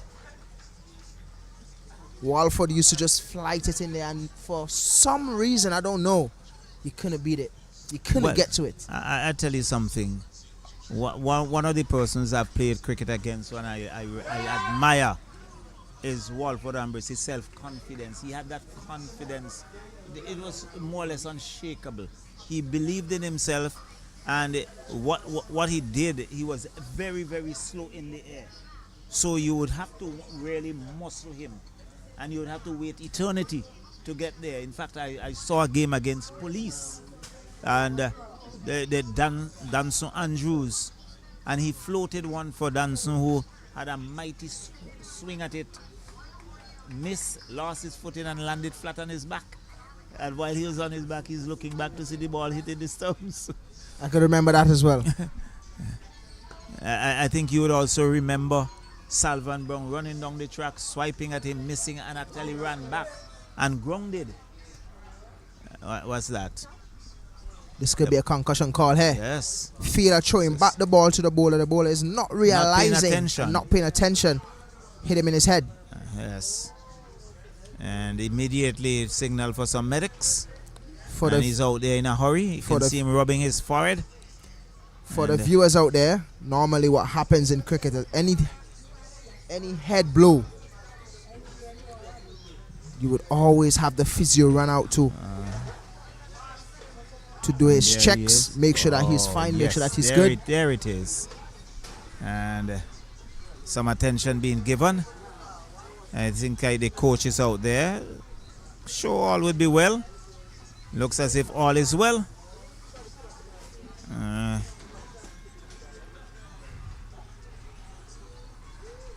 And I think they have signaled for the water break as well, so the players would refresh themselves.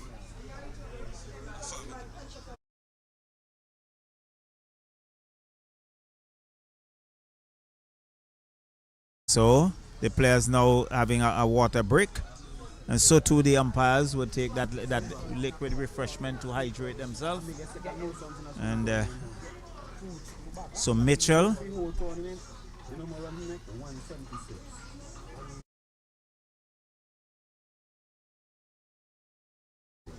everything seems to be all right now, as we see Burton back on his feet,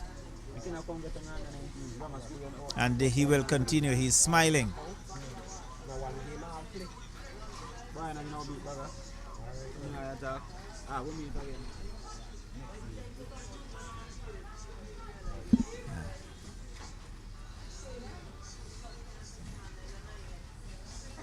So Burton still rubbing his forehead where he was struck, and see the umpires still in a huddle. And well, the good thing about it is that he's fine. Some news from the other game. St. Lucia bat first, make 191. St. Vincent in pursuit, 31 for 2. The skipper Jordan Charles is at the crease. Haven't added to the scores yet, but Zach Thomas is on 13 of 37 deliveries. So that's the game in Park Hill. That's the Park Hill game. So Burton will continue. He'll be bowling to Mitchell. As we see a very huge figure. As he swung that out to mid-wicket, he shows some intent. This would run close to the fence. In fact, it goes across the ropes. That's 4. And he looks like one who has a no-nonsense approach. Once you give him that opportunity to score, he will attack you. Probably one of the first attacking shots that we have seen from him since he gets to the crease.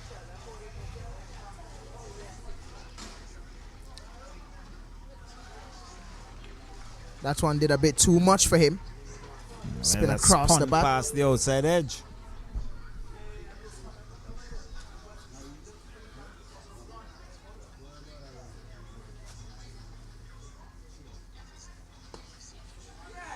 Lovely shot.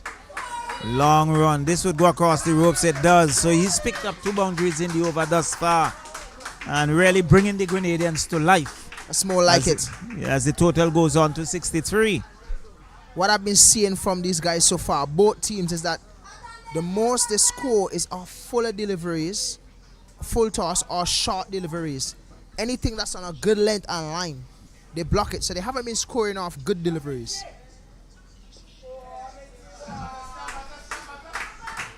That was guided out to point. I think there's still a delivery remaining in the over. 63. Still needing some 42 runs for victory. 6 wickets in hand. Dominica would want to take those 6 wickets. Button, and then he takes that off his body, inside edge, down to short fine leg. And there was no run, but there was some anxiety there. As the keeper was just about going up, thought that had cannoned into the pads. So the over comes to an end of over number 28. And it's 63 for 4.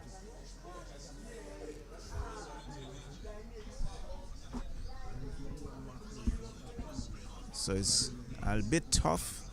And we can see Burton just making his way off the field as he's replaced by the substitute fielder in Jacqueline Latil. So Wickham now on strike, and he will face up to Davis.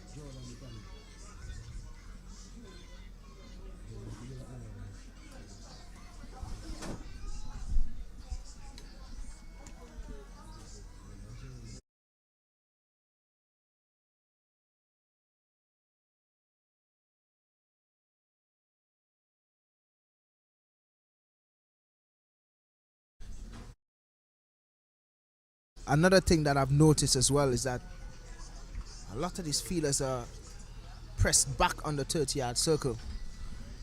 These guys haven't been really trying to power the ball, so there's no need for that. They probably can get a little bit tighter to secure or to get that dot ball in, because the urgency is not there from the Grenada batters. Definitely. It's been 28 overs and 63 runs.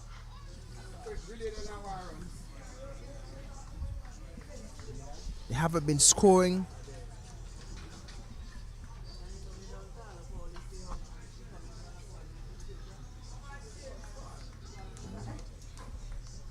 A lot of work to do by these coaches after this tournament to get these guys up to speed, because some of these guys will be playing under 19 cricket.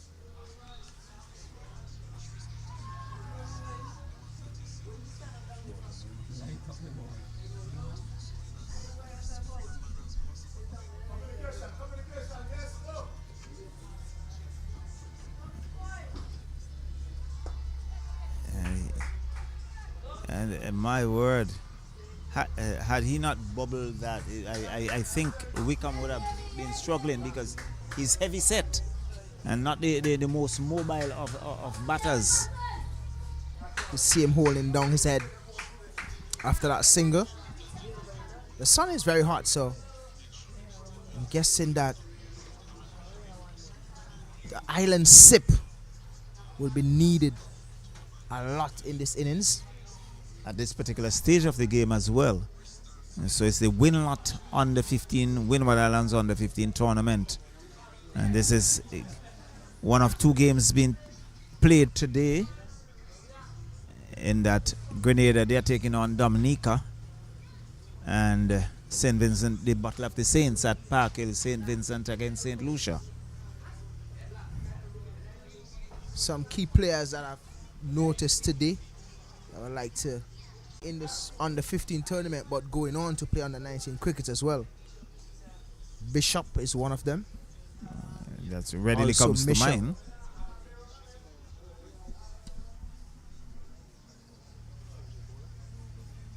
So let's see, there's a change in bowling at the far end. And it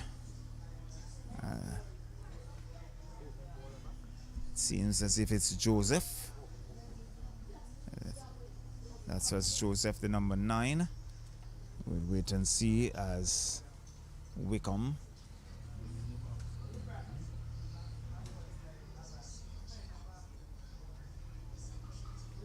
settles. In fact, that's John. Nylan John. Dylan John really picking up the attack from the southern or river end. He was the one that started opening the ball, and I make mention to how good his line and length was in his first spell. Soon as I talk him up, he goes a wide. Commentator curse, I guess. So that was wide outside off, coming round the wicket. Total now on to 65. 65 for 4, and we are in over number 30. So pretty slow going by Grenada. And a no ball, and well, he's been dropped in the process. That would not have counted. No so problem it's a there. free hit. Total now on to 66. So you were looking for Beefy to use some muscle. He tried in that delivery. Now he has a free hit. Let's see what he will do. I'm guessing 4. I'm guessing Beefy will hit this one down to the Super 6 logo for 4.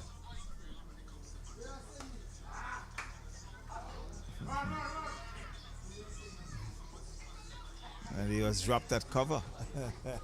But again, will not be counted. Disappointed here, Beefy. Come on. And he struggled to get to the other end.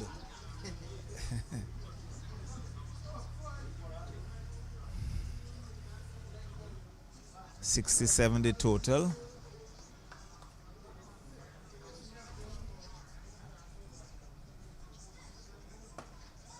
There is Mitchell defensively forward. Plays it out to extra cover for none. So a dot goes into the scorebook. Really enjoy looking at John Boldo. He has, as I mentioned, I wish we had that slow-mo so I can dissect his action. Really nice. His run-up is nice. Good stride. He's not overstriding. His run-ups are steady. But his bounce. So that was a full toss swung out to mid-wicket. Mitchell will get 2. The total now moves on to 69. Inching closer to that 105 needed for victory. Do you think we're going to see another 10 overs here before victory? The rate at which they are going, it could well be more than 10.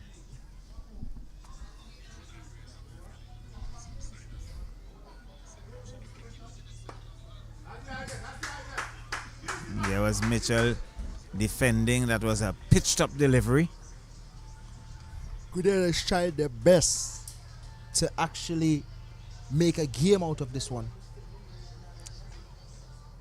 It's been 30 overs, 69 runs. 36 runs needed for victory.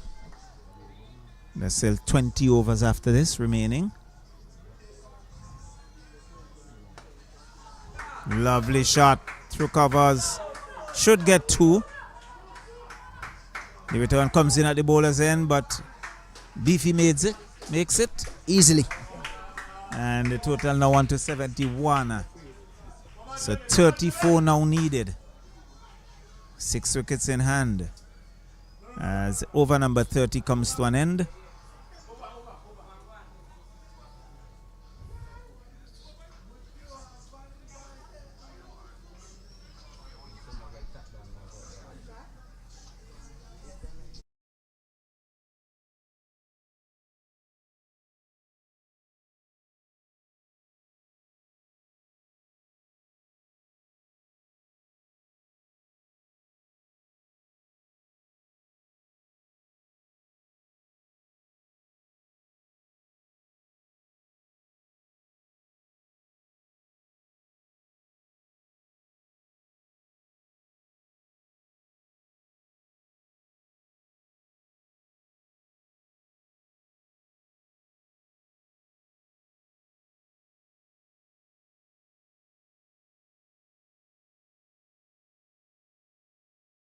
So Davis continues, and he's bowling to Wickham.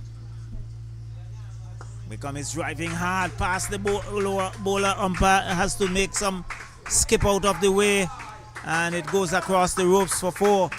So Beefy showing you that he can muscle that ball to the boundary, Kez. I told you, Charles, he looks like he can hit some big shots. And he looks like he wants to take them over the line. So 75 now for 4 over number 31. And looks like he's just getting warm as well, Beefy. and he has forced a change in the field, so a few fielders spread to the country areas.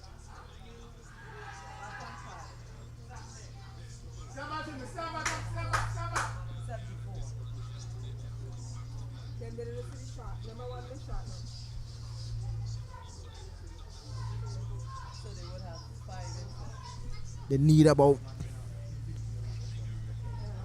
at least 3 more boundaries in the way they have been going. 3 more boundaries will take them an inch closer. And how fitting would it be to come from the bat of Beefy? Well, Grenada would hope that to happen. So a lot would depend on him. Something I need to take into consideration is because the tournament is so short and Beefy went onto that one, didn't get enough legs.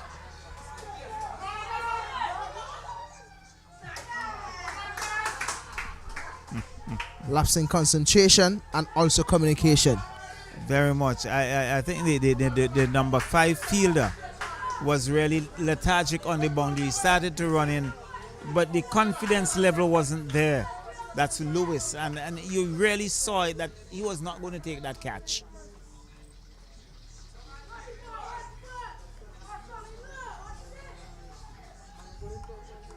So over number 31 comes to an end. It's at 77 for 4. A chance went a begging right there, and who knows? They would live to regret it. Well, he's still there. That's what's important. He looks like he's a type that can get his strike rate up. But it's left to be seen. As I mentioned, anything's been bowled with the right line and length. There's no sort of intent to score.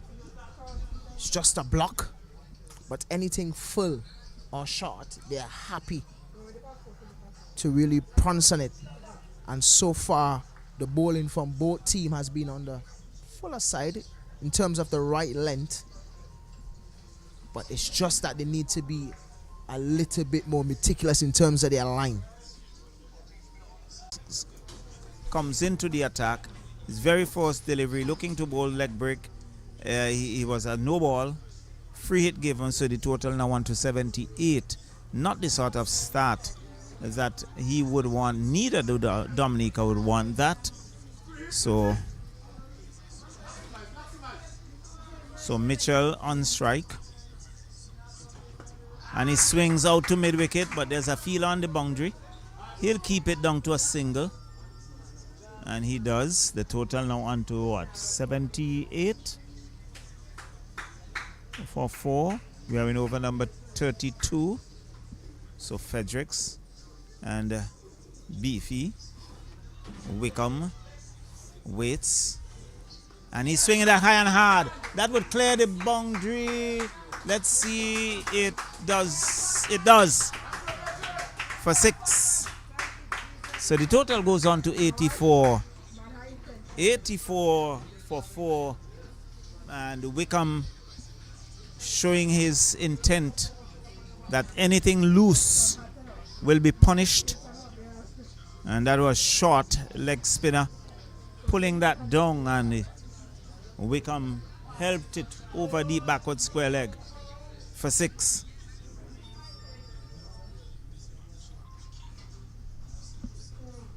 So we see the umpire having a word with the captain Fontaine.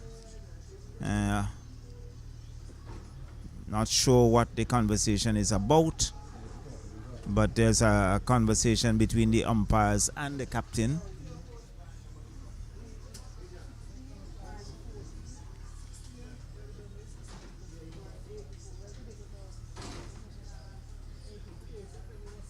Not sure if there's something said, but you see Fontaine now making his way back to behind the stumps.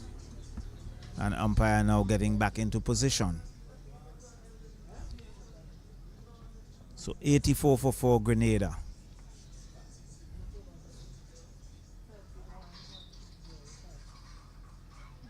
And he's looking to turn that on the onside, taking on the pad. Half-hearted appeal. Not out, says umpire. The total remains on 84.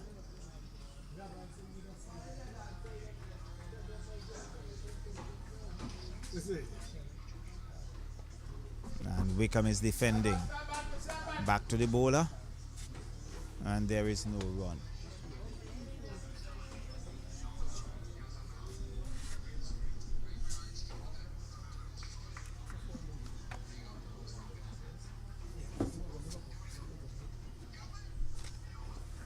There is Wickham again defending. And the encouragement comes from the bench.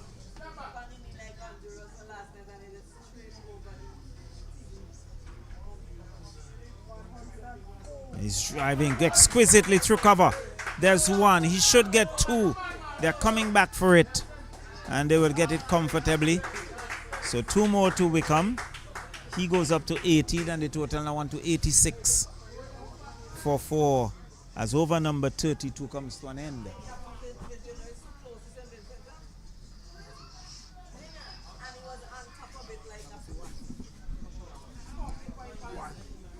So 21 needed, Caswell.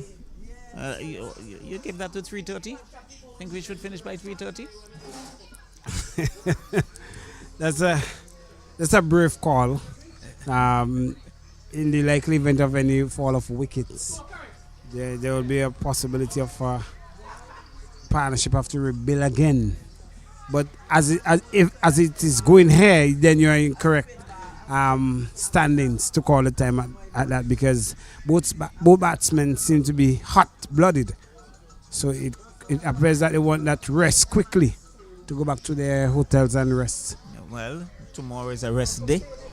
And there's Davis who continues. Floated that up just a la Walford Ambrose. And missed. But I think this partnership was critical Very in terms critical. of in terms of how the Grenadians were losing wicket, and clearly they capitalized on it. And this one is pulled away. It should be stopped, but Deru, who doesn't have enough legs, pulled that away. Couldn't stop that on the square leg boundary. So the total now on to 90. 90. So 15 needed.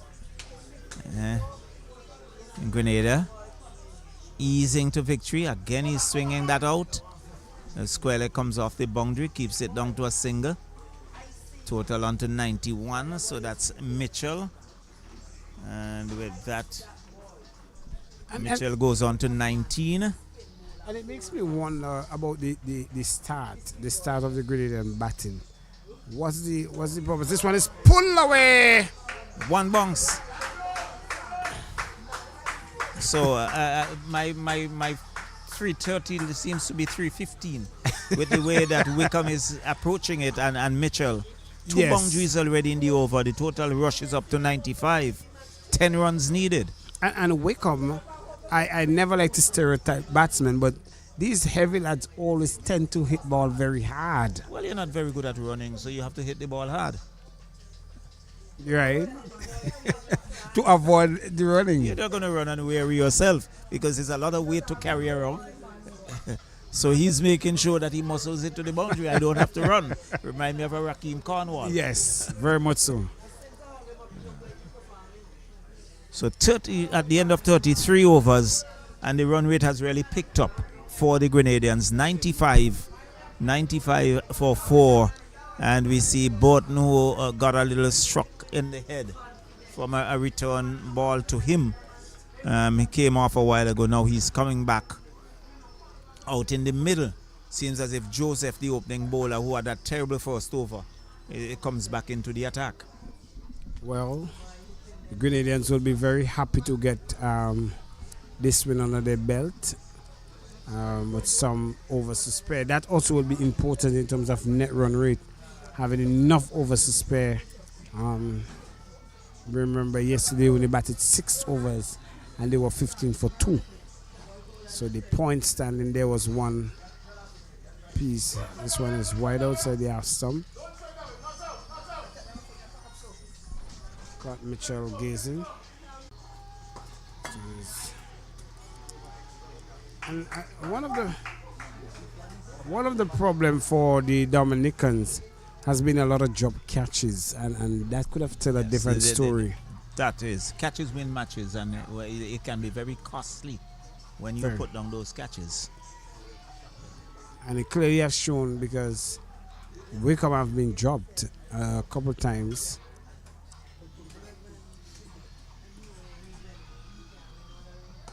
And he's hitting that one hard over extra.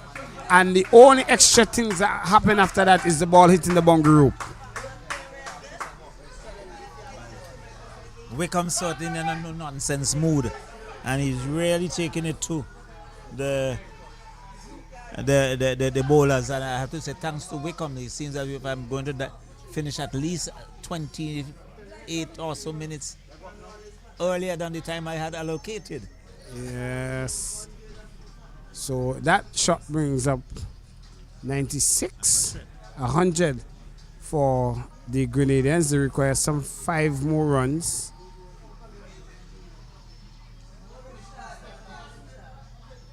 This one is heaved down the ground.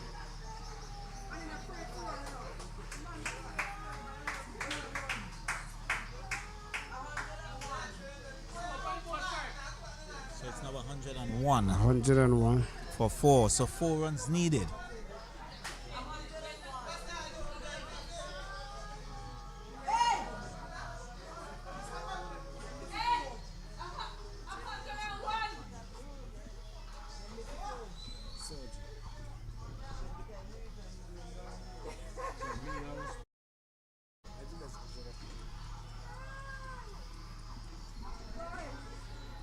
So 101 here at Cumberland. Grenada should be able to win this game here on. And I love the way Mitchell played when he arrived at the crease. He took responsibility and capitalized on the bad. He has really worked out in the Grenadians' favor. And also with that, Wickham was able to freestyle, and as what we'll call it here, as in able to get it. More. So over through there. Well, Wickham was looking for a single, but he was a bit lethargic getting back. The throw went to his stumps, but again the Dominicans flat-footed, not backing up and giving away a run. So Basic that's 102, cricket. So 3 needed now. And over number 34 comes to an end. Yes, comes to an end, 102 for 4. So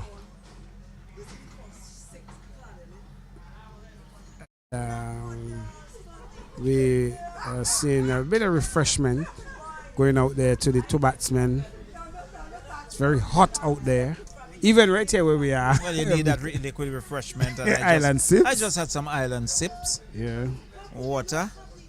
And at this particular stage, you must stay hydrated. You must. So it's Borton who comes back into the attack from this commentary booth end.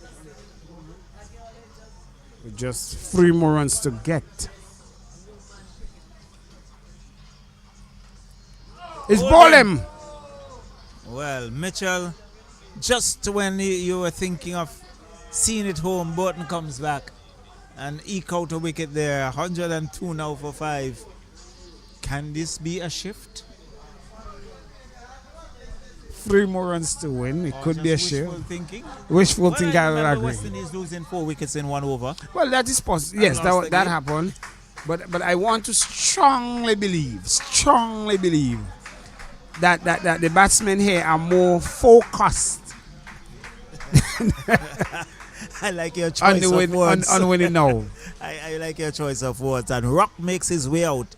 And he would want to be a Rock for Grenada at this particular Very stage. Much.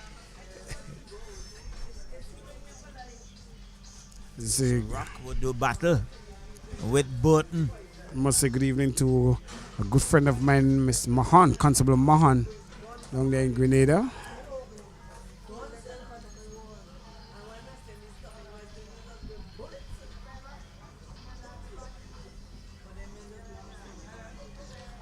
Scorers have been doing a very good job. So good evening to Chanel, Demi Joy. You know that one is angling down leg.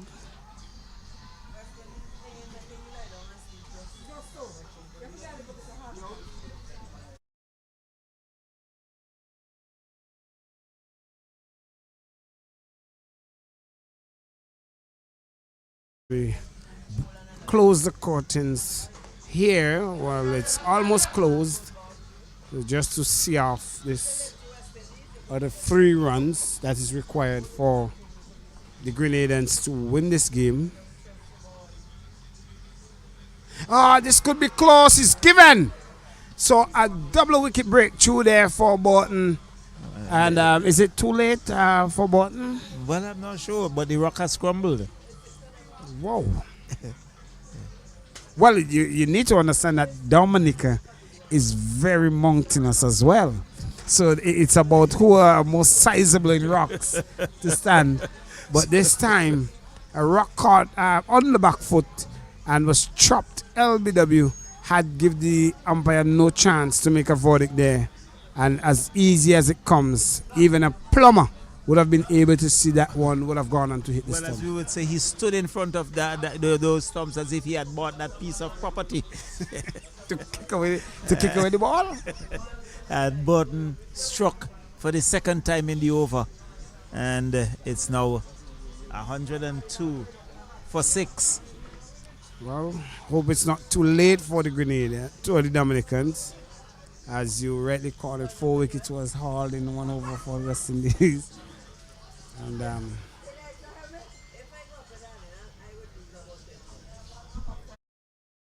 so Bolton will want to get another wicket here and put added pressure again. He will want that support from the other end.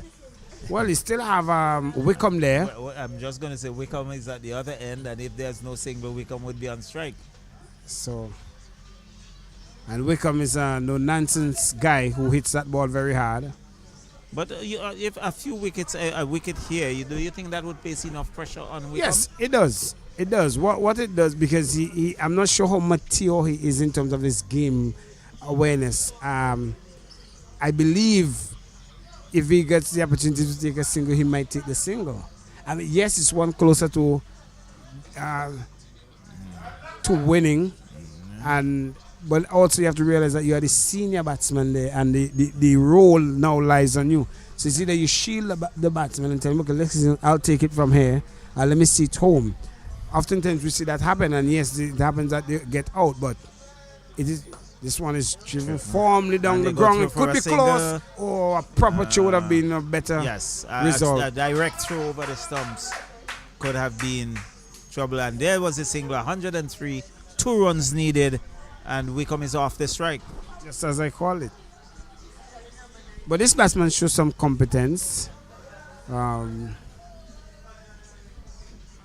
Grenada seems to have this plethora of left-handers. Yes, most of the batsmen I've seen for all the teams that I've played yesterday, St. Lucia, Grenada, and now Dominica, they have a cadre of left-handers lined up in these teams.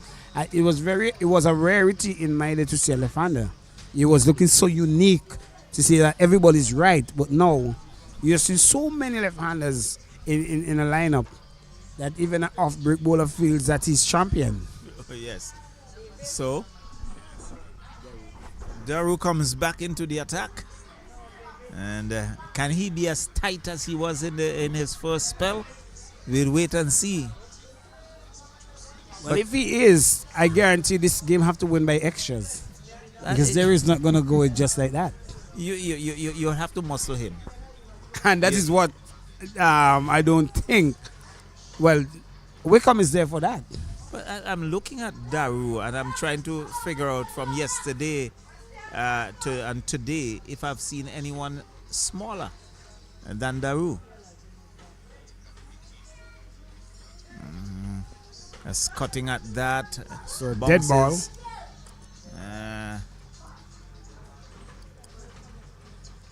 I think I think it's that taking the keeper on the body.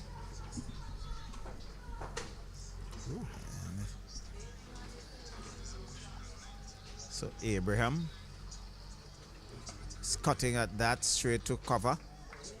No run. and in terms of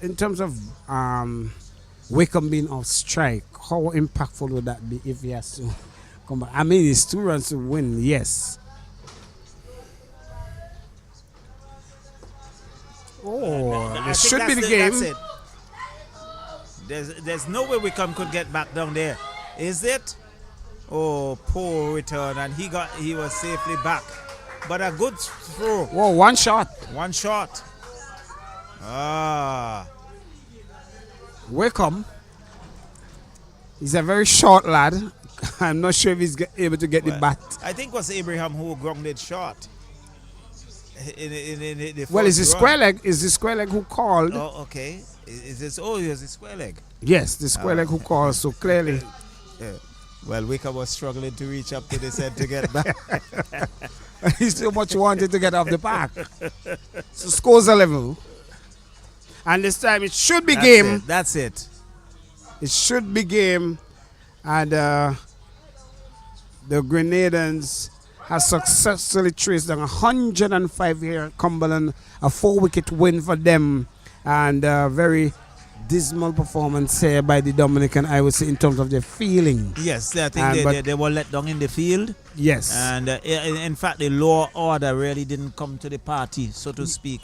That too. They had a good opening stand, and in fact, the top order rallied and put them into a position, but after that, they lost wickets steadily and were bundled out for 105. And the Grenadians came out. They approached it with some sense of maturity. They took their time. They came home victorious in the 36th over, getting 105 for 6. And congratulations to Grenada. I must say, and it now leave the table open because Dominican now goes down as a defeat. Grenada now gets the first win. So that game between St. Lucia and St. Vincent at Park Hill is very crucial for both teams. And with a no result yesterday, they would have picked up some points. So if St. Lucia comes away with a victory, both teams should be on par. Yes. There are some bonus points as well. Yes. So it's going to be pretty interesting. Very much so. Well, it was good to have you here at Cumberland, Mr. Charles. This is on behalf of Keswick Williams. And we'll just give you a brief summary of the game that Dominica batted first. And they mustered 105 all out in 33.4 overs. And the bowling, the ambidextrous bowling of Bishu, he took 3 wickets apiece along with Mitchell, who was there, and also George, who started the bowling, who got 2 wickets in that. And then the Grenadians took the crease, who had a very slow start, not as they wanted, but they were able to get to the end of it safely with Wickham at the crease, 19, and Mitchell, he scored 18. And for the pick of the bowlers, Borton, who got a 3-wicket haul, and that was the all that she wrote here at the Cumberland playing field. Tomorrow is a rest day. We'll come back here on Friday. Mr. Charles, I'll show you. Unfortunately, I will be at Park Hill on Friday, so you see me by Sunday, God's willing. Yes. Back here at the Cumberland playing field. Well, but it was a pleasure working with both you and Keswick, and look forward for coming back here on Sunday, hoping good weather by God's grace, and we'll be able to bring it to the listeners and the viewers. Sure bet. So it was a pleasure, and on behalf of Keswick and Mr. Charles and myself and the ITFX camera crew here at Cumberland St. Vincent, we say goodbye and thank you for viewing.